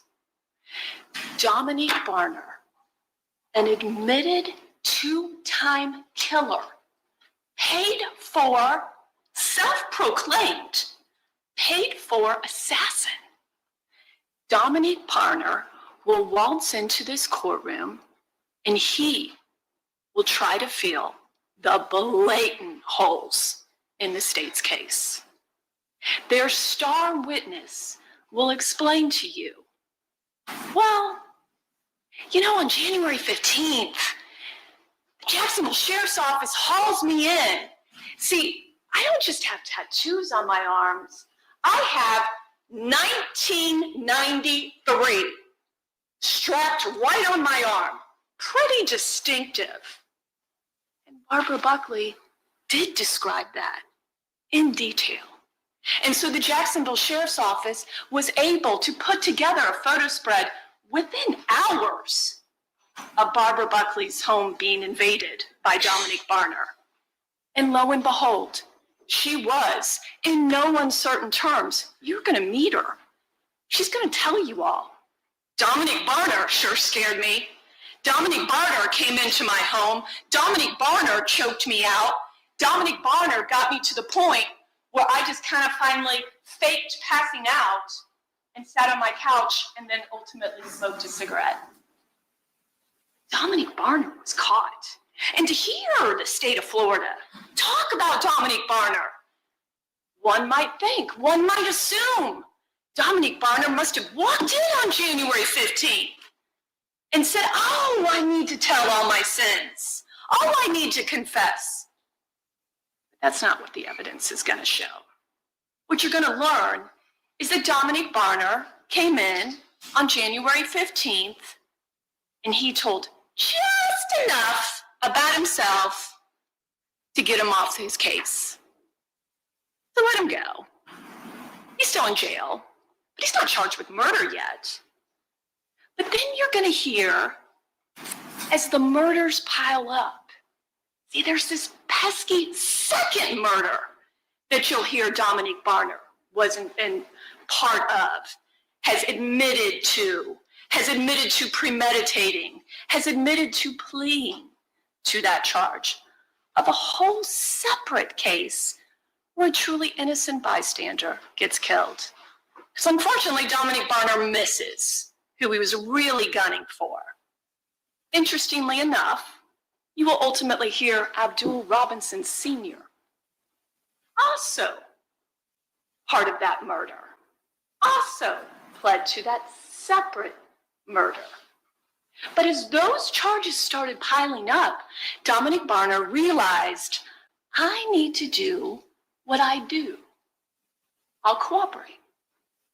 See, by the time that Leroy Whitaker and Dominic Barner started spending any time together, Dominic Barner had already gotten his first cooperation against somebody completely different out of the way. Because that's what he does. Abdul Robinson Sr., same thing. Abdul Robinson Sr. has been cooperating since before Leroy Whitaker was born. That's what the evidence will show.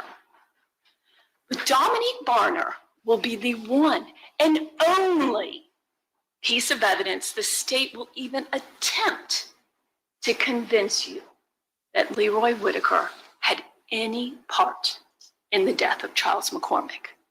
The evidence will not be there. You're going to hear from Barbara Buckley, and I'll tell you up front, I think you'll like her. She's feisty. No one pulls anything over her eyes. And she's going to walk in and she's going to honestly talk to you about that morning. How it was just a normal morning. How she sees two people in her house and she says in very colorful language, get the hell out of my house. Dominic Barner didn't accept that and then was violent with her. And because of that, she was able in no uncertain terms, with confidence, with 1993 emblazoned on his arm, she picks him out. Dominic Barner did that. The second person, the other person in her home, she can't identify. What will the state try to rely on? Dominic Barner. Dominic Barner and Abdul Robinson Sr. have learned the system. They've learned what to say and how to say it. I urge you, listen carefully as they describe their cooperation agreements. For the two murders that Dominic Barner will tell you in no uncertain terms that he thought about, that he wanted to happen, he put into action, and did commit the murder for 2 human beings being gone, what does he look forward to? Well, he has every hope and expectation of walking amongst us again in 20 short years. No mandatory life imprisonment for Dominique Barner. Dominique Barner, by singing the company line, can look forward to 20 years. That's the state evidence. You're going to hear from DNA experts. And I urge you right now, as I remember from jury selection, some of you had done 23andMe, Ancestry.com. I urge you to listen carefully. You're going to hear words like, well, this unknown profile, well, it's consistent with perhaps Mr. Whitaker, and provide computations to try to explain that to you. It is not, I submit to you, and you'll ultimately evaluate for yourselves, like what was revealed for each of you when you did 23andMe and Ancestry.com. Objection, Judge. In the ground.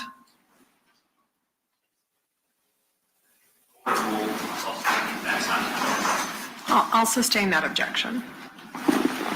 You're going to hear and see from FBI agent Mr. Corley. And he's going to actually map out for you different phone numbers, and he'll tell you up front, these are approximations of where these phones might have been communicating with towers. And it'll be a lot of convoluted radio waves, all that kind of thing. But he'll try to tell you where he believes these phones were.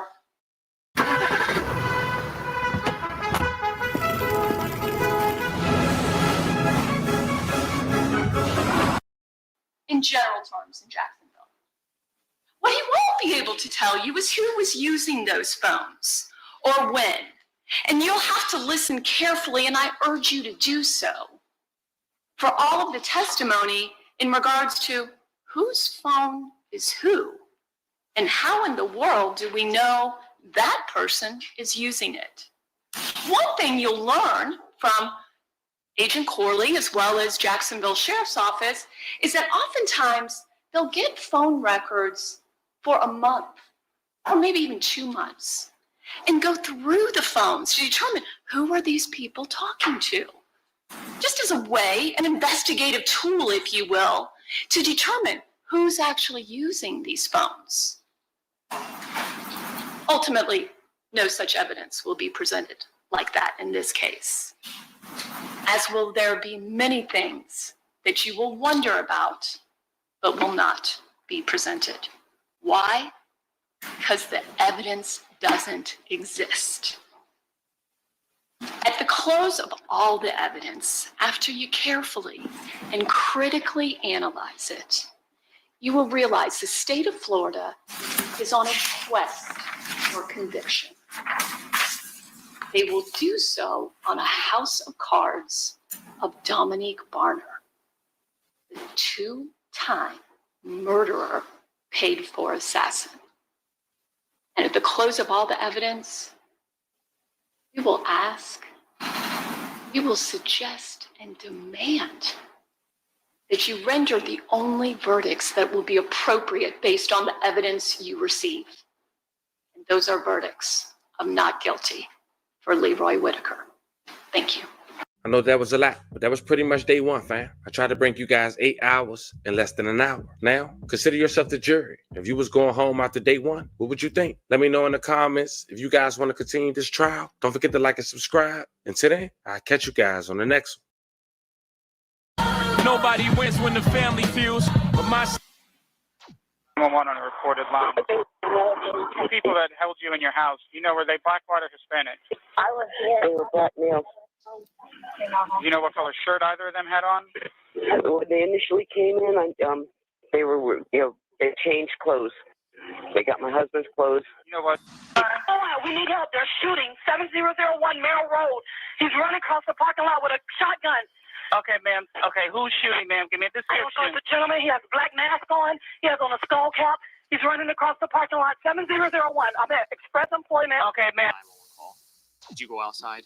I did. Did you approach where Charles was? I did. How close would you say you got to him? All the way to him. And what did you see?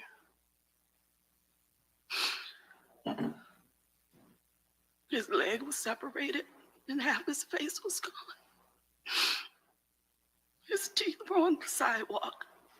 Fam, this day 2. But apparently, day 1, we made one huge mistake, and I want to correct it. This is not the trial for Bibby. This is the trial for Charles McCormick. Ksoo have a couple bodies he got to go to trial for, and this is just the first. But nonetheless, we're here to have 8 hours into an hour for a recap of day 2. And it's already raising serious questions about justice, loyalty, and the state's entire case. On trial, as mentioned, is rapper Ksoo, real name Hakeem Robinson, and his co-defendant, Leroy Whitaker, both accused of gunning down Charles McCormick in 2020 outside a shopping plaza. But while the state is working to prove they carried out the hit, the defense introduced a wild but potentially game-changing twist that the real shooter is a key state witness, Dominique Barner, as we previously mentioned in the first video. In court today, fam, we're going to hear what the jurors heard, or at least key details on what the jurors heard, which was an emotional and graphic 911 calls. One came from a local business owner who had just promised Charles a job on behalf of his mother. Minutes later, she ran outside and saw a sight that will haunt her forever. Charles lying in the street, teeth scattered, half of his face blown off. And the second call came from a woman who said she was taken hostage by the same 2 suspects shortly after the killing, saying they stole her phone and changed clothes in her home and waited over an hour for a getaway driver, allegedly Ksoo's dad. But the most jaw-dropping moment came when both defense attorneys made a bold suggestion during cross-examination that Dominique, the state's key witness, is actually the man who pulled the trigger, yet he's not on trial. According to them, he cut a deal to save himself by flipping on Ksoo and Leroy. If it's true, this case might not just be about guilty or innocence, but about who the state chooses to protect. So before we go over this one, I want you guys to remember, I don't give you no angle. I just give you the story. So with that being said, make sure you like, comment, and subscribe. We're going to jump right to it. Day 2 of the Charles McCormick trial is now in the books. On trial, Jacksonville rapper Ksoo, real name Hakeem Robinson, and Leroy Whitaker. But according to the defense, the man who actually pulled the trigger isn't even sitting at the defense table. His name is Dominique Gerald Barner, and instead of facing charges, he's testifying as a key witness for the state. Today we break down the chilling 911 calls, horrifying witness statements, and defense strategy that might just expose the biggest twists in the case. The first 911 call played in court came from a woman who had just offered Charles McCormick a job. She was helping his mom trying to get him off the streets into something better. But moments after they spoke, shots rang out. She was outside and saw Charles on the ground. According to her, his face was half gone and his teeth were scattered across the street. It's one of the most disturbing calls and testimony played so far in this trial. Check it out. We need help. They're shooting. 7001 Merrill Road. He's running across the parking lot with a shotgun. Okay, ma'am. Okay, who's shooting, ma'am? Give me a description. The gentleman, he has a black mask on. He has on a skull cap. He's running across the parking lot. 7001. I'm at Express Employment. Okay, ma'am, slow down. Okay, he has on a black mask. What color shirt and pants? God, ma'am, he has on a... No, hey. Ma'am. He has on a black mask, skull cap, running, tall, thin, black male. Okay. Oh, Jesus. And did he shoot anybody? Girl, where's Charles? Was it Charles? They shot through my door, my window. They shot Charles McCormick. Okay, ma'am, somebody's been shot, ma'am? Did they shoot him? Do y'all see him? Yes, he's down on the ground. His name is Charles McCormick. I know who he is, ma'am. Okay, ma'am, so listen to me. I got everybody coming to you, ma'am. I need some questions. I need you to help me, ma'am, okay? Listen to me. Ma'am, listen to me, okay? Listen to me. Where has he been shot at? We need all this information, ma'am. He's in the parking lot, ma'am. The guy that's been shot, is he in the parking lot? Parking lot. Is he black, white, Hispanic? Black, young male. His name is Charles McCormick. McCormick. And you don't know where he's been shot at? No, I don't know. I'm in the building. He was running. He just left out of my business for a job. And as soon as he came out, somebody started shooting at him. And he ran. And he's in the parking lot. And you said, what was his name again? His name is Charles McCormick. Guys, where is he at? Do y'all see him? Ma'am, go to my office and look out the window, please. He's on the sidewalk. And what's your last name, ma'am? Listen to me. We got everybody. The Ma'am, listen to me, okay? We got everybody coming to you, lights and sirens, ma'am. I need you to get my eyes for me, okay? He's on the ground, on the sidewalk, and he's not moving. My building. Okay, ma'am, I got fire and rescue coming for him. He's laying on the ground, correct? Yes. Oh my God. Oh my God. Okay, so the guy that was doing the shooting, where is he at? I don't know where he is. He's ran. Yes, I got my phone. I'm calling her now. And which direction did you see him leave running in? Yes, I saw him running. Which way? They ran towards the Bailey's gym. They ran west of me. Tell them. Mel, look out there. Look at him. Take a picture. Just use your phone. Take a picture, Mel. Take a picture. Use your phone. Take a picture. Take a picture. Just take a picture. Okay. And you said this guy, the guy came in to get a job? Yeah. Charles McCormick. I'm a staffing agent. Okay. He came in for his interview. Okay. Got a job. He was walking out for his job assignment. As soon as he walked out the door, this guy started shooting at him in the parking lot with a mask on. He started running. He ran on the side of my building on the sidewalk, and the guy shot him. It's like a shotgun. He's down on the sidewalk. He's not moving. What else do you need to know right now? I have bullet holes all in my window right now. Okay, ma'am. We got everybody coming to you, okay? Okay. Okay, ma'am. Nobody. I got it. Okay. All right. We got somebody that's out there with the victim. Okay, and what's your last name, ma'am? Saunders. Saunders. Now, we really don't need no cross-examination from Ms. Saunders, but I want you to hear what she's told the state and the juror on what she exactly saw and what she exactly did the night that Charles had lost his life in front of her business. I didn't hear anymore. So did you make that call after the shooting stopped? Yes. After you got off the 911 call, did you go outside? I did. Did you approach where Charles was? I did. How close would you say you got to him? All the way to him. And what did you see?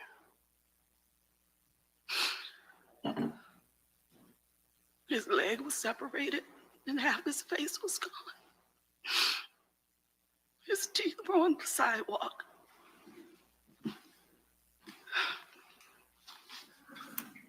Did anyone else come outside to try and check on him? Yes, there's a medical office next door to me, and one of the staffers were out there as well as they tried to cover his face. You need a minute? Excuse me? You need a minute?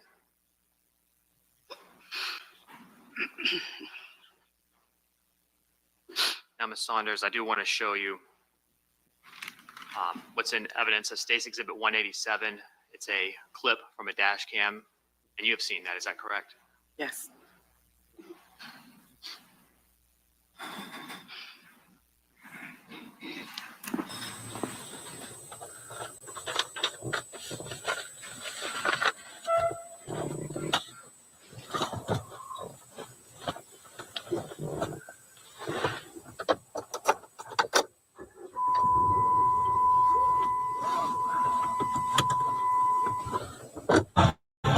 Were you just inside that door speaking to him? Yes. Do you recall what the last thing was you told him? Do good. Have a good day. And is that where you remain, just inside that front door? Yes. No further questions, Judge. Now, the second 911 call came later on that day from a woman who said that two men had broken into her home right after the shooting. She said they held her for hostage for over an hour, stole her phone, and changed clothes in her husband's closet, waiting on a getaway driver. And who was the getaway driver? Allegedly, Ksoo's own father, Abdul Robinson Sr., as we mentioned on day one, is now one of the state's cooperating witnesses. On a recorded line. Two people that held you in your house, you know, were they black, white, or Hispanic? I was here. They were black males. You know what color shirt either of them had on? When they initially came in, they were, they changed clothes. They got my husband's clothes. You know what? The last time you saw them, what color shirt either of them had on? What one of them is wearing, the one that's got a mustache is wearing plaid sleep pants with a gray Kamani Brothers t-shirt. The other one's wearing a white muscle shirt and black Mountain Dew sleep shorts with gray tennis shoes. They're carrying their other clothes. said, what color were the pants with the white tank top? It's Mountain Dew theme. They're black background with Mountain Dew all over them. Which direction were they headed the last time you saw them? Do you know? It jumped into a red. I thought it was a Charger, but the officer who's working traffic into up the street says it's got two doors. He says probably a Challenger, but it jumped into a red one of those, or reddish color, and then headed down towards Arlington, downtowns and towards Arlington Expressway. Did either of them have any weapons on them? Not that I could see. The one definitely did not. The one who kept his he had a black hoodie that he kept trying to keep around his face. I couldn't tell anything that he had. How long ago did this occur? They found him in my house at 10:30, and they just left about 10, 15 minutes ago, if that. So they came. You found them in the house? I came out of the bathroom. And saw one of the bedroom doors was shut. I went and opened it, and they were standing right there in my house.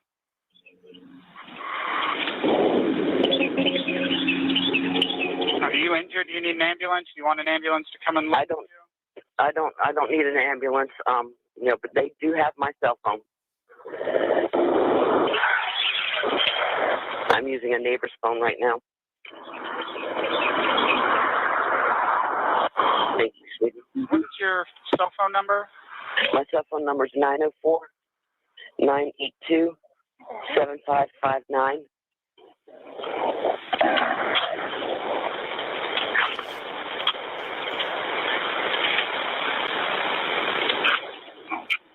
All right, ma'am. So are you going to be waiting at 1033 Townsend? Yes. Okay. All right, well, we do have the call. We've sent it, and officers are going to be out there to you shortly, okay? Okay, thank you. You're welcome. Now, the thing about this witness, as Ksoo and Leroy, defense attorney, as cross-examiner, she can only identify the two boys as Tattoo Dude or Squirrely Dude from his tattoos. And the tattoo she referring to is Dominique. He's not on trial. He was a state witness. So how is it two people for trial for his murder, Charles that is, if she's describing one of the shooters as a state witness? Check it out. And did you have any injuries as a result of being grabbed and kind of thrown down to the ground? Other than a bruised shoulder. Your Honor, may I approach for one moment? I'm sorry? May I approach the clerk for one moment? Yes.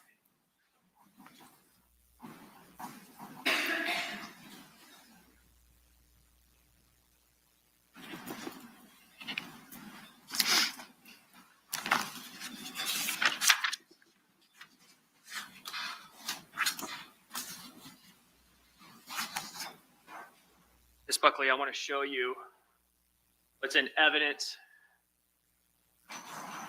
as State's Exhibit 135. Do you recognize that photograph, ma'am? Yes. All right. And is that you? Yes. And did you have a slight bruise or injury there to your neck? I couldn't see it because but they say the police officer saw it. And 137, what are we looking at there? That would be a scratch mark from I'm assuming when they tried to get me off the death grip. Okay. You didn't have that before then? No. 142? That was where I scraped the sliding door being pulled back in. And that was when both of them were pulling you in? Hmm? Is that when both individuals were pulling you in? Yes. 143? Is that just a close-up of that scrape? Yep. States 133. Is that the clothing or the pants that you had on that morning? It's the pants. The shirt matched, but they made me change. And States 143, same pants? And they were collected? Yes.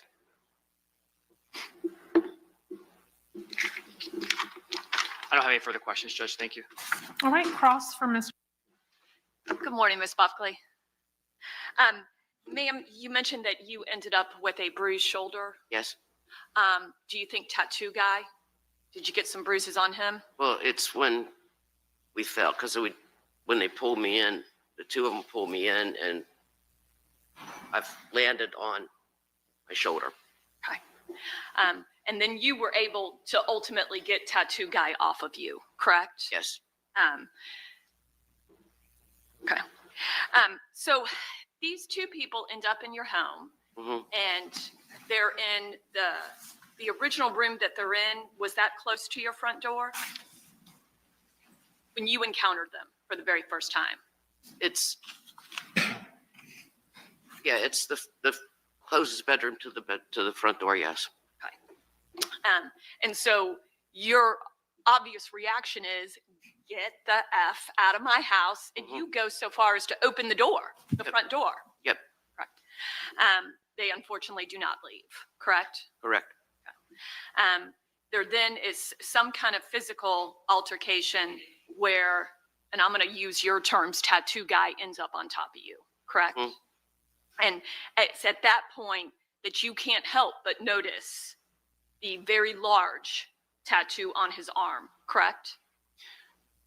He had a tracksuit on, so the jacket. I did not see the tattoo in detail until late when he sat down on the couch after the kerfuffle at the front door, and we came in. That's when I saw him. Okay. At that point, was he in a short sleeve shirt? No, he had a jacket. Taken off his clothes. He hadn't taken the jacket off or anything. At some point, did you get a good look at Tattoo Guy's tattoo? Yes, I did. And what was so distinctive about it? It was the size of it, and also when I saw the year, the only thing I could think of is these guys are, just a couple years younger than my kids. Do you remember that year right now? Yes, ma'am. Is it a number you'll probably never forget? Pretty much. 1993, ma'am? Yes, ma'am. And obviously, that was something you were able to provide description right away, Yes. correct? Yes. He had another tattoo on the other arm, but the way he was sitting, I couldn't read it.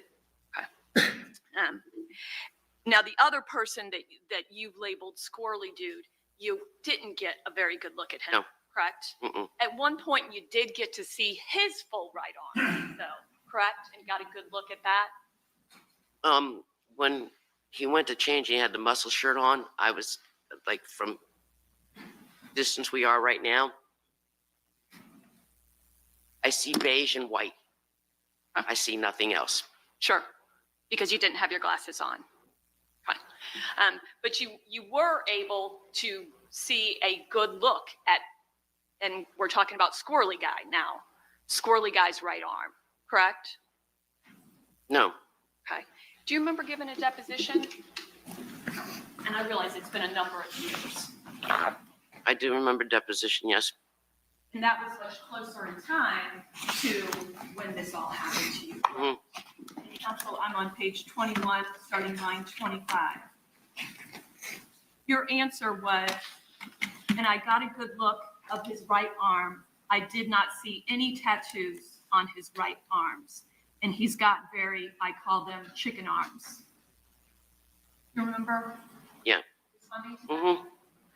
So the Squirrely Guy, you were able to see his right arm pretty closely when you were in very close proximity to him, and you didn't see any tattoos on his arm. It wasn't close proximity again. It was the distance I am between you and me right now. Okay. Okay. And from what I could see, without my glass, I could not see any tattoos that were visible to me. Okay. But back when you gave your deposition, you did indicate that you had gotten a good look at his arm. Yeah, the only thing I could, get a good look of is, I see the shape, I see shapes, I see colors. It's the fact that he had really skinny arms. Okay. Now, this person, Squirrely Dude, you described that the hoodie was not only on, but it was actually tied, correct? Yeah, he pulled it. As soon as he saw me, he pulled the hoodie up and pulled it tight. And Squirrely Dude, you didn't end up having much interaction with, correct? Right. Okay. It appeared that Tattoo Guy was kind of calling the shots, right? I don't know. Well, according to you, it was Tattoo Guy that kind of tells Squirrely Dude, hey, go change your clothes. Was that not your direct testimony? I'm sorry. It was, it was Tattoo Dude's idea, yes. But as far as who was calling the shots, I can't make that call. I don't know. Sure. Okay. And you described that you end up in the living room And you are able to have a cigarette? Yes. And I guess Squirrely Dude at that point keeps trying to tell you, hey, I need help. Please look at my phone, right? No, that was when we first landed in the hallway. Okay. When you're trying to get them to leave. And they tried they were like, lady, you don't understand. I said, like, I understand. You're in my house. You don't belong here. You need to leave. And they're like, we were ambushed. And Squirrely Dude, holds us down his phone for me to see. I said, I don't. He's like, we got it on phone. I said, I don't want to see that. I said, if that's true, you need to call JSO. I said, or leave my house one at a time, head down a couple blocks down to the expressway. But either way, you need to go. Now, you were wearing your wedding rings when this occurred? Yes. Okay. And there were valuables in your home, yes. Correct? Fortunately, the intruders did not take those things. Right.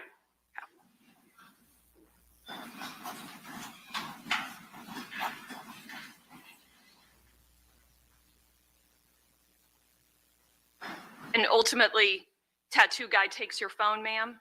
Yes, ma'am.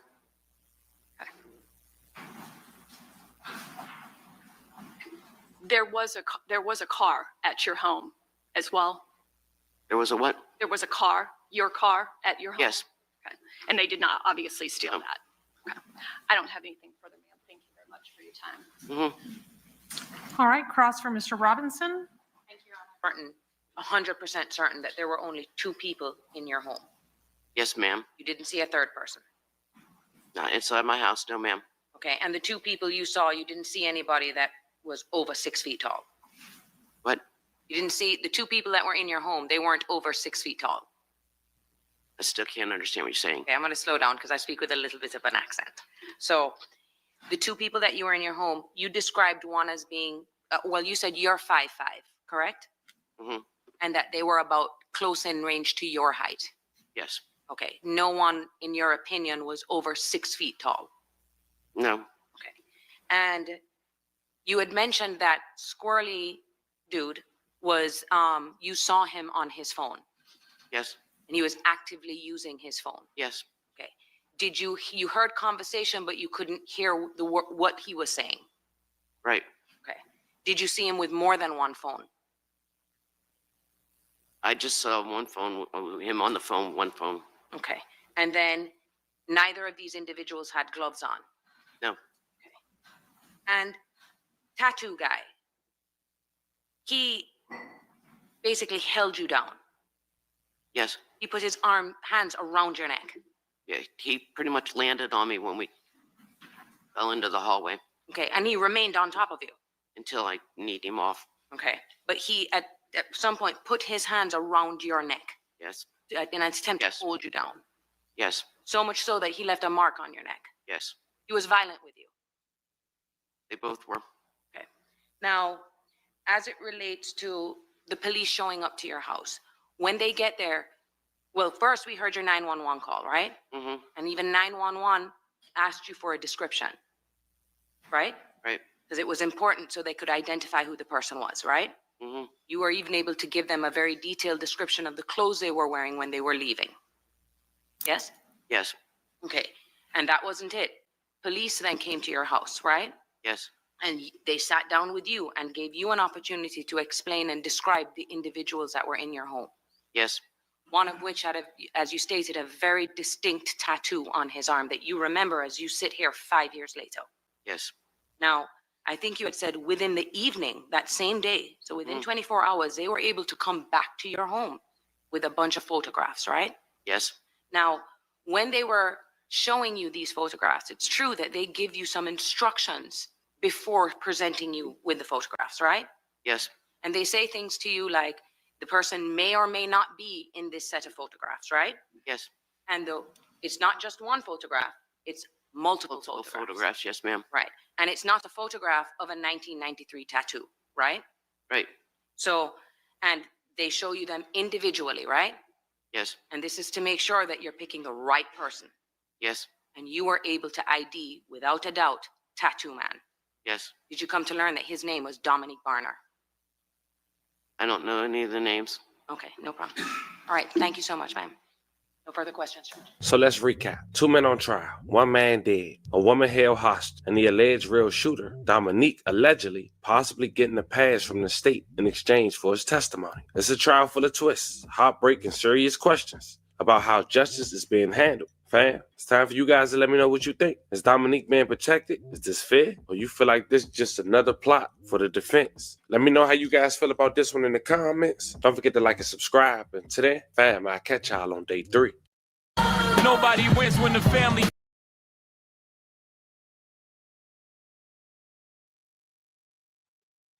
Well, once again, man, we done watched all the Ksoo's that they got going on today. In my opinion, man, about this murder right here, the murder that they talking about right here, Ksoo got a with Blue and Dominic still testifying on him. He got a 30% chance, man, out of 100 to walk off, to probably get off, cause the lady saying it wasn't him. They identifying the motherfucker who got immunity as the motherfucker who the victimizer, and I don't think he gonna get held for this one. I think he probably get caught up in the next one, but this one, it don't sound like it's him, man. It don't look like it's him in the picture. It don't sound like the witnesses saying that no motherfucker was duck height, tall. What I mean, so I don't know about all that, man. No, what I'm saying is the evidence looking so far is looking good for Ksoo because of his height. It's looking good for him because of his height, man. They not describing him. How you gonna charge a motherfucker just off what the internet saying? You can't do that. Or cause he making a Western name. That if that's the case, you might as well go and get Younger Ace in, cause Younger Ace, he said 5 in the morning, got a call from a bitch. He described the whole motherfucker shooting. You would have thought Young and Ace was gonna get grabbed, but the whole time he ain't got shit to do with nothing. It's some crackheads that killed Julio Fulio. Julio Fulio, when it came out, we thought Young and Ace did it. Everybody, the whole internet. Young and Ace about to go to jail. Man, it was 5 crackheads, man. Five backup singers, man. It wasn't even the motherfuckers who we thought it was gonna be. Lil Durk murder for hire. I'm thinking real talk. I ain't gonna lie to you. I'm thinking when they said Lil Durk OTF took down for a motherfucking murder for hire, I'm thinking Bezu, Boona Mo, Boona. I'm thinking the motherfuckers who be with Lil Durk. The motherfuckers who be crashing out and online woofing and shit. It ain't none of them. We don't even know 4 of the guys that's on that motherfucker. We thinking of one guy. We thinking Vonnie. He's some hustle man ass nigga who be in Icebox trying to get a deal. Whole time, this motherfucker, he with the shits. Be like that sometime. But from what I seen so far, man, I ain't seen nobody, no witness say that Ksoo besides his daddy and his cousin. I mean, his homie, his ex-homie, which is Dominique. But that's the only thing I seen so far on that. As far as anything else, the lady just said that Ksoo wasn't there. The other person said that the other person wasn't 6 foot tall. You know the difference between a person who 5'9" and 6 feet. It's a big difference. You know the difference between a short motherfucker around your height and a motherfucker who taller than you. That's just period. Now I ain't saying that he ain't did shit to nobody, but I don't know. They might got some more evidence. Might got him on ring camera.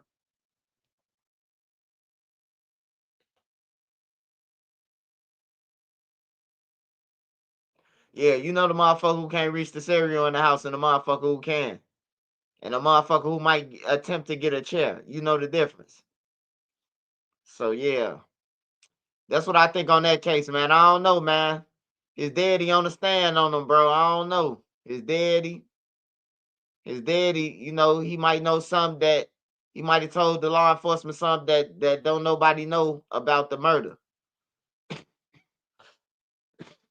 One thing I can say, Ksoo lawyer better than all these motherfucker, everybody else lawyers that I seen around this motherfucker who committing crimes. Shit, at least his lawyers did fight.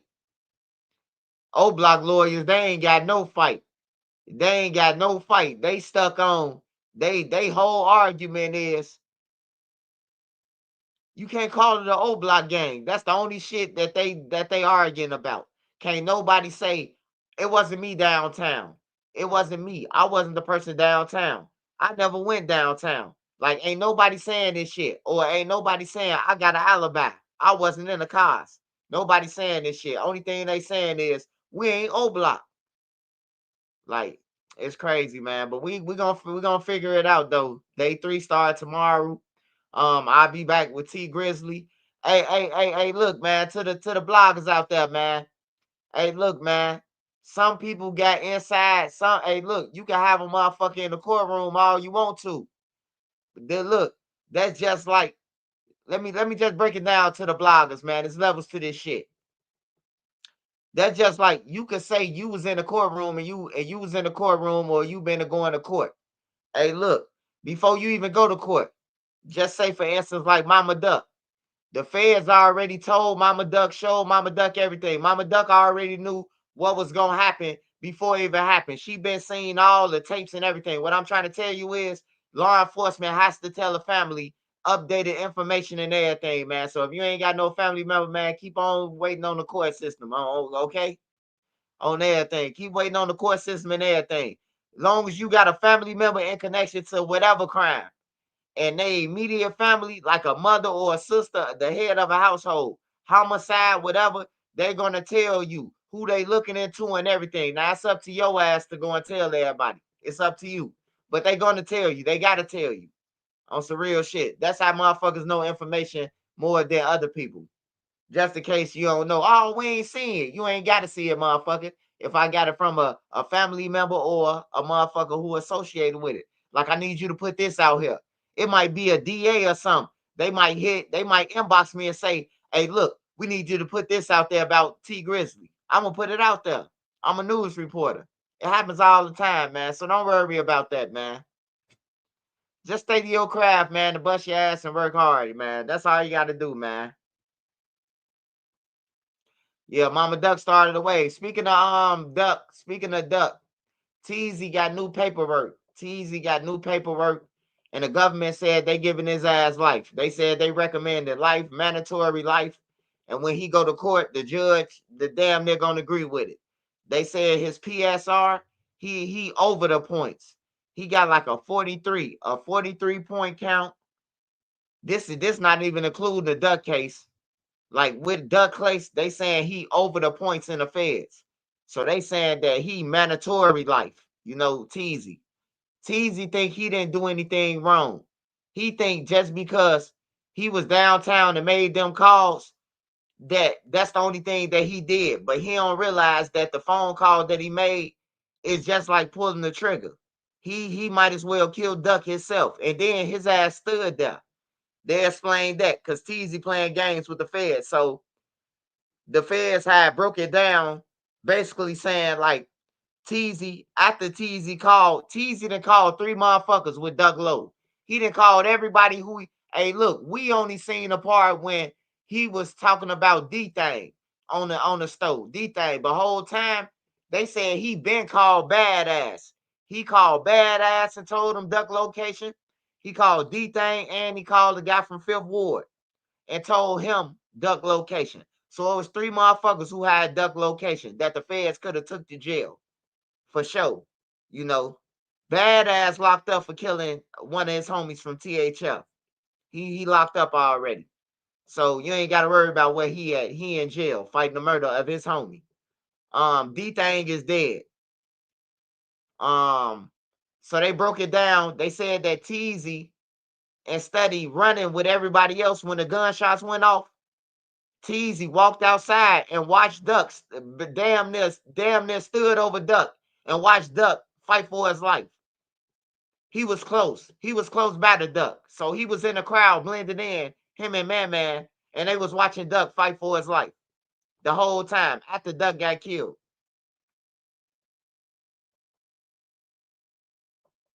So, and then he texted his baby mama and told her that it's over with.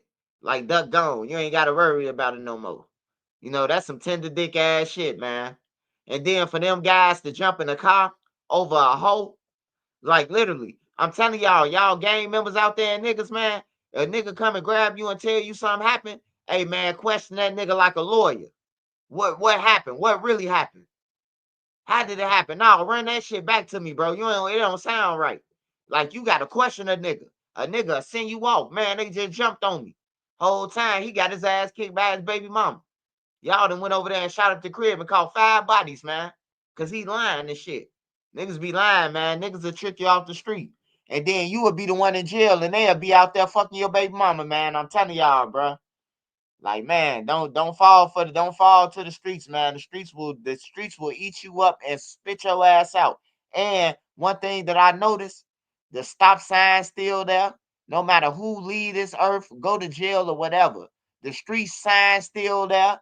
When you done, when you get through. 39th and King Drive still gonna be 39th and King Drive. 63rd still gonna be 63rd. It's just gonna be some new motherfucking players in town. That's all it is, man. So make sure you tighten up, man. Make sure you tighten up. Don't let your homies trick you off the street. I always want to come and grab you to do the shooting. Ask the motherfucker why he can't shoot. What his finger hurt?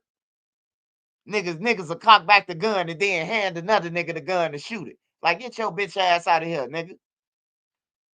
He'll play like he rolled his ankle while he was cocking back the gun. Don't fall for that shit, I'm telling you. I done seen niggas do it. Cock back the gun and then play like their ankle hurt. Because they don't want to shoot. They don't want to be the one to catch the hat. But they be the ones that geek that shit up. Hell yeah, the streets don't love nobody though, man. But for Ksoo, man, he in deep shit. Like I said, I'll give him a 30% right now. His lawyers now putting up a fight. Like NBA YoungBoy. I mean, like Brad Steele, man. So and Johnny Cochran, she putting up a fight. That lady throwing insults out there. That lady said that's not Ksoo daddy. In fact, he's a sperm donor. He's a donor of Ksoo. That lady throwing shots, man. I ain't seen no lawyer do that, bro, in a long time. Sam Adams, Dan Franks. They got tactics like that to eat up the witness. But yeah. But what else? 05 Kiddo, he in jail. I'll keep y'all updated. Only time I report about it, unless somebody called me from the county jail and tell me they done wishboned him. What I mean by wishbone, that means one of his eyes is normal and the other one got a ring around that motherfucker. On everything, they got him. He done did so many dead people. He did so many family members and shit like that. I wouldn't be surprised if the whole deck surround this little ass and be like, what you say? You know?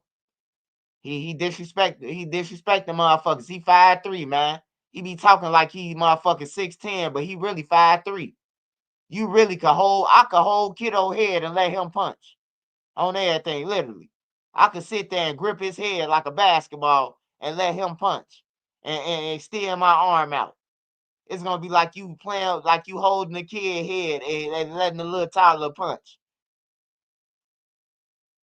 He got a boyfriend in there. He probably do. These niggas love jail. That's why they be kicking it with all the niggas. I be seeing the little females online. They stay with all them niggas like they gay. The females starting to call the dudes gay now. Hey, I ain't gonna lie. Hey, look.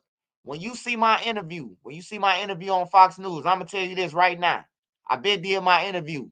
When you see my interview, we talked about Melo Bucks. We talked about the mass shooting with Melo Bucks. We talked about all that. And I kind of took up for Melo Bucks, man, because I ain't think Melo Bucks was going to come out and start rapping about dissing people and shit. Like saying that she won't get back and, all that shit. I ain't think she was going to come like that. But she came like that. You hear me? She came just like a nigga and all that shit. And, but Melo Bucks said the same shit I said. I said, man, this is a different era. Like, the news people thinking that, like, all the BDs and the organizations and no, it ain't that. No. These little motherfuckers, they on their own time. These little motherfuckers, they crackheads. They doing drugs, they killing people, and then they get on the internet about it, And everything Melo rapped about in that song, Watch my interview. You gonna be like, damn, did she hear him or something? Like, for real, did she hear me speak or something? Because everything I said that the young niggas doing, she said. I say, man, we motherfuckers hate them YNs. The news reporter so funny. She was like, what's a YN? I said, a young nigga. She said, I supposed to got the end. I could see it. You know, she was confused like a motherfucker until I told her young nigga on everything. I actually switched it up and said ninja, but you know, she knew what I was talking about when I said ninja, young ninja. On some real shit. But we hate them motherfuckers, man. The YNs, they fucking up everything, man. They killing everybody, robbing everybody, backdooring their best friends and shit. Hey, that shit ain't cool. That ain't cool at all, man. Don't nobody like that shit. We can't even trust you. If you just killed your homie, and then they think that shit cool. I see the little nigga rapping about if somebody killed Raheem, then we did it. You know? Like they think that shit cool, that Jew shit, you know.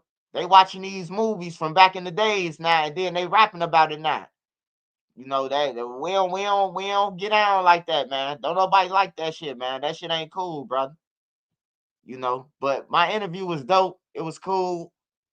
Y'all just be looking out for it, man. I'm gonna drop more content tomorrow. I got an interview tomorrow too. Yeah, baby Chief do it. He talented, man, but niggas say, son, they said we killed Raheem. We did it. I say, oh man, here it go. Here it go. Hey, look, you would think that all the crimes will be solved the way these motherfuckers get on the internet and then just say they did it. You would think like it ain't no crimes. But they don't get no fuck, man. They need that shit to go on, bro. That's why they don't do their job. See, New York is different, man. New York is way different, man. New York, if you kill somebody, man, I'll give you a couple of days on the run, bro. If you don't get the fuck out the country, your ass is caught. You hear me? You New York hunting for you. They coming to get your ass. I done seen so many niggas come out them buildings in New York every week. They indicting 30, 40 motherfuckers. You hear me? At one time. They can't even get one person in Chicago, bro. Like, for real. They can't even get one motherfucker, man. The feds got to come in and grab a motherfucker. Chicago police ain't doing shit. They ain't doing nothing, man. They ain't doing nothing. The mayor ain't shit. The mayor taking up for the YNs. We gotta put money in investment. How the fuck you gonna invest, man, when they destroying shit? You can't, hey, look, you can't build shit over no fucked up shit, man. That's like you putting on a dirty pair of drawers with a clean outfit, man. You know? You putting on some dirty panties with a brand new outfit with a sundress. Like, nah, bro, you can't do that, man. And that's what them people think they could do. They think they could build shit and all that. We have to invest in them. Man, look, bro, you give them any money, they buying pipes with. I'm telling y'all right now. I'm telling them right now, if y'all give them motherfuckers some money, thinking they going to school or something, they gonna put on for some pipes. It's gonna be 10 of them. They gonna sign up for school. They gonna get their first check and they gonna quit. Because they didn't plan on going to school. They planned on getting the money so they could buy some more guns. Shit. Yeah, man. It's so many motherfuckers getting wiped out, though. But not just Chicago. Philly, Florida, fucking Memphis, Atlanta, Texas. Man, everywhere, bro. I just seen some shit in Alaska, bro. A motherfucker just did a shooting, try to shoot somebody in Alaska, 2 dudes. The security shot their ass down, bro. Shot dude down, bro. Left him in a flower pot. You hear me? Yeah, Oakland, DC, Detroit, everywhere. Everywhere fucked up. Cleveland, everywhere bad, bro. Like, everywhere they crashing out, bro. And ain't nobody gonna stand up and say nothing about it, bro. The shit's stupid. If my homie came and got me, bro, and my homie said, man, we finna go over there and shoot. Man, I ain't finna just say, hold on, let me get my black Air Force Ones. What's up? What's going on, bro? What you going over there and shoot for? What they do?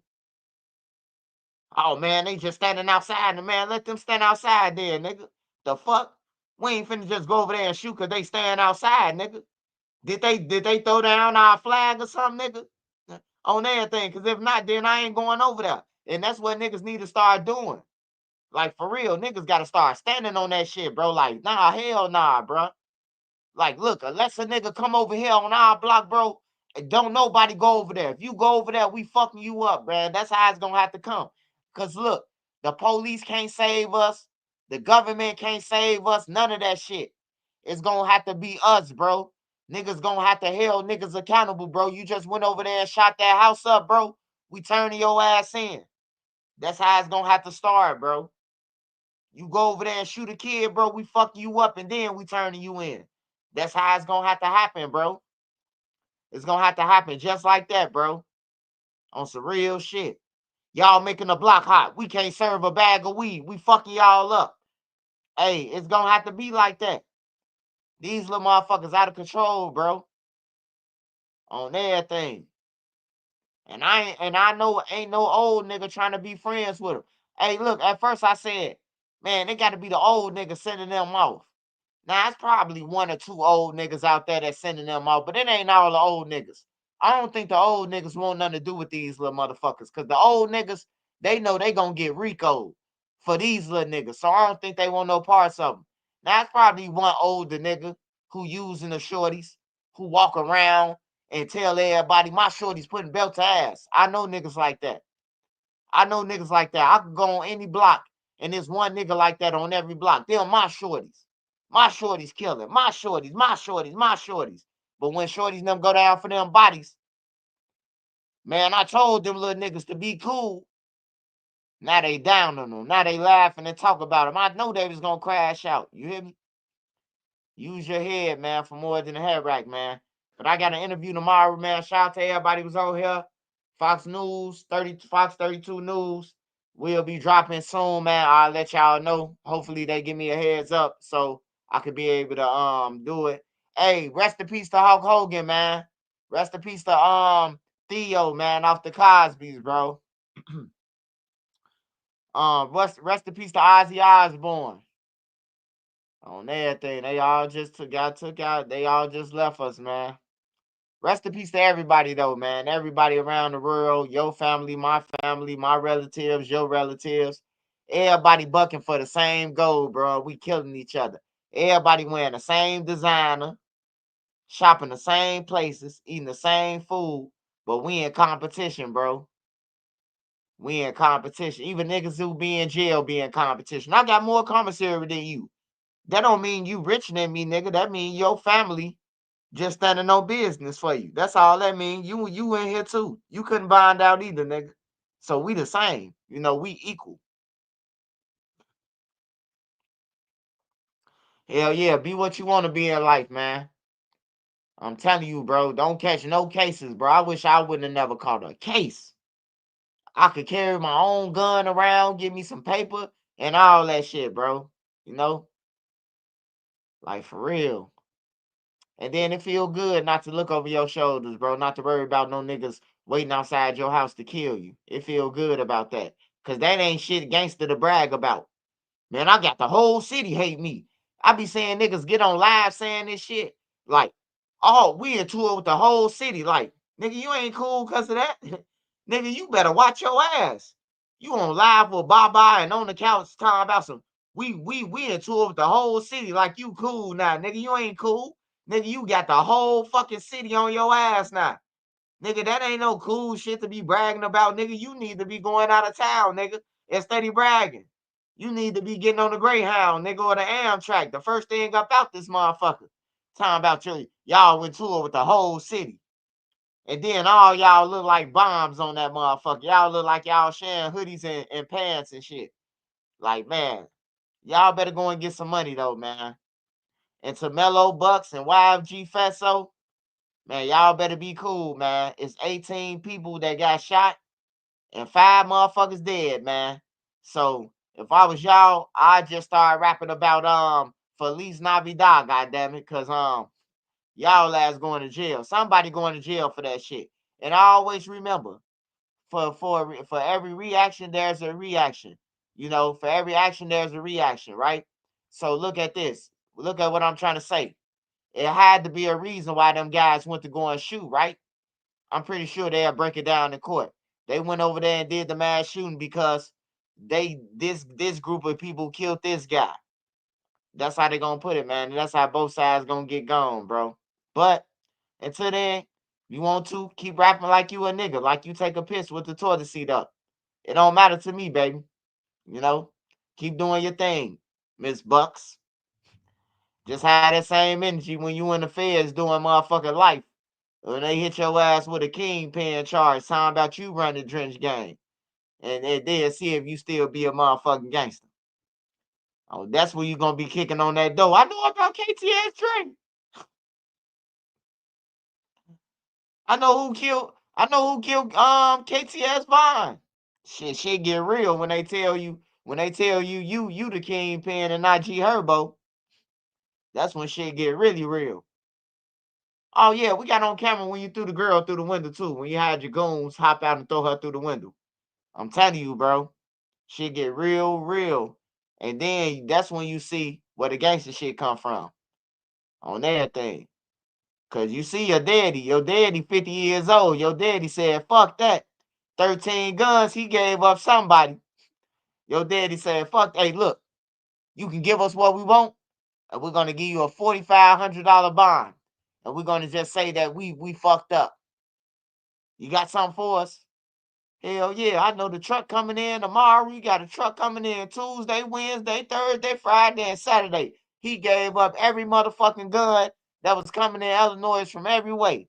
The motherfucker was coming from Wisconsin way, Springfield way, some bodies and everything. Hey, look, you ain't finna serve no motherfucking federal agents, ATF agents, 13 guns, bro, and not have a no bond on everything. Hey, look, why would they let you out when they got motherfuckers who just set you up out there? You know who you sold the purple gun to. You know who you sold the pink gun to. Why would they let you out? You had to give them some hella motherfucking stories up in that motherfucker within that time. He went up in that bitch like, where do I start? For real. You know? But yeah, they set him up though, shit. You know, that's the trickle effect. They set him up. His homies them set him up. Shit, you have no choice, my brother. Let the domino effect begin. But yeah, man, y'all stay peaceful and blessed. Shout out to all my mods on here. E baby, what's up? Trap God, Beezy baby, Dro the Mob, what's up? Make sure y'all go and follow Sparks now. Savage Black, what's up, nephew? Made Media Magazine, he'll be back next week. Made Media be back next week. He'll be back online next week. So for all Made Media fans, he'll be back next week online, man. So make sure y'all tap in to Made Media Magazine. Make sure y'all get life insurance too, man. It's very important to get life insurance, whether you got Platinum, whether you got Allstate or Geico or whatever the fuck you got. Get life insurance though, bro. Because for real, at the rate y'all woofing and dying and shit, like nobody's going to help you. I be want to share a lot of GoFundMe. But then I look at on their pages and see that they standing in front of a Benz holding up $60,000 with 5 goddamn chains on. I'm like, hell no, I ain't finna put that shit on my page. Hey, look, why would you put out a GoFundMe with a nigga standing in front of a Benz or a Maybach or a Lamborghini? You got a motherfucker on the picture inside a Lamborghini. Like, ain't nobody finna send that nigga no money. That nigga inside a Lamborghini. I don't give a fuck if he was just taking a picture of somebody else shit. You don't do that, man. That's just disrespectful, bro. You asking for a motherfucker GoFundMe, but this motherfucker, he on the hood of a BMW holding a bag of motherfucking money, like $1 million worth of game, goddammit, with a little dirt chain on top of the money. Ain't nobody giving you shit, nigga. Nigga, you better tell your granny them to go to church with some apple pies, goddammit. But yeah, I love y'all, man. I appreciate y'all. Make sure y'all stay safe out there. Stay blessed, stay humble. And yeah, I see y'all tomorrow, man. For more update on Queso, T Grizzly, and anybody else that come across my radar, man. Shout out to Nene Marie. Make sure y'all go and hit off for a book. Make sure you get my book if you ain't got it. I'll see y'all on the rewind, man.